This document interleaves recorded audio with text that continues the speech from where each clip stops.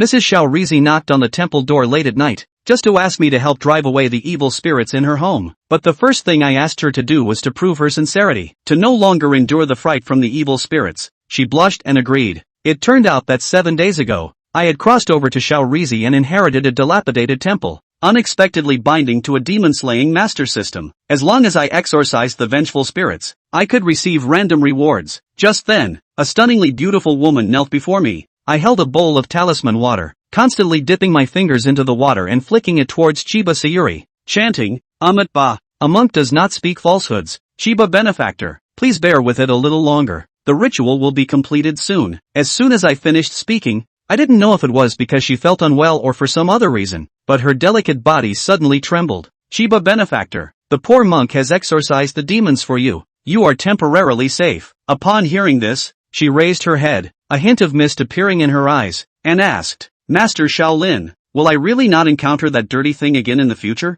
I replied, Chiba benefactor, what I mean by safe is temporary. If that thing is not eliminated, it will eventually cling to you again. She anxiously said, what should I do? Master Shaolin, you must help me. I am willing to donate 5 million. No, 10 million in incense money. As long as you can help me, anything is negotiable. My eyes lit up. We finally got to the point. Amat Ba, since Master Chiba is so sincere, how can this poor monk stand by and do nothing? Let's go now and deal with that monster. Moments later, the Maybach stopped outside a luxurious independent residence. As soon as I got out of the car, I felt a chill coming from inside. Chiba Sayaka's delicate body trembled slightly as she asked, how is it, Master Kobayashi? Is there a problem here? I comforted her, saying, don't worry, since I promised, I am definitely confident. After saying that, I strode into the house. Although Chiba was a bit scared, she gritted her teeth and followed me. She felt that the closer she got to me, the more at ease she became. The scent on Master Kobayashi is really pleasant. I wish he could be by my side every day. After so many years of solitude,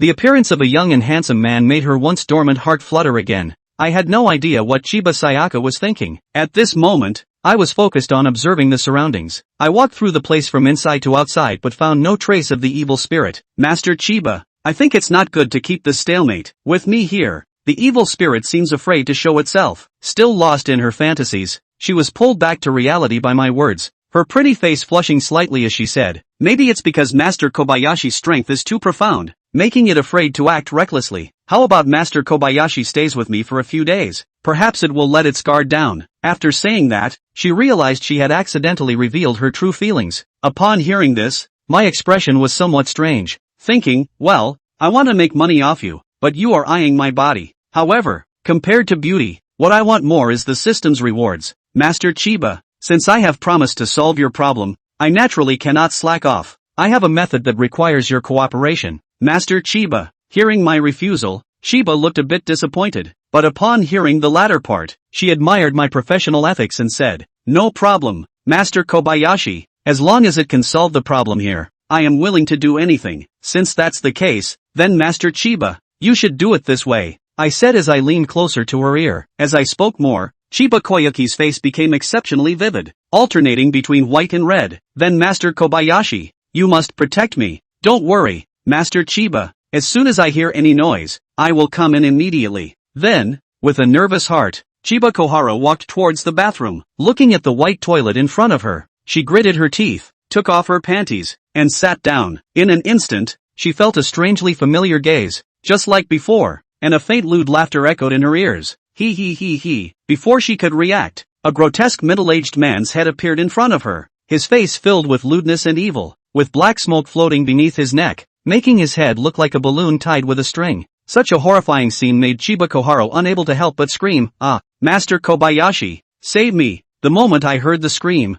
I kicked open the bathroom door and rushed in, shouting, you bold monster, how dare you show off your petty skills here? Take my move, great might heavenly dragon. After saying that, I unhesitatingly pulled out a yellow talisman from my pants and threw it. The moment the yellow paper touched the head, a golden light erupted, and the entire bathroom seemed to be illuminated like the sun, making it hard to open one's eyes. System prompt, exorcised an unnamed lonely soul. Reward, a wishful purple gold bowl, which can contain evil spirits and demons for refining and exorcism. And after exorcism, it can enhance the host's cultivation. At this moment, the head and the cold feeling from before disappeared, leaving only a trace of Snow White. Master Kobayashi, can you help me a bit? I can't stand up. Chiba Kohara was so shocked that she could hardly speak, but upon seeing my gaze, her pretty face suddenly turned red, as her fear had made her legs uncontrollable.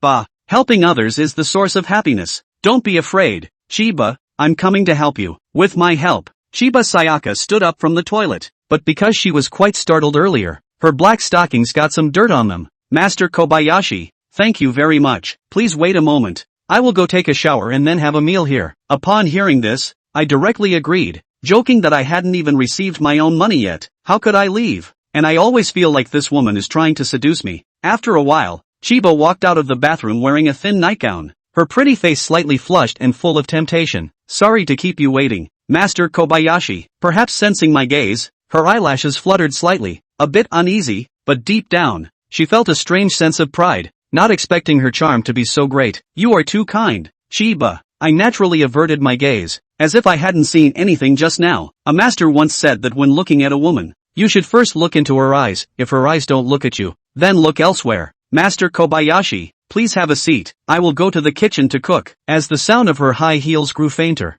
I silently recited the Buddhist scriptures several times to suppress my anger. This woman is too bold. Doesn't she know she is facing a young man full of vigor? I have to say, Chiba Sayuri's skills are quite good. The salmon sashimi, sushi, okonomiyaki, and oden were all delicious. In this country, monks are not required to avoid meat, and they can even marry and have children, which can be considered a profession now, and a high-paying one at that. By the way, Chiba, it's been a while since I've seen your family. Do you live alone? My husband passed away a few years ago, and my daughter is studying at the University of Tokyo, so I usually live alone at home. Her voice was calm, as if she didn't care much about her husband's death. I was immediately shocked. Isn't this just a classic widow? No wonder she is so charming. I'm sorry to bring up your sad memories. It's okay, it's all in the past. By the way, Master Kobayashi, I wonder if you can accompany me for a drink. It's been a long time since anyone has drunk with me. After she finished speaking, she didn't care whether I agreed or not and directly filled my glass to the brim. Seeing the expectant look in her eyes, I couldn't bear to refuse. As glass after glass of alcohol went down, I felt my head starting to spin. And Chiba Sayaka was even worse. Her pretty face was slightly flushed, her eyes were hazy, and she occasionally let out some inexplicable sounds. Woo-woo, Master Kobayashi, do you know how I have endured these years since my husband passed away? Every night I feel an endless emptiness and loneliness. Master Kobayashi, can you hug me and let me feel warmth again? The more she spoke, the more outrageous it became, and I couldn't tell if she was really drunk or just pretending. Finally, she sat down next to me, leaned against me, and a faint, elusive fragrance drifted into my nose. This woman is too alluring. Just by looking at her eyes, you can tell she is not someone to be underestimated. As an exorcist, we not only need to eliminate evil and uphold justice, but also lend a helping hand when others are in trouble. Since Master Chiba has said so, then this poor monk will help you once. Just then, a voice came from outside. Mom, where are you? I'm back. Hearing that familiar voice, a hint of confusion and panic appeared on Shelby's face, and she immediately sat up straight across from me, returning to a formal posture. After a while, a tall girl who resembled Shelby walked in and said, Mom, you're here. Why is your face so red? And who is this? To avoid raising her daughter's suspicions, Shelby changed the subject. Yui, how did you come back? Aren't you supposed to be at school? Although Asakawa Yui felt that something was off, she didn't think much of it and said, Mom, didn't you say you've been feeling unwell lately? I was just thinking of coming back for a bit. Are you okay? I'm fine. Just encountered a bit of dirty stuff. Thanks to this Master Kobayashi who helped me resolve it. We were just eating. After glancing at me, she whispered, this master is so young. Could he be a fraud? Xiaobai's expression suddenly became serious. Yui, don't talk nonsense. Master Kobayashi is a person of great ability. You need to respect him. Do you understand? It was the first time Yui had seen her mother show this expression, and it was for a stranger man, which made her feel even less favorable towards me. But on the surface, she still pretended to be respectful. Got it. Mom, I feel a bit regretful that such a good opportunity was ruined. Master Chiba, since the matter is resolved and the meal is finished, I will take my leave. Wait, Master Kobayashi. Xiaobai went to the inner room and brought out a suitcase to hand to me. This is the offering money for the Bodhisattva to reshape the golden body. Please accept it. Lin Fan pretended to excuse himself for a bit and secretly waited when he finally carried it in his hand. Nice, generous portions. Then I thank you, Scholar Chiba, and if you have any problems in the future, feel free to look for me. Lin Fan was in a good mood and had a smile on his face, and a smile full of deep meaning appeared on Chiba Sayuri's face as she sniffed. Alright Master Kobayashi, if I need Master Kobayashi's help in the future I'll be sure to come to my door. When the time comes, please don't excuse yourself, Master Kobayashi. After saying that Chiba Sayuri, at an angle her own daughter couldn't see, throwing Lin Fan a seductive wink. Seeing this appearance of the other party, Lin Fan only felt that he was on fire. Definitely then I'll take my leave. Lin Fan finished speaking and left directly. He didn't even know if he could hold down the fire if he continued to stay, so it was better to leave first. Okay,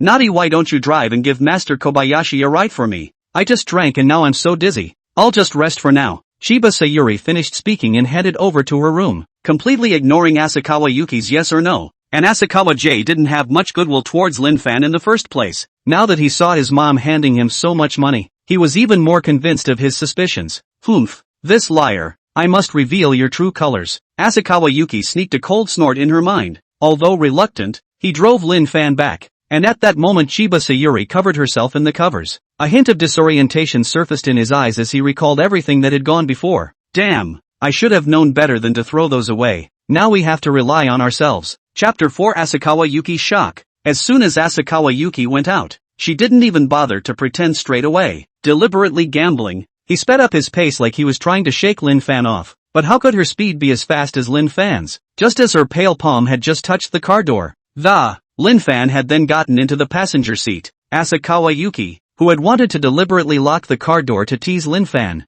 saw this. The expression on his face froze for a moment, and as if Lin Fan didn't realize that the other party was in a mood, he directly opened the suitcase and inspected it. The touch of the banknotes coming from his two hands made Lin Fan immediately feel a sense of relief. Money, indeed, is the best thing in the world. One will finally never have to live that miserable life again. Asakawa Yuki had thought Lin Fan was a liar. Now, after seeing Lin Fan's facial movements, he was instantly more convinced. Humph, I'm sure you're a liar, showing this look when you see so little money. I don't know what kind of ecstasy you put in my mom's head to make her trust you so much. Asakawa Yuki's tone was thick with mockery, and her expression was even more sarcastic. Though that's not a lot of money for her family, but at the thought of being so easily conned by this con man, much to Asakawa Yuki's displeasure, Master Asakawa, the poor monk has said many times that the poor monk is not a liar, but that MS. Chiba is being haunted by something dirty. I helped her with that, and the money is just incense money donated by MS. Chiba. Lin Fan was in a good mood right now, plus Asakawa Yuki was Chiba Sayuri's daughter, so Lin Fan wasn't going to bother with her about anything.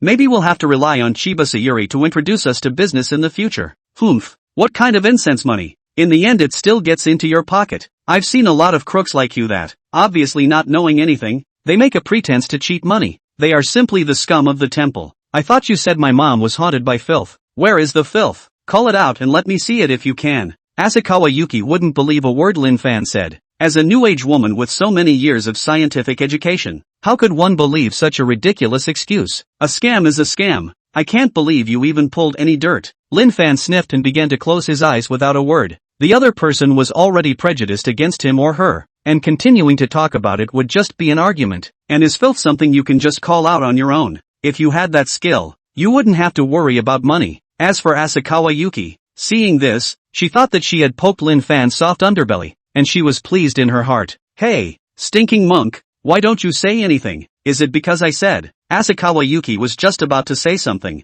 In the next moment, she saw Lin Fan's eyes suddenly open and his big hand swung and grabbed at her. Before she could react she just grabbed her chest and pinned her down. This sudden movement of Lin Fan caught her a bit off guard. The car made several crooked S-turns on the main road. If she hadn't slammed on the brakes, then I'm afraid both of them would have gone to their deaths. At this moment, Asakawa Yuki only felt her entire head being pressed towards the passenger seat by Lin Fan. Sensing her current situation, Asakawa Yuki instantly tensed up. What was this? Had he been annoyed by his own poking at his true colors? How else would this stinking monk do such a thing? What will the other person do with themselves? Will they torture or do something bad? At this point, Asakawa's heart was in turmoil, and she already had some regrets. Shouldn't have provoked this stinking monk? What if the other party is a lecherous monk? Stinky monk, what do you want? I tell you, if you dare to do anything to me then my mom will definitely not let you go. Yuki Asakawa's voice was trembling a little, though she did her best to try and calm down and, still, the trembling voice betrayed her.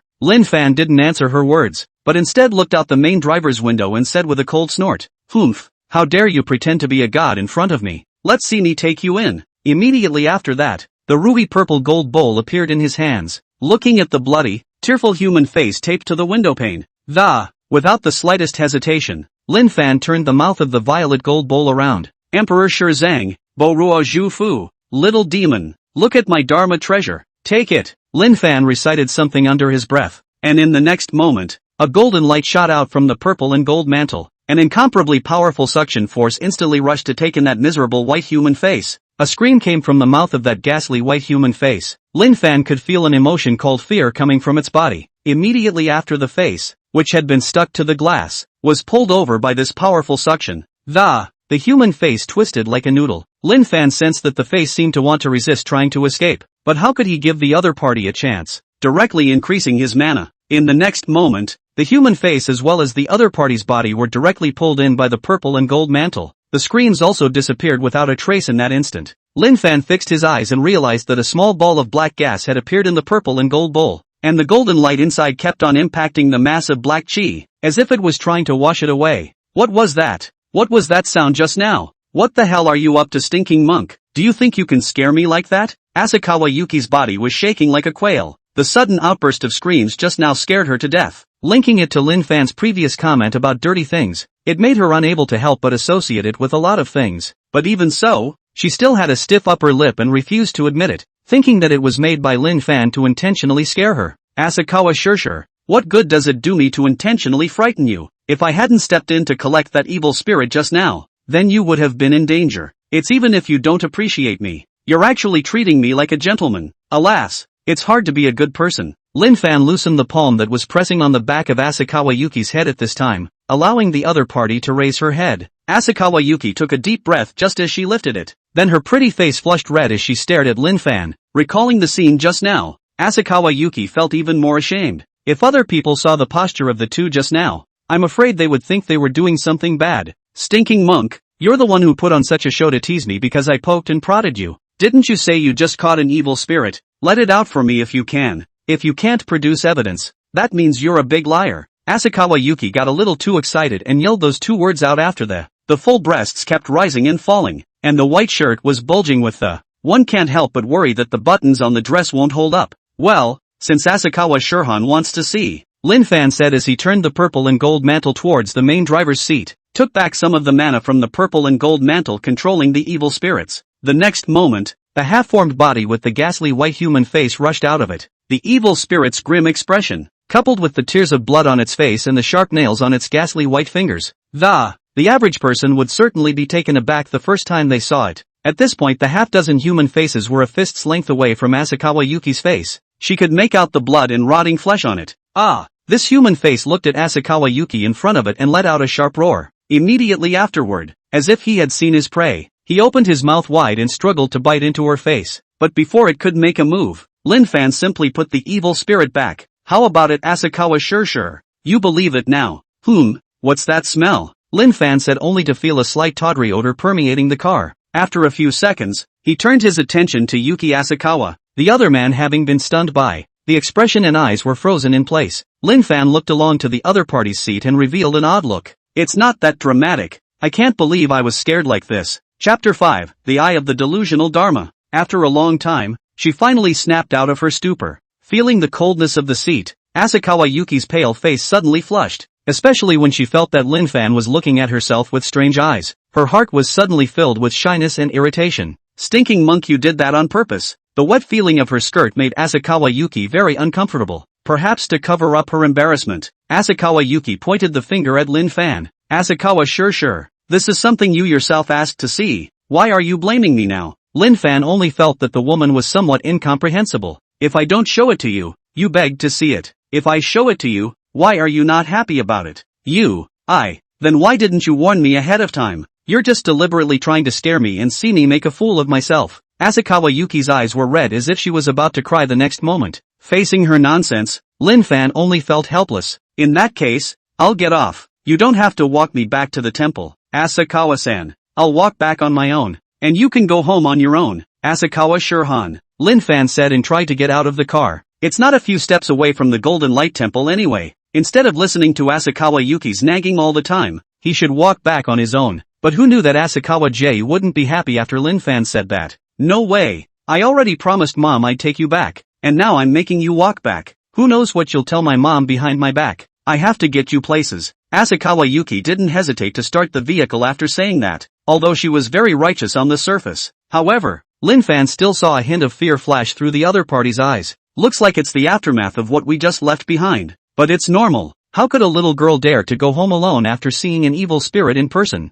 Lin Fan is not against her. If you want to send it, just send it. A few moments later, the vehicle stopped at the foot of the hill. Asakawa sure. I'm here. You can go back. Lin Fan got out of the car with his suitcase and rushed at Asakawa Yuki. Good. Yeah, I'm going back alone. I'm not scared. Yuki Asakawa put her hands on the steering wheel in a pretentious manner, but a closer look reveals that the other man's hand is trembling ever so slightly. The expression was also a bit unnatural. Stinking monk, I'm going back. Oh, even if you tell me to go up to the temple and rest before I go, I won't go. Seeing that Lin Fan didn't make a move, Asakawa Jie couldn't help herself at once. Anyone in their right mind would know that's a barefaced hint, right? Well, since Asakawa-san is in such a hurry, then the poor monk won't keep you. After all, it's too late now. Asakawa's sure main thing is to go back late, also do not know what will encounter things. Lin Fan said with a smile, like a kind reminder without a hint of bad intentions. But it was those words that shook Asakawa Yuki's already not so firm heart even more. Ouch.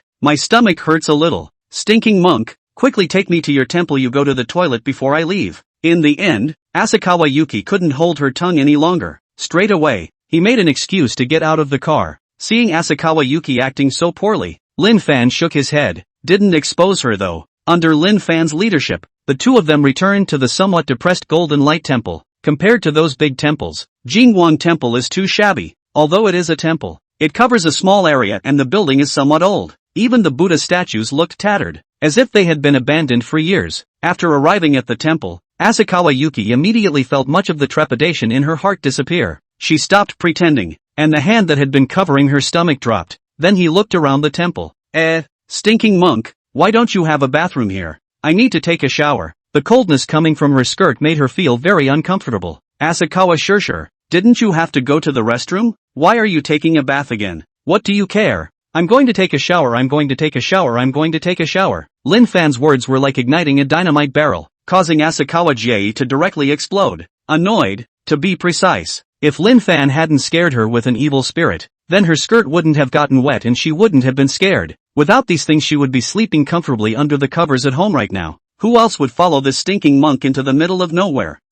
Okay, but I don't have anything like a bathroom here. So if Asakawa-sensei doesn't mind, then go to the kitchen and boil water yourself and wash it in that big plastic tub. Lin Fan's words drove Asakawa Yuki crazy. What kind of place is this? If you have to boil your own bath water, that's fine. I can't believe you don't even have a bathtub. You have to wash in a big plastic tub? This would be laughed at if the others knew they were in such a sorry state, but there's no other way to do it now. The wetness combined with the vaguely tawdry odor made Asakawa Yuki not want to hold back for a moment. So after glaring at Lin Fan with a warning glance, he went straight into the kitchen. Stinking monk, I'm warning you, if you dare to peek you're dead. Lin Fan only felt like he was lying shot again. What do you mean? You peeked? Are you that kind of person? Recalling Asakawa Yuki's body and appearance, Lin Fan felt as if he could be that kind of person. A few moments later, just as he was thinking about whether or not he should secretly observe it, the system voice appeared in his ears. Dispose of one evil spirit and get a reward. Delusion-breaking eyes. The eye of delusion.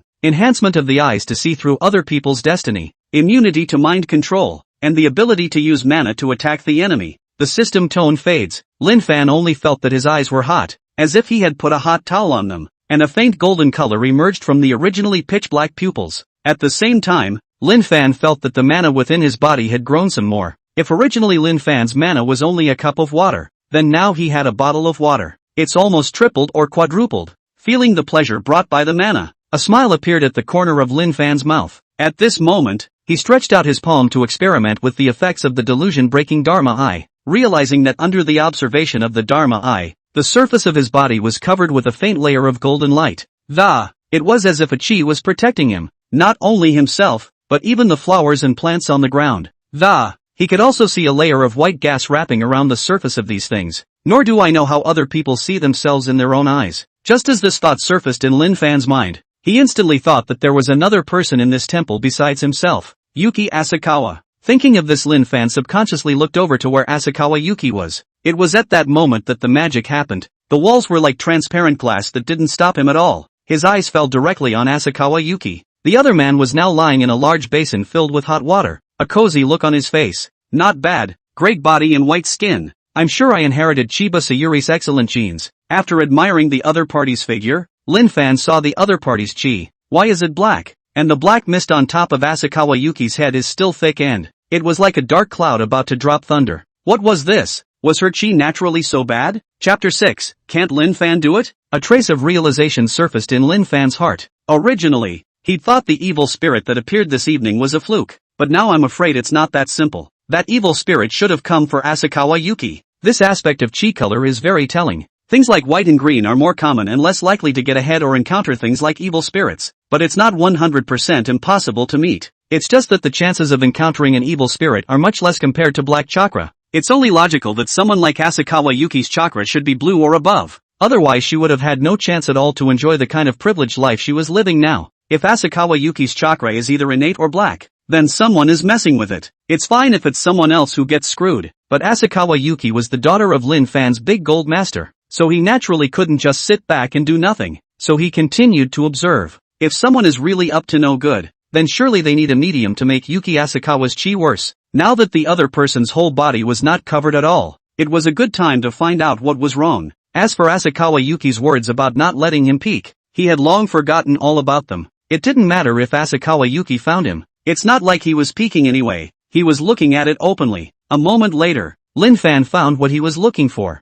It was a jade pendant with a Buddhist carving attached to the middle of Asakawa Yuki's chest. A small sign in lime green with an unknown Buddha carved into it. There's nothing wrong with this jade pendant, from the looks of it, but in Lin Fan's eyes, the abnormality of this thing was as noticeable as the sun at night. A steady stream of yin chi floated out of the jade pendant, as if it had a consciousness. It wrapped Asakawa Yuki's body. If a normal person is wrapped in this much yin for a long time, if it is not, the body will become weaker and more prone to illness, or if it is serious, it will become a vegetable or die horribly on the spot. The evil spirit that he had encountered earlier seemed to have been attracted by the rich yin chi on Asakawa Yuki's body, and Asakawa Yuki still doesn't realize it. At this point, she's still playing with the water like it's nothing. Just the next moment, she suddenly felt a little cold and even his arms and legs began to cramp a little uncontrollably. Asakawa Yuki wasn't the least bit prepared and just slid straight down into the large basin. The bath water kept coming at her, drowning her entire face right in it. Oh, Gollum! Asakawa Yuki could only feel the oxygen in her body dwindling at that moment,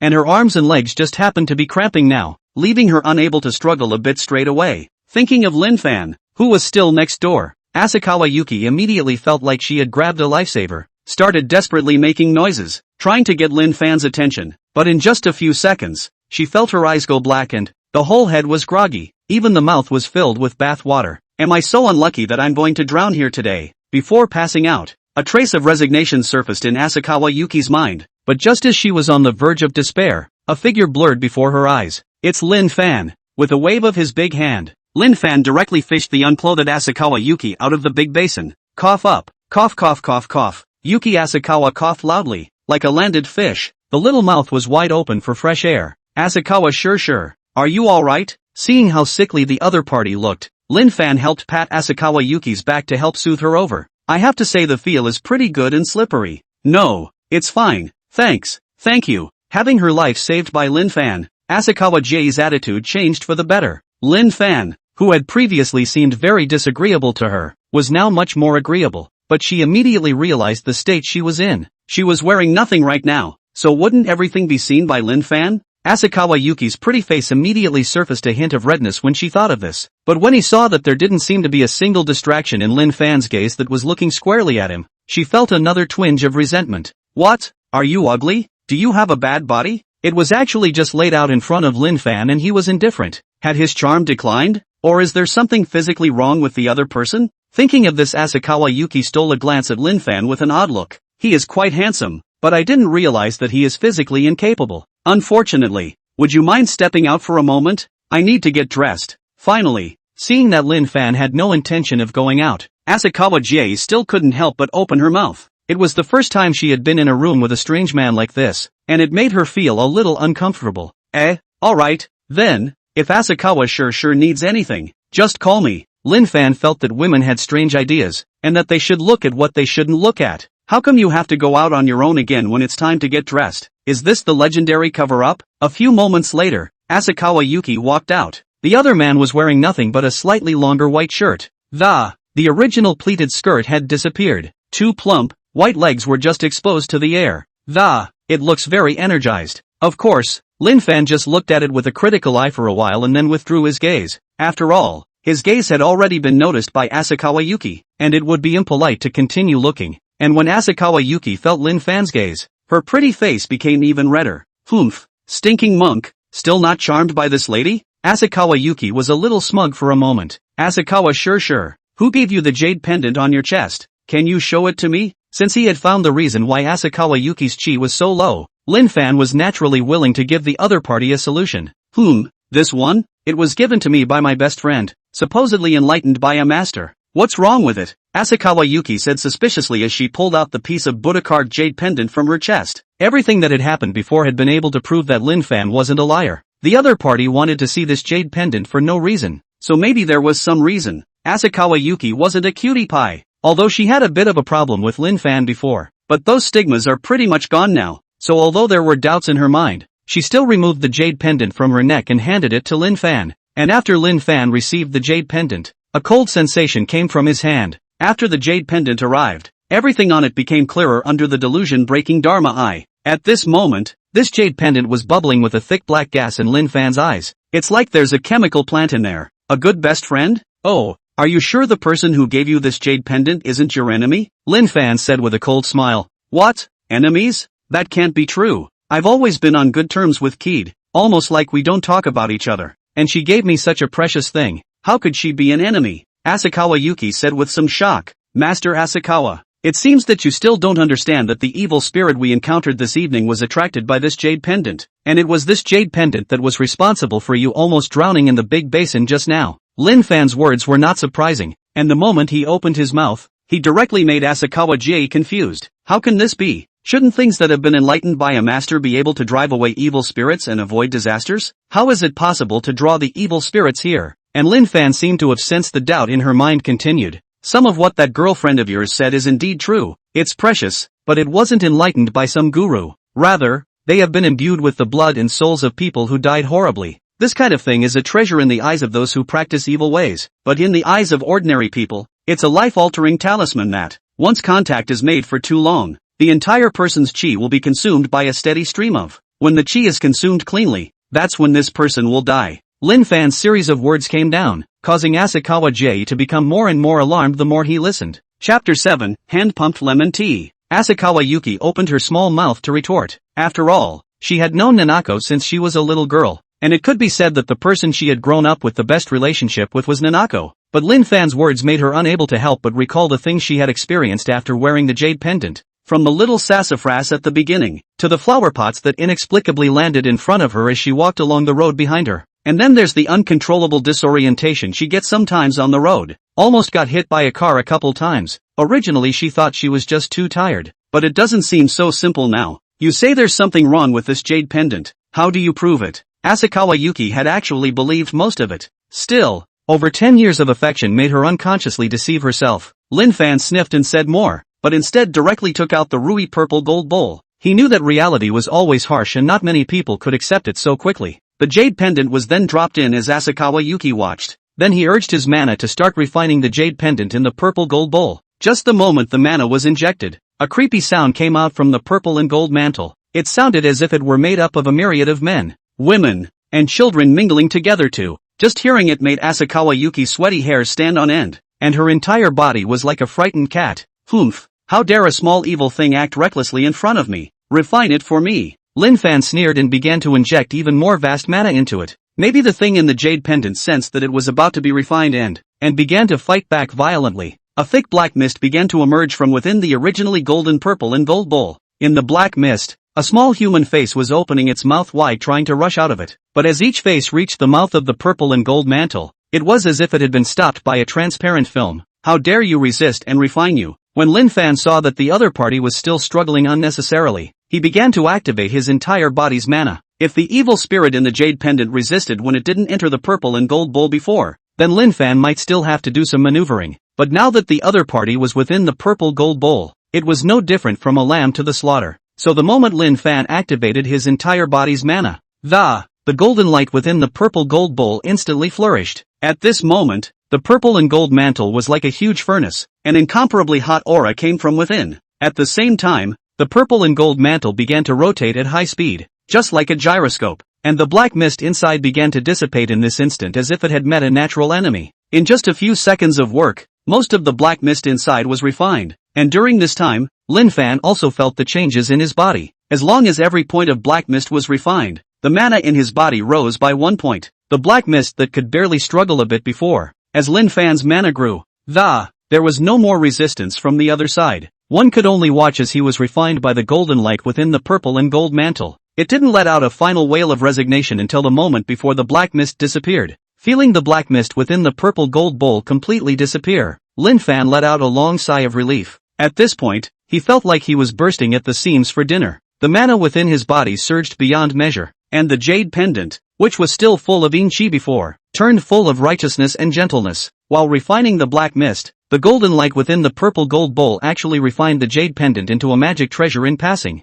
Lin Fan took out the jade pendant and placed it in his palm. A hint of warmth was found to flow from the jade pendant, the polar opposite of the previous gloom. Using his delusion-breaking dharma eye to take a look, Lin Fan realized that the jade pendant was covered with a faint layer of golden light. Though it's not as good as those magic treasures that have been contained for decades, but still, it's good enough. Alright, the contents have been refined by me. You can continue to wear this jade pendant in the future. Asakawa Yuki, who had watched the entire refining process, was already surprised at this point. She hadn't seen it when Lin Fan had subdued the evil spirit earlier. Now that she had seen Lin Fan's means with her own eyes, she immediately felt astonished. It wasn't until Lin Fan's words brought her back to reality from her shock that she somewhat fumbled to get the jade pendant back. But at this point she still asked with some concern, "Is there really no problem? Stinky, Master Kobayashi." Asakawa J originally wanted to yell "Stinky Monk," but recalling Lin Fan's tactics, she couldn't help but change her address. Of course, wearing this jade pendant right now is not only not harmful to you,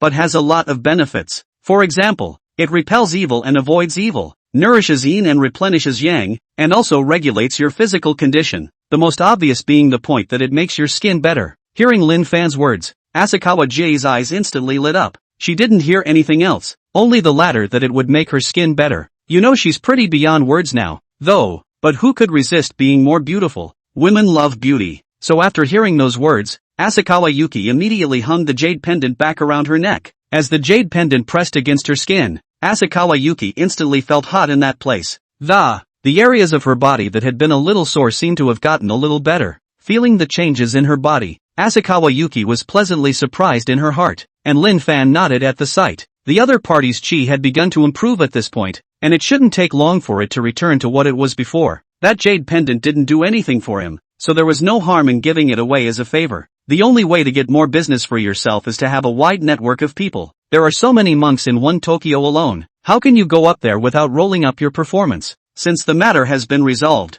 then Asakawa-san, please make yourself at home. The poor monk has business to attend to. Lin Fan now felt that the mana in his body had reached a new height. It was like there was a fire burning in the Dantian location. So after making a polite remark to Asakawa Yuki, he went back to his bedroom and started meditating. He then began to slowly refine the mana gushing out of his body. And Yuki Asakawa was still feeling the magic of the jade pendant.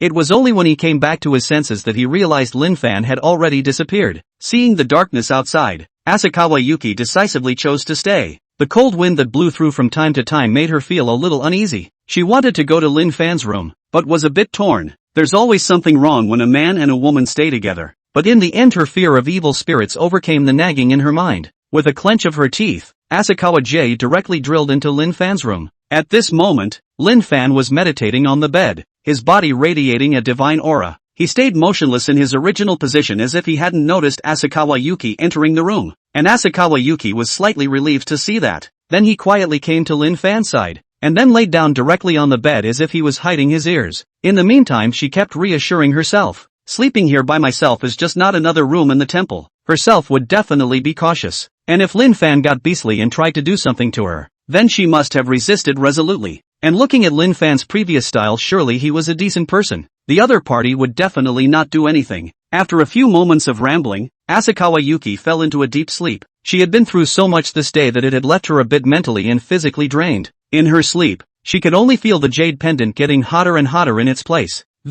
And she was starting to become dry-mouthed. Half asleep, she fumbled around trying to find some water to drink. The only thing I seem to find in the end is a cup of hand-pumped lemon tea, and it's a pain in the ass to actually have to do it yourself. Chapter 8 Requests from the Survivor. The next day, Asakawa Yuki was still a bit disoriented when she woke up. You're supposed to be comfortable when you wake up. However, Asakawa Yuki felt her hands numb and sore. Could it be that I didn't roll over in my sleep last night and crush this hand? Asakawa Yuki didn't understand, but it did feel like I slept much more comfortably last night than before. For a long time before that, she would wake up with nightmares whenever she slept, but last night it was a whole night without that kind of dream. I don't know if it was because it was safer to be by Lin Fan's side, or if it was the efficacy of this jade pendant. A few moments later, Asakawa Yuki got dressed and walked out. It's also fortunate that the weather has been better lately, and the dress I washed last night is pretty much dry today. There was still a bit of dampness, but thankfully the foul odor was gone. Just as she went out, she saw Lin Fan meditating with his back to himself facing the rising sun. The sunlight sprinkled on Lin Fan's body, and it was kinda like he wanted to soar. Master Kobayashi, thank you for your help last night. I'll be heading back then. Asakawa Yuki rushed at Lin Fan and greeted him. Right now she wanted to get the hell out of there. How embarrassing it would be for the others to run into you spending the night in the temple, though the two didn't do anything. And the problem with the jade pendant makes her want to clear the air with her best gal pal when she can't wait. Whether the other party was doing it on purpose or unintentionally was something that Asakawa Yuki wanted to know very urgently. No harm done. This is all part of the poor monk's duties. Take your time. Asakawa sure master, Lin Fan said without looking back. This flat tone made Asakawa Yuki a bit displeased. Humph. Stinking monk. Don't you know how to stay yourself? What a straight man. Serves you right for not being able to find a wife. After a small moment of indignation, Asakawa Yuki descended the mountain, and it just so happened that a group of devotees came up the mountain to worship the Buddha. Although the Jingguan temple looks a little run down on the surface, but there are still some believers in the neighborhood, and Lin Fan, as the only monk in the Golden Light Temple, also dabbled a bit. At the very least, you won't starve to death for lack of food. Master Kobayashi is practicing in the morning. It's good to be young. Master Shaolin, this is a little bit of egg that my hen just laid. Please also accept it. Master Kobayashi, this is an out-of-print movie I've had for years. Ahem. How does it feel to mix in something strange? This thing is better to ask the monk to take it back. The poor monk does not need this on the mountain. Hearing Lin Fan's refusal, the man who had contributed the out-of-print movie was still a little disappointed. Originally, he was still thinking of letting Lin Fan comment on his vision, in case the two of them were in the same boat. Alas, it's a shame. Lin Fan dealt with these believers tirelessly and didn't slack off too much. After all, these people are their potential customers, whose family doesn't die. When the time comes to do the deed, the first thing they think of is not themselves. This is the network And while coping, Lin Fan used his delusion-breaking Dharma eyes to constantly observe these people's chi fortunes. Most of them are pretty plain white, but the next moment, an unmistakable flash of black appeared in his field of vision. Not as dark as the one on Yuki Asakawa's head before, though, but compared to an ordinary person's chi fortune, this person's chi fortune is poor. After seeing the visitor clearly, Lin Fan's eyes became odd. The woman's hair was all coiled up behind her head, and her appearance was remarkable. It's on par with Sayuri Chiba. The body was also voluptuous, and the front and back seemed to have no flaws. The most special thing is a teardrop in the corner of the other person's eye. It made her look seductive, but the extraordinarily opposite of her temperament was what she wore. The woman was dressed in a black kimono, with a hint of sadness still in her brow. The undead? These three words appeared in Lin Fan's mind. No wonder it looked so familiar to see what the woman was wearing. Lin Fan remembered with a little recollection. Isn't this what he used to wear in his last life? Which he had often seen inside small movies and small picture books. Generally speaking, women dressed like this have just lost their husbands. Moreover, this woman Lin Fan was no stranger to her. She had often seen her coming to the temple to worship the Buddha before. But every time I come for incense, I look preoccupied. Why does Lin Fan have such a deep impression of her? Because of her outstanding body and appearance. Of course, Scholar Mayano. The poor monk sees that you have been preoccupied. Have you encountered any difficulties? With a willingness to help. After Kaoru Mayano had paid her respects, Lin Fan stepped forward to strike up a conversation. And originally, the somewhat dazed Mayano Kaoru didn't expect Lin Fan to come up and strike up a conversation. One was caught off guard. Nope, nothing. Master Kobayashi, I didn't. Mayano Kaoru subconsciously tried to open her mouth to deny it, but in the next moment her eyes reddened uncontrollably. Who wouldn't be hurt by this I see you look? A teenage girl is already lethal with this look, but a young woman is even more lethal with this look. Don't mention it, Master Kobayashi. Her husband died yesterday. And in another woman's bed at that. It's so inhuman, to have a family and still go out and screw around. Alas, it's a shame that Mrs. Mayano keeps the house in order every day while her husband is out screwing around. It's such a bad time to meet someone. The passersby's chatter went straight to what happened to Kaoru Mayano. It was fine if he didn't say this, but as soon as he said this, Kaoru Mayano's tears fell uncontrollably. The crowd shut up at that, then left the place resentfully. Chatting about gossip is everyone's favorite, but with the main man like this, who dares to chat? Lin Fan was stunned when he heard this. This Kaoru Mayano's husband is a talented man. How pretty does the other person have to be to go out and screw around when the wife at home is so pretty? And to die in another woman's bed after screwing around? That's like nothing before or since. Mayano sure please also save your sorrows. People have their sorrows and joys, since things have already happened. And we'll just have to accept the reality that it won't be worth it if we screw up our bodies again. Lin Fan was still formulaically comforting, and Kaoru Mayano was slowly stabilizing at this point. Thank you Master Kobayashi. Maybe it's the thought of her husband cheating on her that's causing all this. The grief in his heart was washed away by his sorrow. Actually, I came over today to ask Master Shaolin to perform a spell on my husband. After calming down a bit, Kaoru Mayano stated his purpose. Saying this, Lin Fan was instantly energized. You know that doing a puja that means you get money again. Although he had made a fortune from Chiba Sayuri only earlier. But who cares if they have less money? This is of course no problem. The poor monk guarantees to make this puja a glorious event, so that your husband will be thrown into the wheel of reincarnation as soon as possible. Lin Fan immediately agreed. It just always felt a little weird to say that. It's like Kaoru Mayano and her lover were discussing how to send her husband away. Then thank you Master Kobayashi.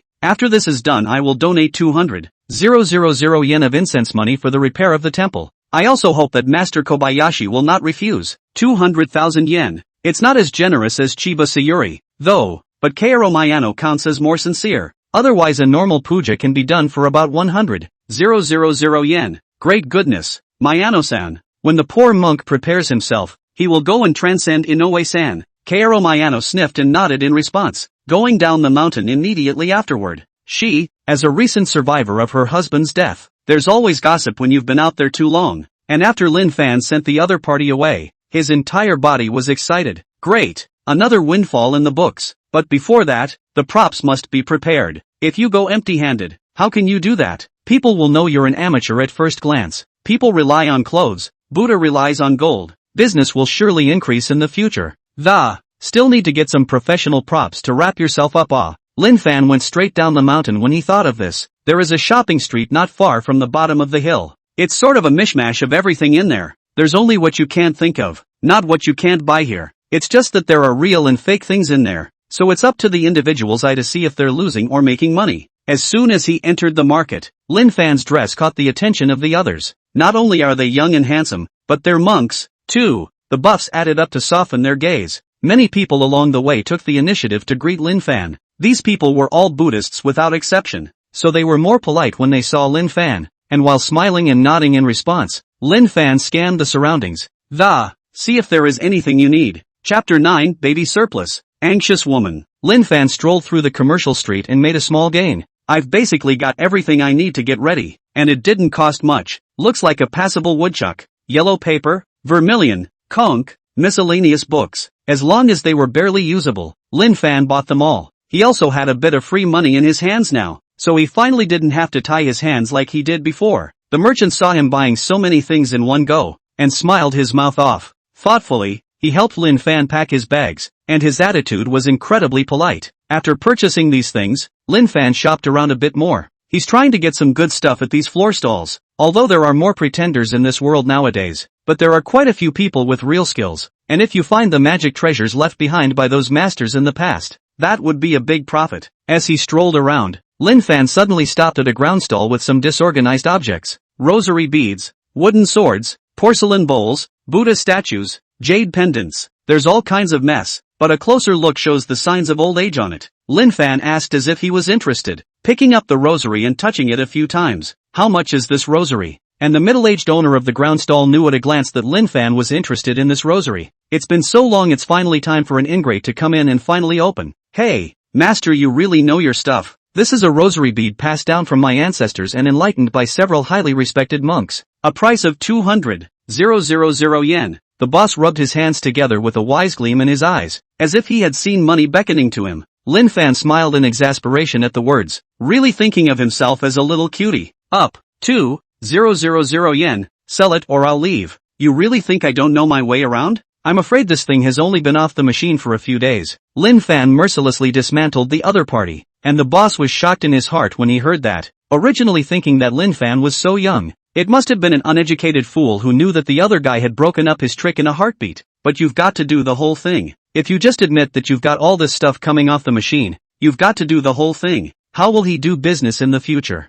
Master, you're cutting the price pretty hard, aren't you? So, how about 150,000 yen?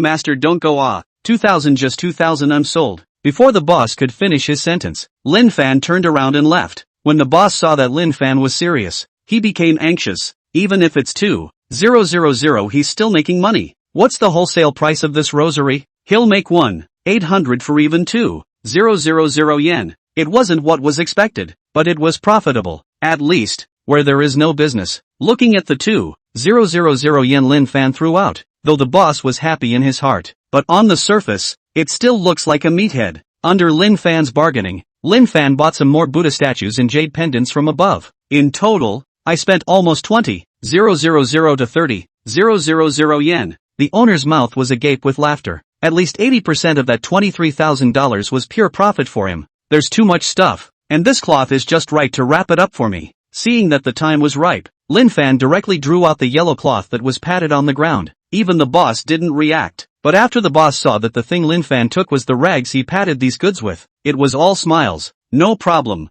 Master has spent so much with me. This cloth is a gift to Master. Maestro, why don't you look at something else? No, bye. With the item in hand, Lin Fan directly disappeared without stopping for a moment. The speed is unheard of. The owner of the ground stall was a bit shocked when he saw how fast Lin Fan was. He didn't realize that Lin Fan was actually someone with skills in his body, but recalling that the other man had actually been screwed out of so much money by himself, he wasn't much surprised. I'm sure Lin Fan is just a half-assed person. Thinking of the income he just made, the middle-aged boss started counting the money in his hand with a big smile on his face. I can't tell you how happy I am to be counting and humming a little tune at the same time. But not long after Lin Fan left, a sweet-looking, tall woman came to the ground stall in a hurry. Boss, where's that piece of cloth that was patted here before? The woman's pretty face was hot and red because she ran all the way over here. There was still a constant gasping for air in his little mouth. But even then, she couldn't wait to ask about the rag in the first place. The boss sniffed and wondered what was wrong with fighting with rags day after day.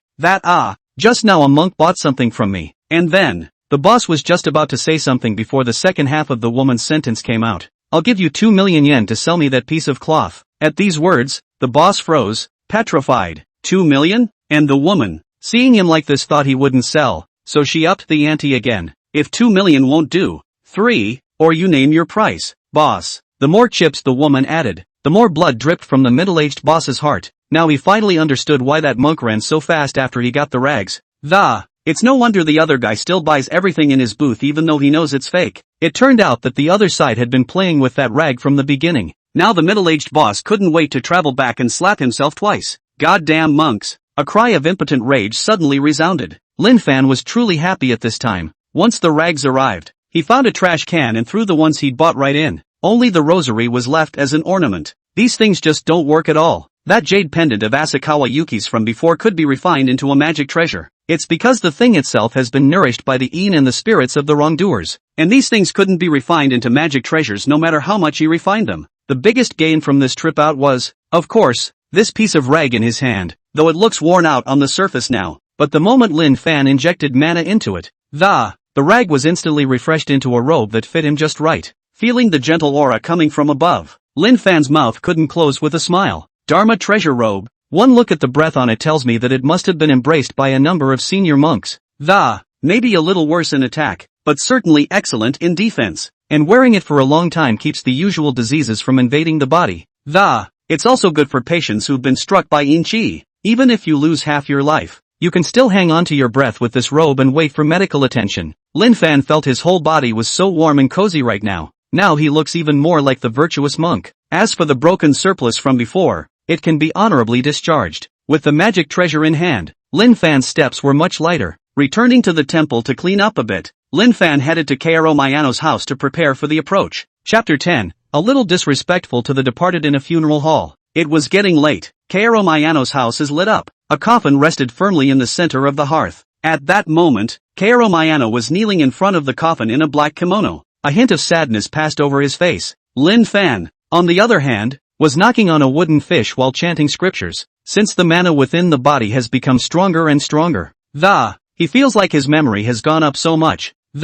These verses can be recited backwards just by reading them once. It's such a great feeling. If I had such a great memory when I was in school before, I wouldn't have taken off. My son Before you were fine, how did you suddenly just go away like that? My son Kaoru Mayano, is it you who victimized my son? Just because my son went to another woman, and you poisoned him, you're so cruel. Halfway through the puja, two men and women who looked to be in their 60s rushed in. After lying on the coffin and crying for a while, these two men cursed at Kaoru Mayano, who was kneeling on the ground, even tried to rush up and rip and beat them up. But fortunately the people on the scene pulled them back and talked them out of the room. That's what stopped the farce. These two are the parents of Kaoru Mayano's husband. Usually Kaoru Mayano takes such good care of the house when her husband is cheating on her. Anyone who is sensible should be on her side. But that doesn't seem to be the case in hindsight. Lin Fan shook his head slightly and continued to recite the scriptures, and Kaoru Mayano didn't look much changed. Even after being so abused by her in-laws, she doesn't seem to be affected at all either. The puja continued into the latter part of the night. By the time it was almost over, only Lin Fan and Kaoru Mayano were left in the hearth. Kaoru Mayano could be said to have done her duty as a wife perfectly. From the beginning of the puja until now, I haven't left except to go to the bathroom and eat. Lin Fan was somewhat impressed. Caster Mayano, this spell is over. Go and get some rest. I'll come back tomorrow for the second one. It is a custom on this side of Tokyo to do the rituals for 3 days. Lin Fan wanted to pack up and leave after he finished speaking, but just as he did, a voice came from Kaoru Mayano's mouth. Master Kobayashi, do you think I'm a particular failure as a woman? A cheating husband, unloving in-laws, and not even one child? Although Kaoru Mayano's words were somewhat miserable, her tone was very calm. There's no need to be presumptuous, Mayano-san. You've done well, both as a wife and a daughter-in-law. As for the way your husband's in-laws treat you, I can only say that you met the wrong person. Lin Fan opened his mouth to comfort. Thank you for comforting me, Master Kobayashi. I have actually sinned and I want to repent. My husband, I actually killed him. Kaoru Mayano is not surprised by his words, and he opens his mouth with a king's bomb. Directly, Lin Fan didn't even know how to reply. One's client is suddenly a murderer, so can one still get the money for one's puja? It was originally thought that Kaoru Mayano's in-laws were saying that nonsense before because they were too sad about the death of their son. I didn't expect that the rightful owner would actually admit it directly in front of him now. This is too shocking. Lin Fan had directly turned into a human machine, and even his replies had become formulaic. He's wondering what's going on with Kaoru Mayano's sudden showdown with him. Is it to kill someone after confiding in them? Then she was looking for the wrong person. Even if 100 Mayano Kaoru clamped down, they wouldn't be Lin Fan's match. And Mayano Kaoru didn't care about Lin Fan's perfunctory remarks, but continued to speak to herself. Oh, perhaps Master Kobayashi is curious as to why my husband and I haven't had any children in all the time we've been married. Lin Fan sniffed and kept shouting in his inner mind. I'm not curious. Don't somehow say these things. How come it feels like I'm the kind of cannon fodder that's going to be silenced because I heard something I shouldn't have? That's because my husband is simply not up to it. He used to spend a lot of time when he was a young. It resulted in being emptied of his body. So after the marriage, he had to rely on various medicines to maintain his dignity. But even that didn't have much effect. He still can't do what he should. Kaoru Mayano spoke with a hint of sorrow, dissatisfaction, and despondency emerging from her brow. Her own husband couldn't, and what desperate news that was for a woman in the midst of a period of hunger and thirst. But even then she didn't betray her husband, which shows how good of a character Kaoru Mayano herself is. On the other hand, it's kind of ironic that her husband is physically incapable of finding other women. That's really too bad. Lin Fan smacked his lips, associating it with the fact that if his own body was like this, it would be better to die. Originally I thought it would be fine to live my life like this, but who knew that he would betray me when his health was so bad? So I had the idea to kill him. Once I saw an advertisement on a little website that said that those medicines were specialized in treating this area. Of course I know it's fake. Those unscrupulous businessmen will do anything to make money. A sickly smile appeared on Kaoru Mayano's face as she spoke. The hint of a smile didn't match her previous aura at all. Right now she's acting like a sickly girl whose plan is about to get the better of her. So I used to pretend I didn't mean to bring up that sight in front of my husband, in order to get him to buy those shady drugs. And the plan was exactly what I thought it would be. My husband couldn't wait to place his order when he heard there was a possibility of his body being cured. Of course, Those drugs are just plain old sildenafil. They can't kill you even if you take them. But while he was out on a date with that little lover of his, I added something stronger to it, and eventually, he died in his lover's bed. Kaoru Mayano's eyes flashed with pleasure as he said this. Another flash of sadness. Originally, she was thinking of just spending her life with her husband, but who knew the other side had such bad character? Even if she can't physically do it, even if she's doing a good job, she's still going cold turkey on her. It's safe to say that the two of them don't look like a couple at all, and Kaoru Mayano looks like a babysitter he's bought back. It's not even enough to serve a family, but you also need to put up with the negative emotions that the other person is venting. The long period of repression had changed Kaoru Mayano inside. Amit Ba Buddha. I didn't expect the story inside to be so twisted and bizarre. Master Mayano, aren't you afraid that the poor monk will call the police? Lin Fan was still quite competent as a listener, and didn't speak until Kaoru Mayano had said all she wanted to say, and Kaoru Mayano smiled sagely at that. Master Kobayashi, since I chose to speak out, I'm not afraid. I've been prepared for this for a long time. It's just, Kaoru Mayano paused for a moment as she said this. Immediately after that the expression turned a little shy. Just before you call the police, can you fulfill a small request? Seeing the expression on Kaoru Mayano's face, Lin Fan instantly felt that something was wrong. However, the majestic mana of his inner body gave him a strong bottom, so he asked curiously, please speak. Mayano sure. You're also my guest by the count. I can agree to anything as long as it's not too much. Kaoru Mayano sniffed with a look of infatuation shining in her eyes. Then step by step, he walked over to Lin Fan's side. Master Shaolin, I've never experienced what it's like to be a real woman since I got married. Today, fulfill me and grant me this only wish of my heart. Mayano Kaoru said, and with fascination on her face she directly pounced on Lin Fan. Dressed in a black kimono, she directly hugged Lin Fan to death in her arms and refused to let go. Chapter 11, Discussing Buddhism with Kaoru Mayano. Kaoru Mayano's transformation was something Lin Fan hadn't expected. Originally, he'd wondered if Kaoru Mayano was trying to get him to let his guard down and then kill him. He was all ready to take down his opponent straight away. But I didn't realize that the request Kaoru Mayano was talking about was actually this. No.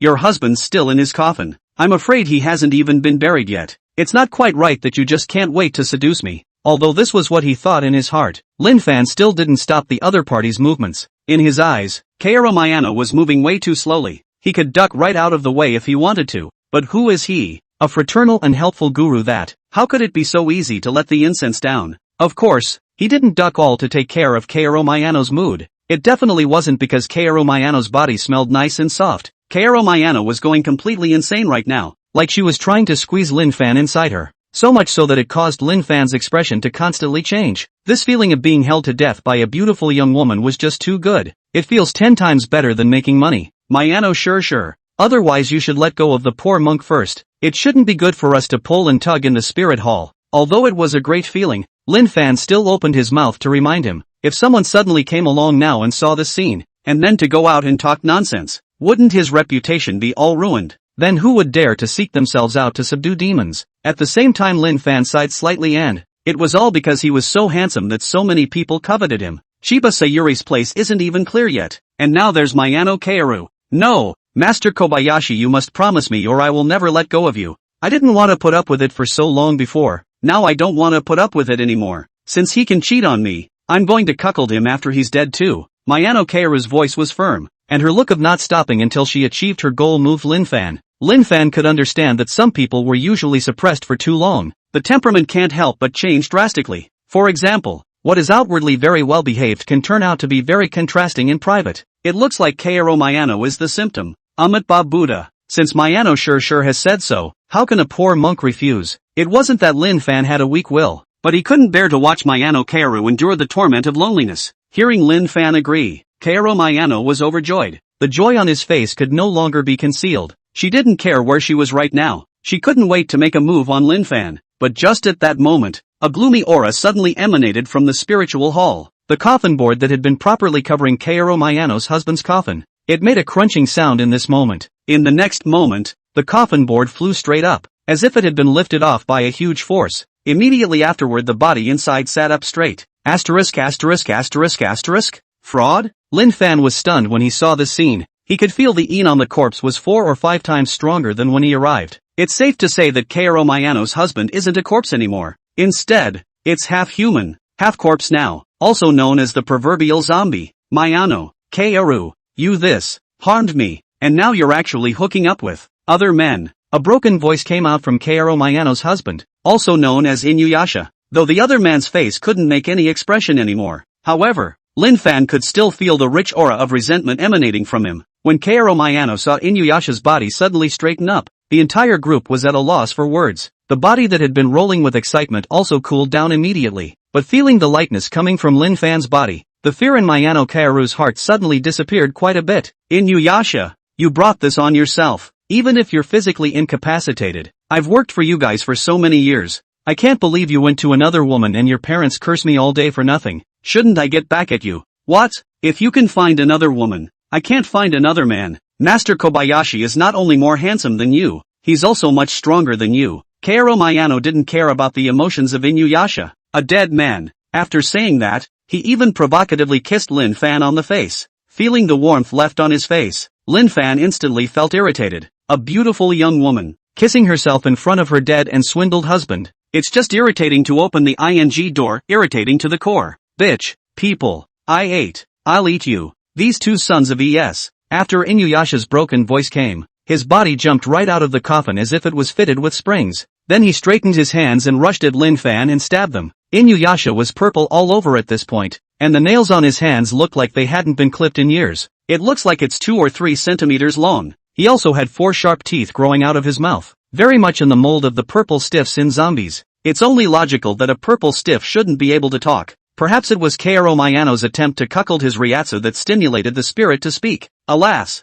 why should the monk be so obsessed? Since he has already left this world, he should quickly go to reincarnation. It's better to let the poor monk overtake you. Seeing this, Lin Fan shook his head and said, followed by a burst of golden light emanating from his body that made it impossible for people to look directly at him. At this moment, Lin Fan was like a golden-bodied Luohan, divine and incomparable. Lin Fan then took out the purple gold bowl and urged it over at Inuyasha's corpse. After Lin Fan injected his mana, the purple gold mantle instantly swelled several dozens of times. The next moment it was directly upside down on top of Inuyasha's head, taking him right in. After collecting the Inuyasha tree, the violet gold bowl flew back to Lin Fan's hand. At this time, the purple and gold bowl had returned to its normal size. Looking at the Inuyasha tree inside that was still trying to struggle, Lin Fan urged his mana to start refining it. Destroy 1 purple stiff and get a reward. Infinite Joy Sutra, Infinite Joy Buddha Sutra, in which it is recorded that the jubilant Buddhist cultivation method can be used with humans, demons and ghosts, to enhance one's magic power through dual cultivation. Hearing the system's beep, Lin Fan nodded in satisfaction. He could feel that his mana had grown another point stronger. It seemed that the speed of the purple gold bowl's refining was related to the amount of mana he had urged. The stronger one's mana was, the stronger the violet gold bowl would be. Little Master Kobayashi, that was just. When had Kaoru Mayano ever seen such a scene? She was stunned when she saw Lin Fan glowing. Until now she was still shocked, with her little mouth slightly open in disbelief. Ba Buddha. Don't worry, Mayano, sure. Your husband has already been transcended and laid to rest by me. Lin Fan proclaimed the Buddha's name, displaying the demeanor of a high-ranking person. And when Kaoru Mayano saw that the monster her husband had turned into had been so easily transformed by Lin Fan, her love for Lin Fan went to another level. At this moment, Mayano Kaoru couldn't hold back any longer and blinked her big watery eyes at Lin Fan suggestively. Master Kobayashi, then what I said before. Naturally, the poor monk won't forget. And since Mayano-san insists on doing so, then the poor monk will take this opportunity to open the light and pray for Mayano-san's blessings for a while. It just so happens that poor monk here has a Buddhist scripture to discuss with Mayano. Sure. Mayano Kaoru smiled shyly, like a fresh flower to be picked. Then thank you, Master Kobayashi. I have also studied the Buddhist scriptures quite a bit in my private life, and I hope that the ensuing discussion will help Master Kobayashi. Chapter 12 Buddhism needs to be explored in order to progress. By the time it was almost dawn, the duo had finally finished their study of Buddhism. Ba Buddha, you are very wise, Mayano scholar, and it's not in vain that I've done my best to pour Mahayana Buddhism into you. Lin Fan's face was gentle as he covered the top of Kaoru Mayano's head with his own hand. It's like a martial arts master in a martial arts novel transmitting his kung fu. Although the two of them had been discussing Buddhism for hours, Lin Fan was still in high spirits now. He felt the mana in his body rise slightly, and although Kaoru Mayano was very wise, she's just an ordinary person herself. Exploring Buddhism for such a long time had made her feel exhausted. Much. Thanks a lot, Master Kobayashi. Though tired, Kaoru Mayano was happy and excited. After so many years, I finally found a fellow practitioner to discuss Buddhism with.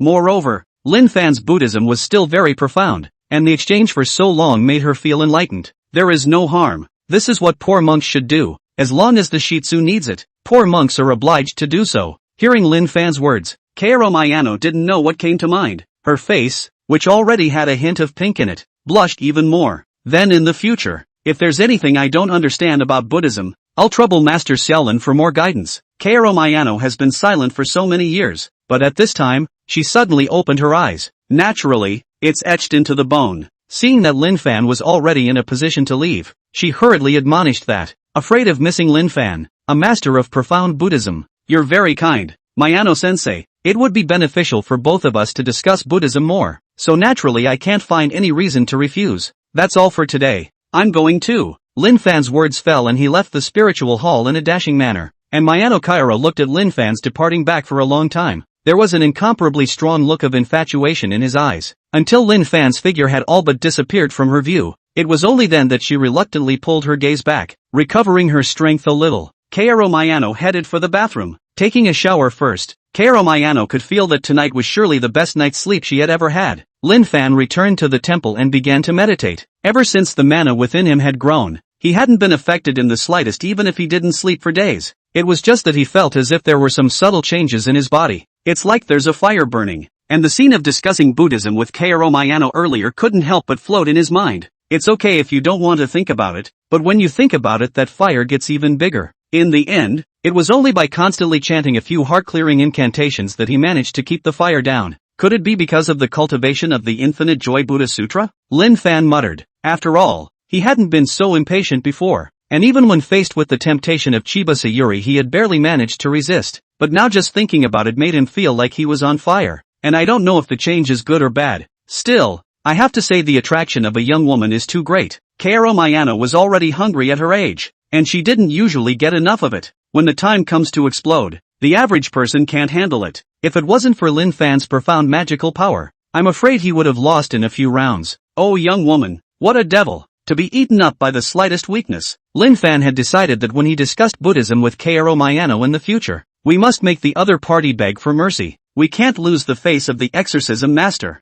Thinking of this, Lin Fan began to close his eyes, and after a long time, the sky dawned. Master Kobayashi, Master Kobayashi. A female voice came from outside the temple. Lin Fan suddenly opened his eyes, and then his figure ghostly arrived outside the temple. Amitabha Buddha. What does the monk want with the poor monk? What fell into Lin Fan's eyes was a tall, sweet-looking woman. The other woman's hair was in a bun at the back of her head, and she was wearing a black lady's suit. Looks very competent, with an aura that doesn't quite match her looks somehow. The body was perfect, although not as good as those young women Lin Fan had seen, but it's kind of front and center. This was the same woman who ran to the ground stall there yesterday after Lin Fan bought the robe. Sato Sakurako still felt a little shocked when she saw that Lin Fan was actually so young. Previously, although he had learned from other people that Lin Fan was very young, but she hadn't really expected to be so young. She didn't know how many people she had questioned before she got Lin Fan's whereabouts. Seeing the robe draped over Lin Fan's body again, Sato Sakurako immediately felt an inexplicable warmth. Immediately afterward there was a flash of light in her eyes.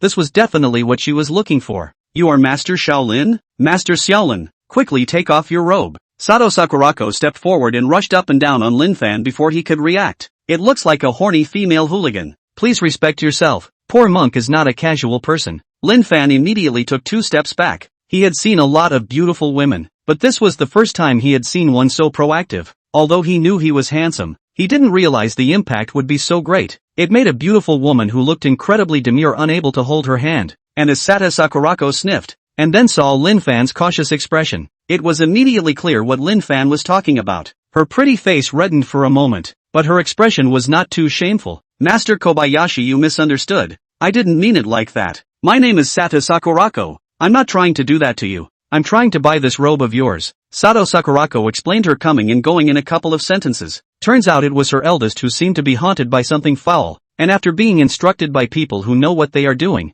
they began to collect such treasures that had been nourished by the monks, trying to achieve the effect of getting rid of dirt. But none of the things I found before seemed to do much good. Now it's so hard to find a very powerful looking magic weapon. they certainly couldn't let it go. So that's how it is. The poor monk misunderstood Satori. Sure. Lin Fan nodded slightly. Unfortunately, it actually wasn't because of gluttony for his body. Originally he was thinking of accepting Sato Sakurako with a little bit of reserve. How about it, master? Saving a life is better than building a 7th-floor pagoda. Just please sell me the robe, okay? I'll never let you lose out on any amount of money. When Sato Sakurako saw Lin Fan's attitude, she thought she had a chance. Hastily, he urged while the iron was hot. Master Sato, I sympathize with your elders, but I cannot sell this robe. Lin Fan's words instantly sent Sato Sakurako's heart to the bottom. But the poor monk can come with you. Maybe I can help you with that dirty thing. Lin Fan's next words caused another glimmer of hope to surface in Sato Sakurako's heart, but she calmed down immediately. I don't know how many so-called master mages I've found before. Those people swore up and down beforehand that they could fix it. But what about the back?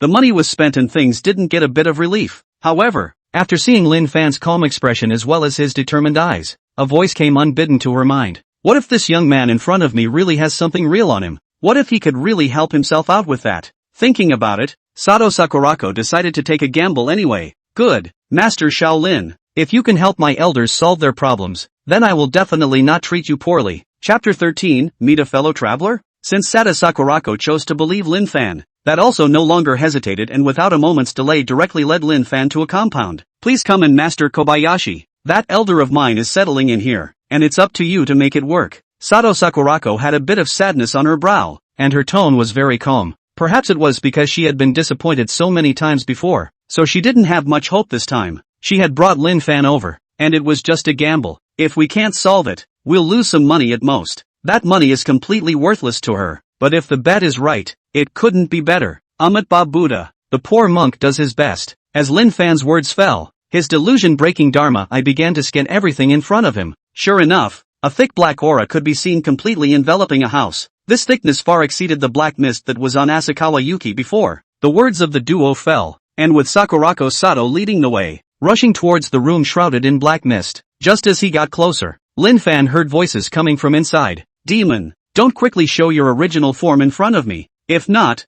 I want your soul to fly away. Namo drinking Robin Tanadorolonai, Namo Altalia. After a sound of chanting scriptures, Lin Fan heard the voice that had just recited the scriptures again and said, Caster Sato, the evil spirit has been removed by me. Now all you need to do is drink this bowl of talismanic water to fully recover. As the two of them entered, they saw a large, fat monk who looked to be around 40 years old handing a bowl of grayish water to the person across from them. This monk had a compassionate look on his face, and on his left and right there were two small sannyasins waiting for him. It looks like a pretty big rack, and the room was plastered with all sorts of talismans, with joss sticks and candles lit in the corners. Even several statues of Buddha were offered to the wall. However, in Lin Fan's eyes, these contraptions were not even remotely useful. Whether it was the Buddha statue, the talisman seal or the talisman water, there was absolutely no aura of mana on it. Even the big fat monk was the same, just an ordinary mortal. If I had to say anything special about the other guy, it's that he's fat as a pig. I'm afraid it must be 200 pounds, and the middle-aged man lying on the bed, seeing the talismanic water in front of him hesitated a bit and, I don't know how many rare things he's eaten in the meantime, so he was skeptical about the level of this fat monk. Just as he was hesitating to drink, Lin Fan's voice interrupted the two of them, pretending to be misguided. This stuff doesn't do a thing when you drink it except make you want to puke. Lin Fan's voice was so loud that it instantly drew the attention of the scene. The crowd was stunned when they saw how young Lin Fan was. That fat monk compared to Lin Fan. It seemed that the fat monk had more credibility. After all, Lin Fan was simply too young. Daring? What did you say, brat? How dare you say I'm pretending to be a god? What kind of thing are you? Hui Kong saw that someone had actually broken down his trick. He was instantly annoyed and chortled. After seeing Lin Fan's appearance, he was even more energized. Although Lin Fan was handsome, he was too young. How could such a person have real skills? What Hui Kong hated most was people who were more handsome than he was. Sakurako, who is he? The middle-aged man lying on the bed asked somewhat weakly. He'd seen so many monks in his time that he was getting stressed out. Dad, this is Master Kobayashi. He said he was sure he could solve the problem you're having. So I brought him here. Sato Sakurako saw her father lying weakly on the bed, eyes reddened instantly on the verge of tears, and Satoshi Yu smiled bitterly at his words. This silly daughter of hers, she believes whatever others say. This guy looks so young and handsome, how can he have real skills? He must have deceived Sakurako by his appearance. Alas, humph, Ms. Sato, you mustn't be fooled by these crooks. I've seen this kind of people many times. it's just that I CMS. Sato was young and easy to cheat. He then found an excuse to start cheating money and sex, which is simply a disgrace to my Buddhist sect. Before Sato Shion could say anything, at the side, Monk Huikong directly spoke. When he looked at Sata Sakurako, a hint of lechery emerged subtly in his eyes. He's the only one who can cheat money and sex. In Huikong's eyes, it didn't matter if Lin Fan could solve the problem or not. It's important not to take his job. Sato Sakurako sniffed with some hesitation. She didn't really trust Lin Fan before. Now there was Huikong, a much more reliable-looking monk. Saying this, it made her heart falter even more. Lin Fan's face was as normal when he heard this, and he was calm and collected from the beginning to the end. Seeing that Monk Huikong actually denigrated him like this, then he naturally couldn't just sit back and wait. The dead bald donkey's ability to play God and plant evidence is not small.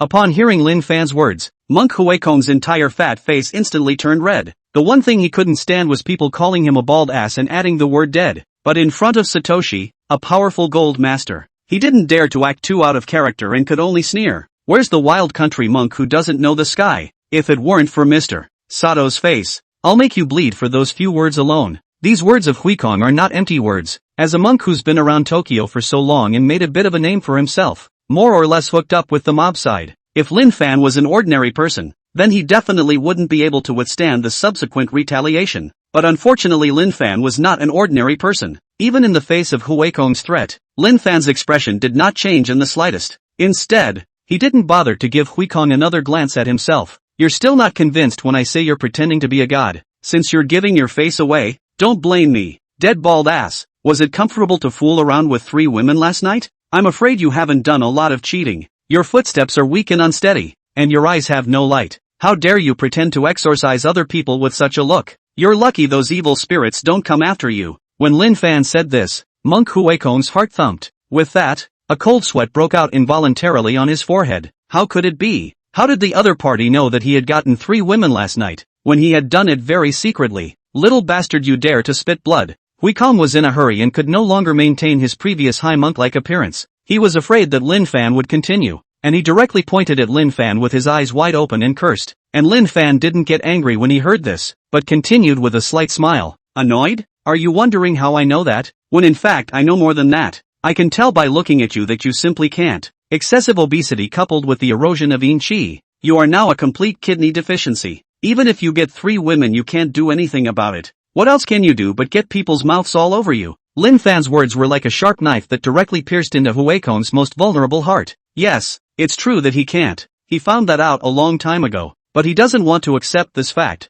and can only keep looking for women in an attempt to be able to make his body better through stimulation. But instead of getting better by doing this, his health got worse. Each time he could feel the mocking stares of the women, deeply irritating his pride. You fart. When did I ever look for a woman? When did my body fail me? Little bastard, if you don't make it clear today, you'll never make it out the front door. Huikong's eyes were red and he directly lunged at Lin Fan. He wanted to control Lin Fan directly with his weight, to facilitate giving him a lesson. Chapter 14, Sato Sakurako's plea. Lin Fan had the appearance of being the kind of person who was very thin and weak and looked completely unbeatable. That was why Huikong chose to do it directly. Let's cover our mouths first. If we let Lin Fan talk any longer, then all those old secrets of his are 100% going to be revealed. Although he didn't know how Lin Fan knew those things, but every word hit Huikong's heart. Just as Huikong grimaced and thought he had gotten it, he felt an unprecedented resistance, only to see that Lin Fan just extended a hand directly against Huikong's bald head. It left him completely immobilized.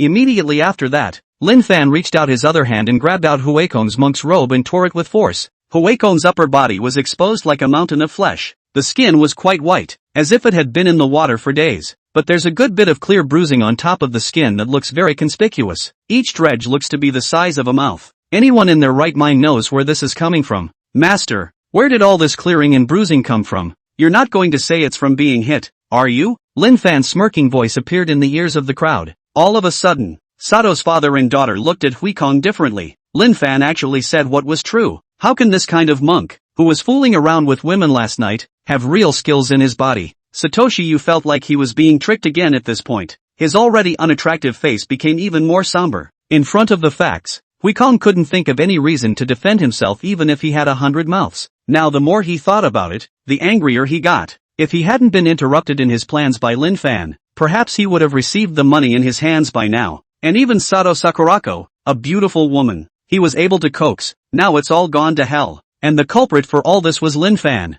You little mongrel. Hui Kong was now like a boiled crab. Even his body was red with anger. The next moment directly cursed in anger. But before he could finish his sentence, he was greeted by Lin Fan's merciless slap. Snap! Lin Fan didn't leave much strength in this slap. And with a direct slap, Hui Kong flew out some distance. And this tremendous force directly knocked Hui Kong out. Now Hui Kong really looked like he was moving like a fat pig being slaughtered. Your mouth stinks a bit. Bah. Why do you have to force my hand? Lin Fan shook his head and said, You. When the two little sannyasins next to him saw their own master being beaten like this, they couldn't help but want to reprimand him. However, when he saw Lin Fan's ancient eyes, he was immediately frightened and closed his mouth. Get the hell out of here. Satoshi Yu couldn't hold back any longer and yelled at the two little shamans. Although the middle-aged Satoshi Yu looked sickly, he still had an air of nonchalance about him. Now he was like a raging lion. No one would be in a good mood to be played like that. After hearing Sadashion's anger, the two little sannyasins immediately grimaced and assisted Hui Kong to walk outside, because Hui Kong is just a little too heavy. So the two little shamans fell several times just on this journey, and Hui Kong,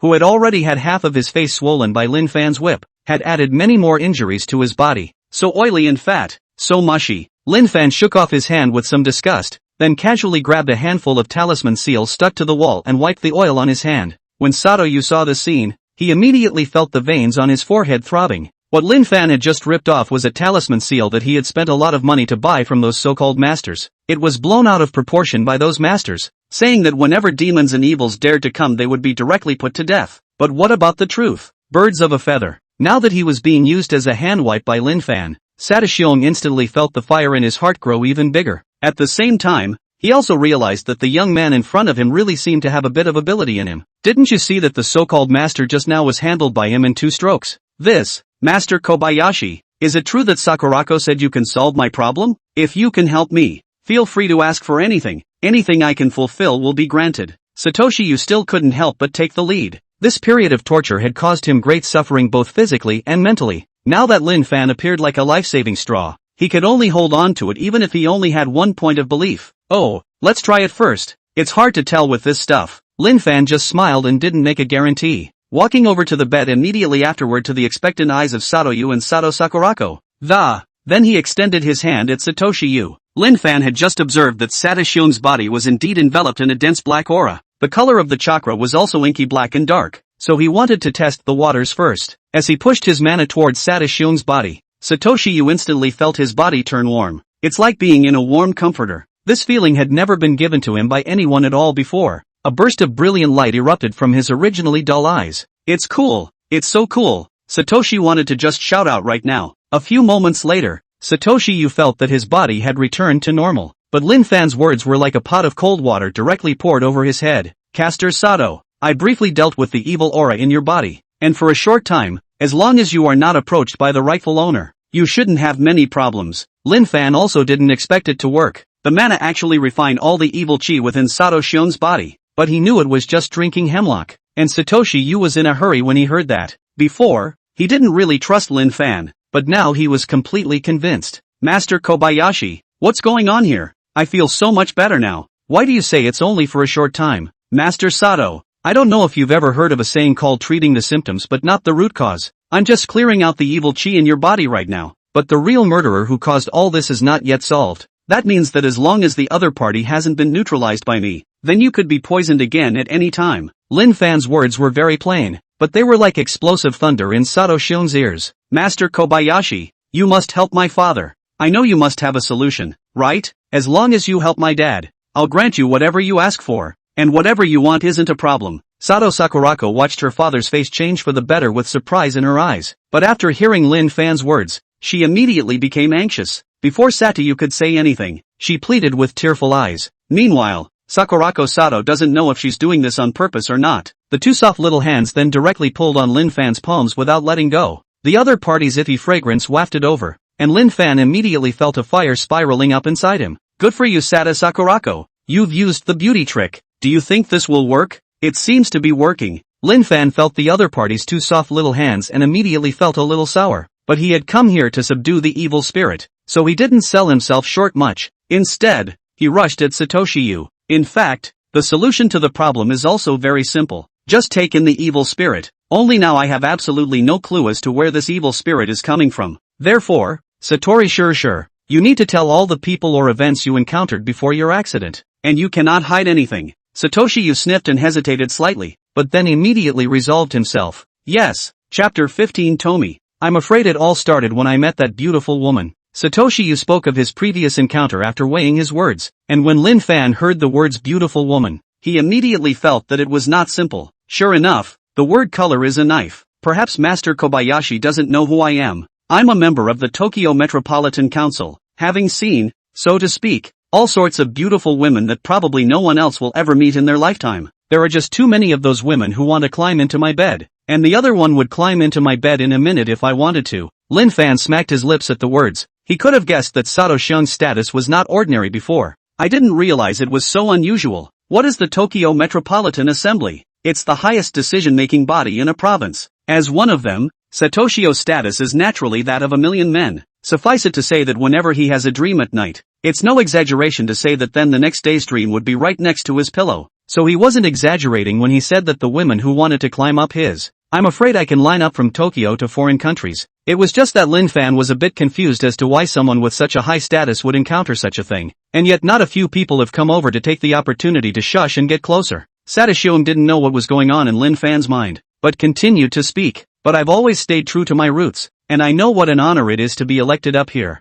I am carrying the expectations of countless people, and I just want to do good things for the people. I completely ignored the women who came to my door, but that woman made me look at her like I was possessed, and I was directly attracted to the other person. A hint of infatuation couldn't help but appear in Satoshi's eyes when he said this. This caused Sakurako Sato, who was next to her, to frown. Originally her mom died young. If Satoshi hadn't put her first for so many years and not looked for anyone else, then there's no way the father-daughter duo would be as close as they are now. Ever since the first moment I saw the other person, she has been on my mind all the time. It's like I'm being controlled. Whether I'm eating, sleeping or working, she's always in my mind. The more time passes, I can't help but have an evil thought come into my mind that I want her for myself. With Sato Shung's description, Lin Fan gradually sorted out the relationship. This woman definitely has a ghost. And Lin Fan vaguely guessed what that woman was. Perhaps it's an urban legend that has been passed down in folklore for a long time. Tomi. In the legend, Tomi was a very beautiful woman with skin as white as snow. Amazingly beautiful, and with a body that's perfect for the job. I can say that there is absolutely nothing to pick on. Tomi's greatest characteristic is that he's selfish, arrogant and seductive. She thoroughly enjoys being courted by millions of people and loves nothing more than to play with other people's feelings. As long as the hidden desires in the heart of the person she sets her sights on are directly aroused, and it makes those desires burn even stronger. It makes all these guys who got hit want to have her all to themselves. Eventually that emotion will become so twisted that it will allow those people to poison Tomi. Direct killing and dismemberment. But Tomi is no ordinary person. In urban legend, she possesses immortality. Even if she was dismembered, broken or even filled with concrete and thrown overboard, she's all capable of being reborn on other body tissues into a brand new Tomo. Then keep looping through the previous operations, until those targets can't stand the excitement and simply choose to kill themselves. It was only then that she chose other targets. It can be said that when an ordinary person encounters Tomo, there is no other way but to wait for death. Even those exorcists who weren't strong enough to encounter Tomo only had to walk around them. No one would want to be stuck with such a monster. Even Lin Fan didn't know if he could deal with Tomo for the time being. After all, those evil spirits he'd encountered before were just average. It's basically the unnamed kind. How about it, Master Kobayashi? Are you sure you can help me with this? After Satoshi finished speaking, he saw that Lin Fan had fallen into deep thought. The question was asked with some nervousness.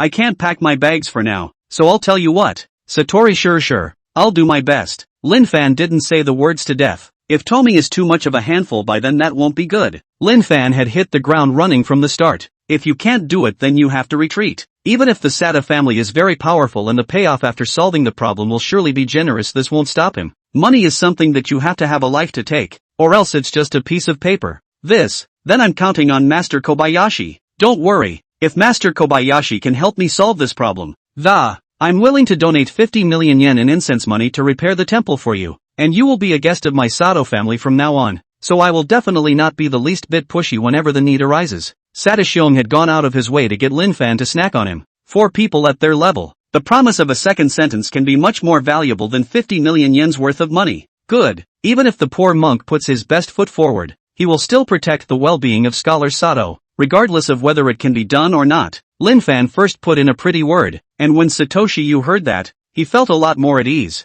Sakurako, then you should first accompany Master Kobayashi to get something to eat and rest, so that you can get refreshed for your convenience. Satoshi has also put his blood on the line. Even his daughter is pressed into service. Sakurako Sato's looks and figure would have exceeded 99% of the. He didn't believe that Lin Fan could carry off the beauty plan. If you can't carry it, then you have to go all out. Though it made Satoshi Yu's insides a little torn after doing so, but in the end the determination to stay alive suddenly overpowered the guilt. If she survives, then she'll make it up to Sakurako from somewhere else later. And Sakurako Sato didn't see her dad's little mind. She didn't see anything wrong with that, so he led Lin Fan out of the room. Yes, father. Master Kobayashi, please follow me. I'll arrange for them to cook. Lin Fan followed behind Sata Sakurako. Watching the other party's twisting waist suddenly felt somewhat pleasing to the eyes. What do you mean by show and tell? This is it. Ever since he practiced the Buddhist scriptures given by the system, Lin Fan felt that his attention was leaning more and more towards women, especially when faced with such a beautiful woman. He could not control his gaze somewhat. Before,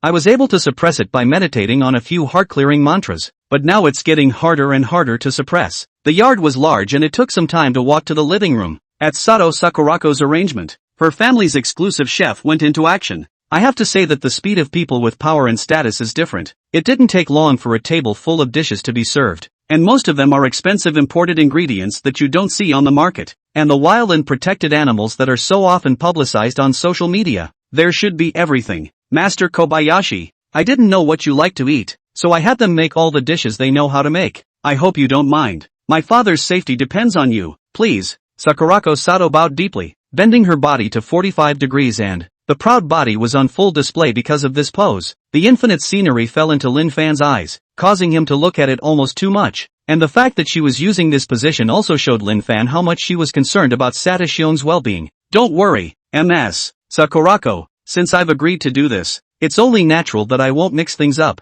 Lin Fan was now feeling a little thirsty and couldn't wait to find someone to discuss Buddhism. In order to gain Sata Sakurako's favor, Lin Fan once again assured him. As expected, Sata Sakurako's favorable impression of Lin Fan rose a few more points after hearing this. At this moment, Lin Fan's position in her heart was elevated quite a bit. She couldn't help the flash of adoration and happiness in her eyes. Chapter 16, Bold Demon. I'll take you in. The night was fast approaching. Even though Lin Fan had been keeping an eye on the situation in the courtyard during the day, but he didn't put much thought into it. Most evil spirits don't show up during the day. The daytime yang is too heavy for normal evil spirits. Some of the weaker evil spirits if they appear in the sun. I'm afraid I'll just get sunburned to ashes. Knock knock. There was a crisp knock on the door, followed by the sound of the door opening. Lin Fan, who had been talking to Sato Sakurako, suddenly stood up. Eyes also looked to the location of the courtyard gate. What is it, Master Kobayashi? Is something wrong? When Sato Sakurako saw Lin Fan suddenly stand up, she immediately asked with some nervousness. She's coming, Lin Fan said without looking back. Who's coming? Could it be? Sakurako Sato didn't react at first, but when she did, a hint of fear appeared on her face. Her father was tortured half to death as she had witnessed it with her own eyes. Now put her face to face with the creepy murderer who caused all this. A hint of nervousness and trepidation still couldn't help but surface in her mind. Humph. Let the poor monk go and meet her for a while and see what tricks she has up her sleeve. Lin Fan snorted coldly, and with a toss of his surplice, he walked over to where Sato Shion was. The opponent is definitely coming for Satuoyu with this stance. Lin Fan knew the habits of something like Fu Jiang. As long as it was someone she had her eye on, she won't stop until the other person is tortured to death and has a mental breakdown. Now that Lin Fan was involved, how could Fu Jiang let it go? And Sakurako Sato felt a little chilly all of a sudden when she was alone in the room. Once he gritted his teeth, he followed Lin Fan closely. Lin Fan had just arrived outside Sata Xiong's door when he heard a nervous voice. Someone,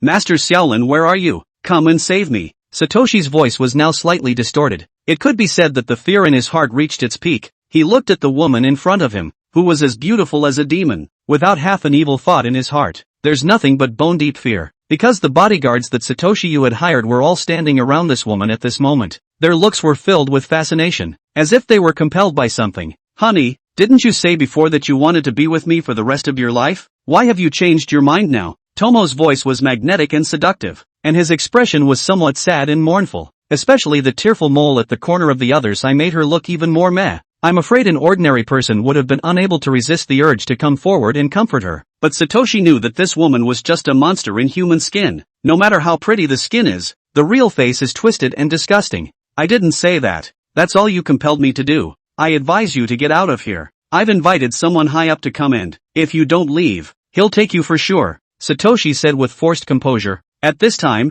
his heart was already anxious as to why Lin Fan hadn't come over yet. I should have known I'd follow him around no matter how unwell I was. That way there is at least some protection. And those bodyguards, they're just for show. One look and the woman had turned the tables on him. Instead of being afraid, Tomo giggled at his words. I advise you to give up your resistance and come back to me, and I'll be good, Tomo said as a light pink glow appeared in her flirtatious eyes. It shot straight at Satoshi. You bold sinner, how dare you act recklessly in front of me? Just as Sadashun's heart was in his throat, an incredibly uplifting voice appeared in his ears, only to see a surplice emitting a golden light fly in through the door. Blocked those two light pink rays for Satoshi. You. Immediately after that, Lin Fan's figure appeared in front of Satoshi at an unknown time. Prancing, he redraped the robe over himself. Monks? I hate monks the most. When Fu Jiang saw Lin Fan's outfit, her eyebrows frowned and she revealed a disgusted expression. But a beautiful woman is always a beautiful woman. Even showing a disgusted expression didn't reduce her charm by half. It was the look on her face at that moment that was even more arousing in the eyes of some people with special fetishes. Stinking monk, I advise you to mind your own business and don't make a nuisance of yourself. In Fu Jiang's eyes, Lin Fan was flat and looked like an ordinary man. But just now, he had already seen a bit of the other party's tactics. If he was treated as an ordinary person again, that would definitely be a disadvantage. So why does Lin Fan look like a normal person?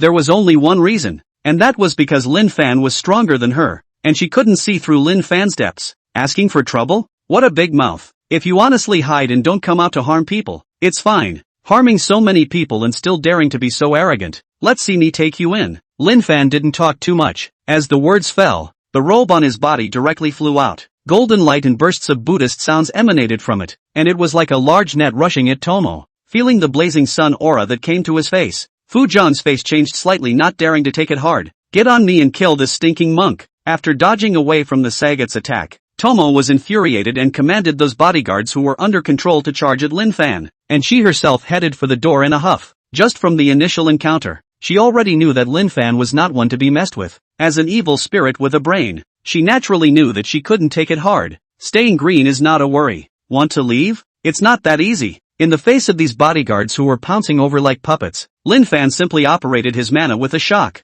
These bodyguards were then all shaken out. Immediately after that, Lin Fan grabbed the robe and scurried straight out as if he was flying against the ground. Satoshi's heart was pounding now. After so many years in politics, it's the first time it's been this exciting. Seeing that Lin Fan had actually fought off his opponent in a single shot, Satashun's respect for Lin Fan rose quite a bit more. Dad, how are you? Are you okay? Sata Sakurako had originally followed Lin Fan, but Lin Fan's speed was just too fast for her. By the time she got here, the room was already in disrepair from the ripples of the battle that had just taken place. Plus all these bodyguards passed out on the ground in a heap made her nervous. Sata Sakurako rushed into the room, and when she saw the intact Satayu, she was instantly relieved. I'm fine, it's just that Master Kobayashi went out after that woman, and I don't know how it turned out, Satoshi Yu said with his heart in his mouth. That woman was just too scary, and if Lin Fan hadn't been here, then I'm afraid he'll be one of the controlled ones. Now we can only choose to believe in Master Kobayashi. Let's hope he can subdue the other party, Sata Sakurako said, but a trace of worry couldn't help but appear in her eyes. Chapter 17. She ran and he chased her. She couldn't get away. Lin Fan was now clinging to Fu Jiang's back like a dog's skin. Tomo couldn't shake him off no matter how fast he was. Stinking monk, did my mother dig your family's ancestral grave or something? Why are you holding on to me?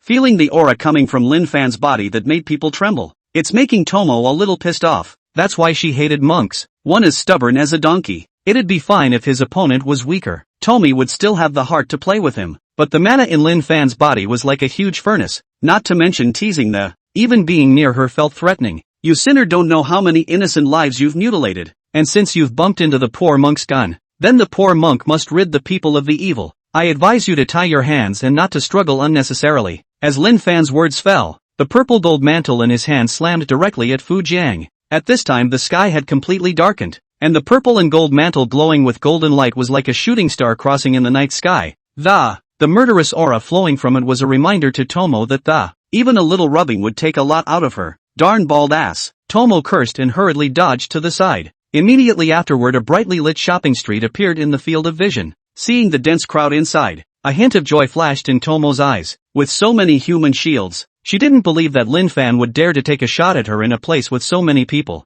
Thinking of this, Fu Jiang immediately disappeared into Lin Fan's field of vision with a dive into the crowd. Humph, you think you can escape just like that? Too naive. Lin Fan let out a cold snort as he looked at the incoming and outgoing crowds, and then his delusion-breaking Dharma eyes opened up, directly kept scanning the crowd. At this moment, the color of the chi above these people's heads dyed the entire commercial street white, and in the midst of it, a rich black color stood out. Found you, Lin Fan said as if he was talking to himself. Immediately afterward, he took big steps and rushed over to where the black gas was. Fu Jiang thought he had gotten rid of Lin Fan at that moment, and was talking about it with a groundstall owner with a smile on his face, but immediately she felt a somewhat tingling sensation coming from her back. She suddenly looked back and just happened to lock eyes with Lin Fan. At this point Tomo's that heart sank to the bottom. Dead bald donkey, do you really want to die with me? Fu Jiang viciously rushed at Lin Fan and threatened. Surrendering demons and removing devils is my job, and you're not qualified to fight me to the death. Lin Fan was expressionless, not taking her threat to heart at all. That faint statement made Tomo feel like she was being defied.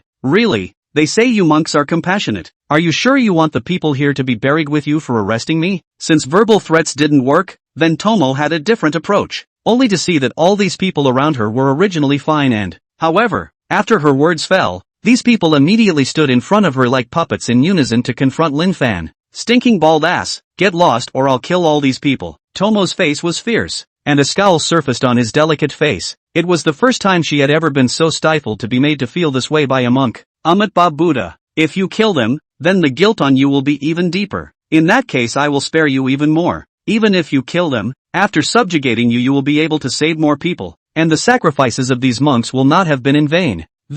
When the time comes, the poor monks will throw a free and honorable puja for them to send them off to early ultimate bliss. Lin Fan's voice didn't waver half a bit, and he even pretended to pronounce a Buddha's name. Seeing that Tomo actually threatened him with these people, he didn't half fluctuate inwardly. Instead, I felt a little like laughing. It's none of my business. You crazy monk. You forced me to do this. Fu Jiang immediately felt a wave of despair after hearing Lin Fan's words. This monk is really soft. I can't believe the other party hasn't fluctuated half a bit after threatening them so much. What about your compassion as a monk? Didn't you say saving a life is better than building a 7th-floor pagoda? These are all lies. Of course she naturally wouldn't tie her hands and had to struggle a bit. She then maneuvered these controlled passersby to grab their weapons and charge at Lin Fan. A brightly shining kitchen knife just slashed at all parts of Lin Fan's body, a stance of wanting to chop Lin Fan into mincemeat, and Lin Fan just stretched out his hands to block without panicking. His hands swung out in a direct staccato, and in removing his weapon a direct, nonchalant slap in the face to these people.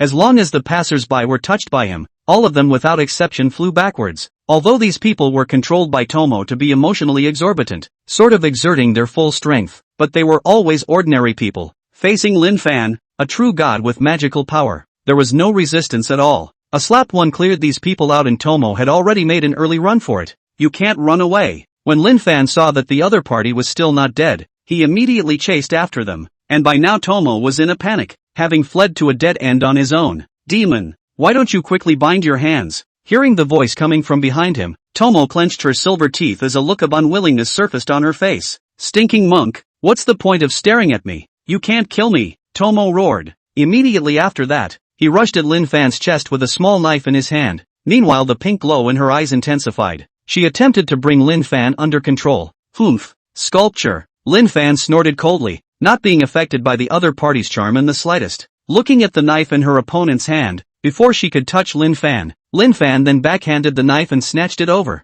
then stabbed it on Tomo's throat. Blood spurted right out like a fountain, and Tomo collapsed as if he had lost his strength. Although the opponent can control those passers-by, he's still too weak in this aspect of close combat. The body isn't much stronger than an ordinary person. Lin Fan was now trying to experiment if the other party really possessed an immortal body like the urban legend said. A moment later, Tomo, whose throat had been slit, moved his fingers. Immediately afterward she sat up straight like a zombie. The wound on his throat had also completely healed by now. There was just a slight hint of fear in her eyes. She couldn't resist at all in front of Lin Fan. Seeing Tomo really resurrected, Lin Fan felt a bit of novelty, but it was only for a moment. And this immortality, without sufficient power to support it. Not much of a bird at all. The game of housekeeping is over. It's time to end this farce and put it away for me. Without waiting for Fu Jiang to speak, Lin Fan directly took her into the purple gold bowl. However, Lin Fan did not directly refine the other party. It occurred to him that Tomo was of other use to him. Chapter 18, Sato Sakurako's Heartbeat. After Lin Fan had put Fu Jiang into the purple gold bowl, those who had been controlled by Tomo before returned to normal. At this point in time, in Sato O's home, Sato O had sadness written all over his face. Lin Fan had been chasing out for a long time, and it was surprising that he hadn't come back yet after all this time. There can't be an accident. It was important to realize that his current backer was Lin Fan. If Lin Fan can't do anything about that woman, then he's really screwed. Dad, how come Master Shaolin hasn't been heard from this late in the day? There can't be some kind of accident. Sato Sakurako was also in a state of confusion at this time. One was worried about Lin Fan's safety, and the other was worried that the woman would come back again. No, the more times like this we have to trust him. Though Satayu was comforting Sato Sakurako with his mouth, but his somewhat evasive eyes had revealed his inner turmoil. Just when he was all on the verge of breaking down, a voice appeared in his ears like a tranquilizer. Amitabha Buddha. Satori Shirshir, are you waiting for someone? As the words fell, Lin Fan's figure appeared in their field of vision. When Satoyu heard this voice, he couldn't suppress a trace of ecstasy from appearing on his face. And after Sato Sakurako saw Lin Fan's intact body, it was also a relief. Master Shaolin, you're finally back. That's exactly what we've been waiting for. How about Master Kobayashi? That thing. Although Satoyu had a guess in his mind, he still couldn't help but ask. He then wanted to get the exact answer from Lin Fan. Fortunately, that demon has been sealed in this mantle by me, so Satori Shirshir doesn't have to worry about her coming to harm you in the future. Lin Fan's words were like a person who was about to drown suddenly being washed ashore to Sato Shion. The long hours of repression and torment had been almost too much for him to handle. Now that he heard that the culprit had been taken care of, he breathed a long sigh of relief. Still, he asked with some concern, Master Kobayashi, isn't it a bit unsafe to just seal it off? Isn't there some way to just kill her? Satoshio was the kind of person who was afraid of death the higher he stands. If he was just a civilian, maybe he'd be able to face death with a straight face. I'm dead if I'm dead anyway, but he's got a big family now, and he's in a position of power. If he was screwed over by such a thing, then I'm afraid he wouldn't be able to rest in peace until he died. So the more times like this, the more he didn't want any accidents. Don't worry, Satori Cultivator. When I return to the temple I will refine and transcend her, making sure that she will never be able to harm anyone again. Then I'll trouble Master Shaolin. Someone quickly serve the food and wine. I'm going to treat Master Shaolin well today. People are happy when they are happy. And when Satoshi Yu heard this exciting good news, the depression in his heart was swept away. Lin Fan had used his mana to cleanse his body of those evil chi before. Now he's about as normal as you can get. It's just that I haven't eaten or slept well in a while, resulting in some malnutrition. Now he could eat 3 big bowls of rice just from hearing the good news. Then the poor monk will be disturbed. Lin Fan didn't push back and nodded with a smile at Sato Shion. Where is Master Shaolin's words? From now on this is your home. You can come and get together with us anytime. Sato Shion was realistically trying to pull Lin Fan to his side. Despite his high status, he was just an ordinary person. And if he encountered this kind of problem next time, then what should he do? He had seen Lin Fan's ability before, so naturally his attitude couldn't be worse. If he pulled Lin Fan over, then he would never have to worry about these ghosts again. Yes, brother Shaolin, if it wasn't all thanks to you this time, then we wouldn't know what to do. Sato Sakurako changed her title and went straight to even calling her brother. This cry of brother could make Lin Fan feel good. Who can top that when you're making money again and surrounded by beautiful women so attentively? A few moments later, Sato Shion and Lin Fan at the dinner table had already drunk 3 rounds of wine. At this point, Satoshi Yu's face was starting to redden, and he looked slightly drunk already, and Lin Fan was still looking as normal as if nothing had happened. Ever since he had mana, he had become 1,000 cups of wine, and the little bit of wine he drank now was nothing. Come Master Kobayashi, I'll toast to you. It's all thanks to you that I, Sato Yu, am still able to sit here and drink right now. You're very kind. Satori Shirshir, I'm just doing what I'm supposed to do. Where can I say that? Master Kobayashi, you're being modest. If it wasn't for you I don't know what she'd do if I left Sakura-chan alone in the world of. Satoshi Yu's eyes reddened as he spoke, and Sato Sakurako was also affected at this time. Her eyes reddened and somewhat touched. Dad, alas, people are old and prone to talking nonsense when they drink too much. Master Shaolin, don't take it to heart. I, Sato Yu, am true to my word. Everything I promised before is all valid. From now on you are the guest of my Sato family. Satoshi gathered himself together and then chatted some more. Afterward, Satoshi Yu couldn't take it anymore and directly fainted before being fought back to his room by his family's servants. Master Kobayashi, this is the 50 million yen that Mr. Sato ordered us to prepare earlier. Please take a look. After Satoshi Yu left, several tall bodyguards walked in carrying several large boxes. It was then opened directly in front of Lin Fan. and stacks of bills appeared in Lin Fan's eyes. Ba. Thank you, Satoru-san. Ms. Sakurako, it's getting late. Since the matter has been resolved, then the poor monk will not be disturbed. With the commission in hand, there was no need for Lin Fan to stay behind. Sato Sakurako was eye candy, but he had more important things to do. And Sato Sakurako's face changed slightly at those words, and a trace of disappointment couldn't help but appear in her eyes. She had originally wanted to be alone with Lin Fan for a while longer. Who would have thought that Lin Fan would actually be leaving so soon? It's not safe for you to go back at this late hour, Brother Xiaolin, or else it's better to rest here. There are still quite a few empty rooms in the house anyway. Sakurako Sato felt something was wrong immediately after she said that. Is this too blunt? Will it make people feel as if they have some ulterior motive? When she thought of this, a hint of redness immediately appeared on Sato Sakurako's pretty face. No need, Ms. Sakurako, the poor monk, as a monk, still needs to attend morning classes to worship Buddha and recite sutras tomorrow morning. Lin Fan made a random excuse. As for any worship of Buddha and chanting, he hadn't done it a few times anyway. Buddha is of no use. It's still the system that's powerful. It's better to worship him than the system. Brother Kobayashi, be careful on the road. Sato Sakurako's eyes were filled with reluctance, but Lin Fan's attitude was too firm for her to know that she couldn't retain it. Had to walk him to the door. Goodbye then, Ms. Sakurako. As the bodyguard started the vehicle, Lin Fan's figure disappeared from Sato Sakurako's view, and shortly after the car started, in the second floor room of the Sato family compound, Satoshi, who was supposed to be sleeping, was standing by the window. There was some disappointment in his eyes as he watched Lin Fan leave in a car. Originally, he had deliberately created alone time for Lin Fan and Sato Sakurako, but he didn't expect Lin Fan to leave so quickly. Sato Sakurako went up to the second floor in a bit of a trance. He's gone? Satoshi's voice brought her back to reality. Dad, you're not drunk. Sato Sakurako was a bit surprised. Where Sato, you look drunk now. My drunkenness is fake drunkenness. Your liking is real. What?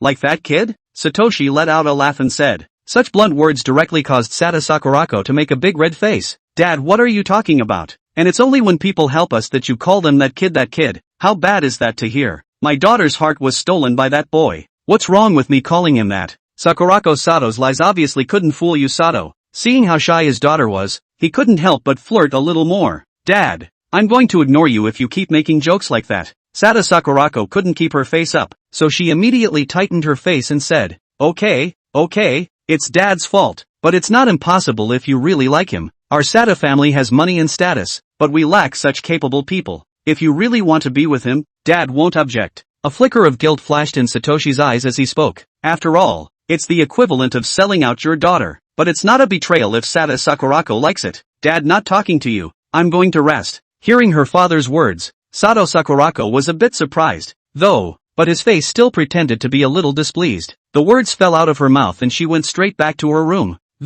Afraid that his dad would find out how happy he was hiding in the shadows. Seeing this, Satoshi shook his head and went back to his room as well. This little youngster, did he really think that little thought could be hidden from him? It's just about written on your face. Chapter 19, I want you to help me cultivate. Stinking monk, what do you want? Let me out. At this time Tomo was being suppressed and struggling in the purple and gold mantle. She felt a strong sense of oppression coming from all sides. Just these faint golden lights permeating around her already made her feel extremely uncomfortable.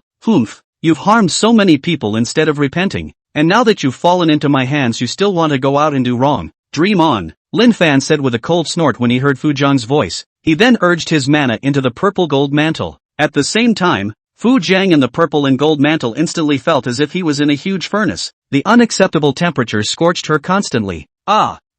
Stinking monk, what have you done? Tomo felt like her body was going to be roasted. The evil aura on the surface would turn into a wisp of gray smoke when touched by the surrounding golden light. By the end of the day, she didn't even have the strength to speak. The entire person was directly paralyzed in the purple and gold mantle without any strength to resist. She couldn't stand just refining it for such a short period of time. When Lin Fan saw Fu Zhang's state, he immediately withdrew his mana. What he was trying to do was to give Tomo a run for her money, not really trying to kill her. Lin Fan couldn't be sure she'd leave any other body tissues elsewhere. If they are refined, the other side can be resurrected somewhere else. It's going to be tough to find her after that. Returning to the temple, Lin Fan properly settled several large boxes filled with money. The Tomo in the purple and gold bowl was then released. The Fu Jiang from before might have been able to say some harsh words at Lin Fan, but now Tomi had become a lump of soft mud unable to move. Lin Fan's refining had caused the aura on her body to weaken quite a bit. The already fair skin was now even more miserably white. It's like being underwater for days. Don't play dead. You think you can fool me by pretending. Lin Fan felt the other party's aura faintly. The other party was weak now, but it wasn't as if they had turned into the half-dead state they were in now. What the hell do you want? Stinking monk, I have no grudge against you. Why do you have to go against me? When Fu Jiang was dismantled, he was instantly exasperated and raised his head to show a fierce look at Lin Fan. But no matter how hard she fumed, that face was always so pleasing to the eye. In Lin Fan's eyes she looked like a kitten that had gotten mean and, instead of being half-threatening, it was even more adorable. Lin Fan didn't answer. Instead, he turned the topic elsewhere. You want me to leave you alone? Lin Fan's words caused a glimmer of hope to surface in Fu Jiang's heart. The experience of being refined by the purple gold bowl just now made her feel a hint of threat. She could vaguely feel it in her mind, as though if she were to be killed by the thing that, she just might not come back to life. That's right, what do you want to get me out of here? And you've got the money, and if you let me go, I can promise never to appear in front of you again from now on. Tomo's words were already considered soft. Can't afford to mess with her. Can't afford to hide. Lin Fan's methods made her a little chilled. She's always gotten off on playing with people's emotions and tormenting them. What is it that relies on?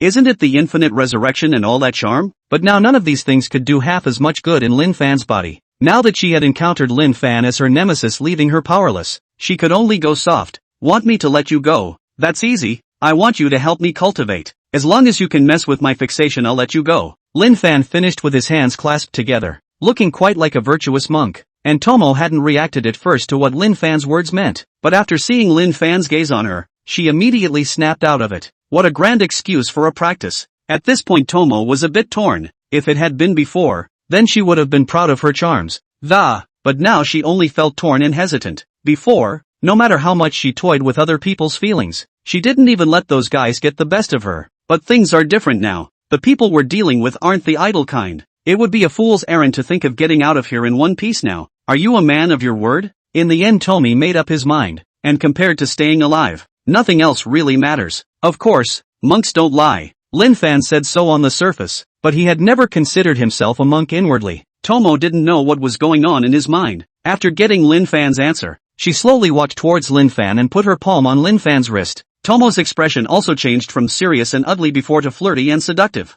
It was as if the person she was now was her truest self. Master, how do you want people to help you practice? They don't understand. Fu Jiang exhaled like a siren and murmured in Lin Fan's ear. Lin Fan didn't know how to describe this feeling right now. It feels like taking a cold Coke out of the fridge and drinking it. The heart flies through the heart. Only the fire inside burned more violently. This demon, indeed, is a cargo that eats people without spitting out bones. Cultivation is like rowing a boat against the current. After practicing the Infinite Joy Sutra for such a long time, Lin Fan felt that his mana had gone to another level, and he sensed that practicing with Tomo had brought him benefits that, far more than the benefits that came from discussing Buddhism with Kaoru Mayano earlier. If the mana growth that Kaoru Mayano had brought to Lin Fan was a small stream, the mana growth brought about by that rich river is a great river. And not only was this cultivation beneficial to Lin Fan, Tomi got a lot out of it too. Lin Fan could feel that the aura coming from his opponent's body was much stronger than before. And the evil aura in Tomi's body seems to have diminished a bit, but it didn't seem to have much effect on her,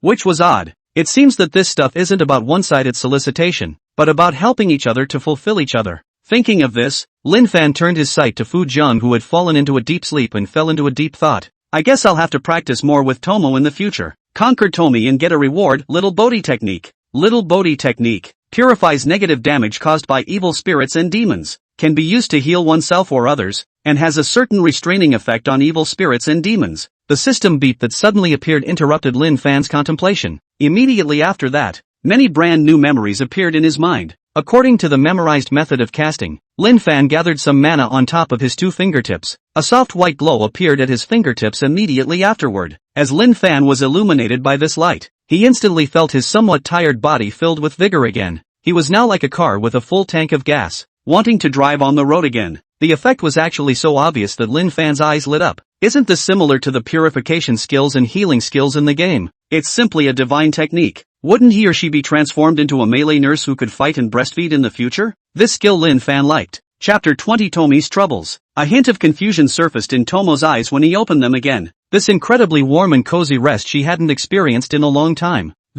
Whether it was 100 or 200 years she couldn't remember. For a long time she was filled with nothing but endless melancholy and enmity. She'd never experienced this kind of reassurance from anyone else at all, and now she actually felt it in Lin Fan, making her a little confused for a moment. Ba Buddha, you've woken up, Master Tomo. Lin Fan's voice rang out peacefully and calmly, instantly pulling Fu Jiang back to reality. Fu Jiang fixed his eyes and saw Lin Fan, who looked like a Buddha with a peaceful face. The heart spat at once. The stinking monk can really pretend. If he hadn't seen another side of Lin Fan last night, then she really thought that Lin Fan was the kind of high priest who had no desires. But as Tomo recalled the earlier scene, she realized that she didn't seem to hate that feeling. Instead, it's a bit of a throwback. Humph, stinking monk, Tomo cursed in his mind with a soft grunt. Still, on the surface, she didn't show what she really thought. Master, since I have completed your request, may I leave now? Tomi is eager to be free. Although there was an inexplicable aura about Lin Fan that was attracting her, but it's obviously a little more important than freedom. But at the same time her mind was complex. She's at a crossroads right now between wanting to leave and staying. Master Tomo, I did say before that if you could mess with my fixation I'd let you leave, but obviously you didn't do it, so the poor monk isn't able to let you go. Lin Fan folded his hands and said without the slightest bit of guilt, as we all know, there is no need to keep faith with these evil devils and crooks. What? Last night obviously you and I have. Tomo was a bit angry at this point, but a trace of solace inexplicably surfaced in his heart. It seemed like Lin Fan's outburst had given her an excuse to stay on. Obviously you did that kind of thing last night. How dare you say I didn't mess with your fixation? When Fu Jiang saw Lin Fan's face as usual, he couldn't help but admire Lin Fan's cheek thickness a bit. Ba Buddha, you're caught in a phase. So-called color is emptiness and emptiness is color. The poor monk has always been single-minded toward Buddha no matter what he has done, so he has not been disturbed by you. Moreover, monk poverty has discovered that you are very wise. You are very wise, so if you continue to practice with monk poverty, you might even gain unimaginable benefits. It was naturally impossible for Lin Fan to let Fu Jiang go after pulling so much, so after the words fell, whether Tomi agreed or not, Lin Fan then left the room without bothering her, and Tomo was now angry and a little snickered. Anyway, Lin Fan's attitude allowed her to stay with peace of mind. Tomo could still keep finding reasons to comfort himself in his mind.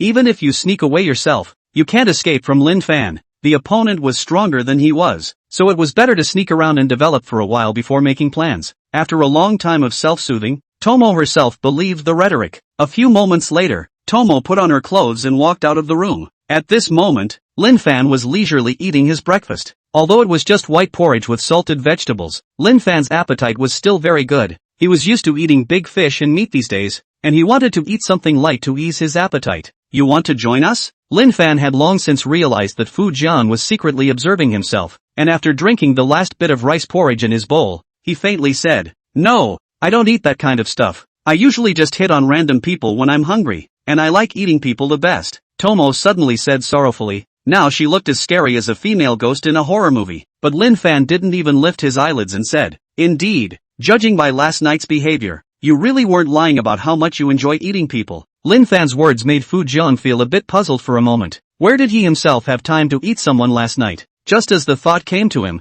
a picture came to Tomo's mind. She suddenly realized that there was something in Lin Fan's words. The pretended grimace was instantly strained. A red cloud instantly appeared on the fair and pretty face. You, succubus monk, demon monk. Fu Jiang felt that Lin Fan was her nemesis. She couldn't fight and she couldn't talk. Although there was incomparable shame in his heart, he could only use these two dry epithets to attack Lin Fan. Lin Fan felt that Tomo was a bit unreasonable when he heard her rant all of a sudden. Woman, oh no, a female ghost. Lift up your pants and you won't recognize her. Jingle bells. After cleaning up the dishes, Lin Fan's cell phone suddenly rang. Seeing the name of the caller, Lin Fan's heart burst into flames. Shiba Sayuri, his first gold master, is still a young woman of great charm. If there hadn't been a little accident last time, then the two would have taken their relationship a step further. The other party actually took the initiative to call him. Did he want to renew his relationship early? Lin Fan was instantly a little excited at the thought. Moxie, it's me. Shiba sure you're looking for me. A sharp and anxious voice came from the opposite side after Lin Fan picked up the phone. Master Kobayashi, please help me. Naughty she's gone.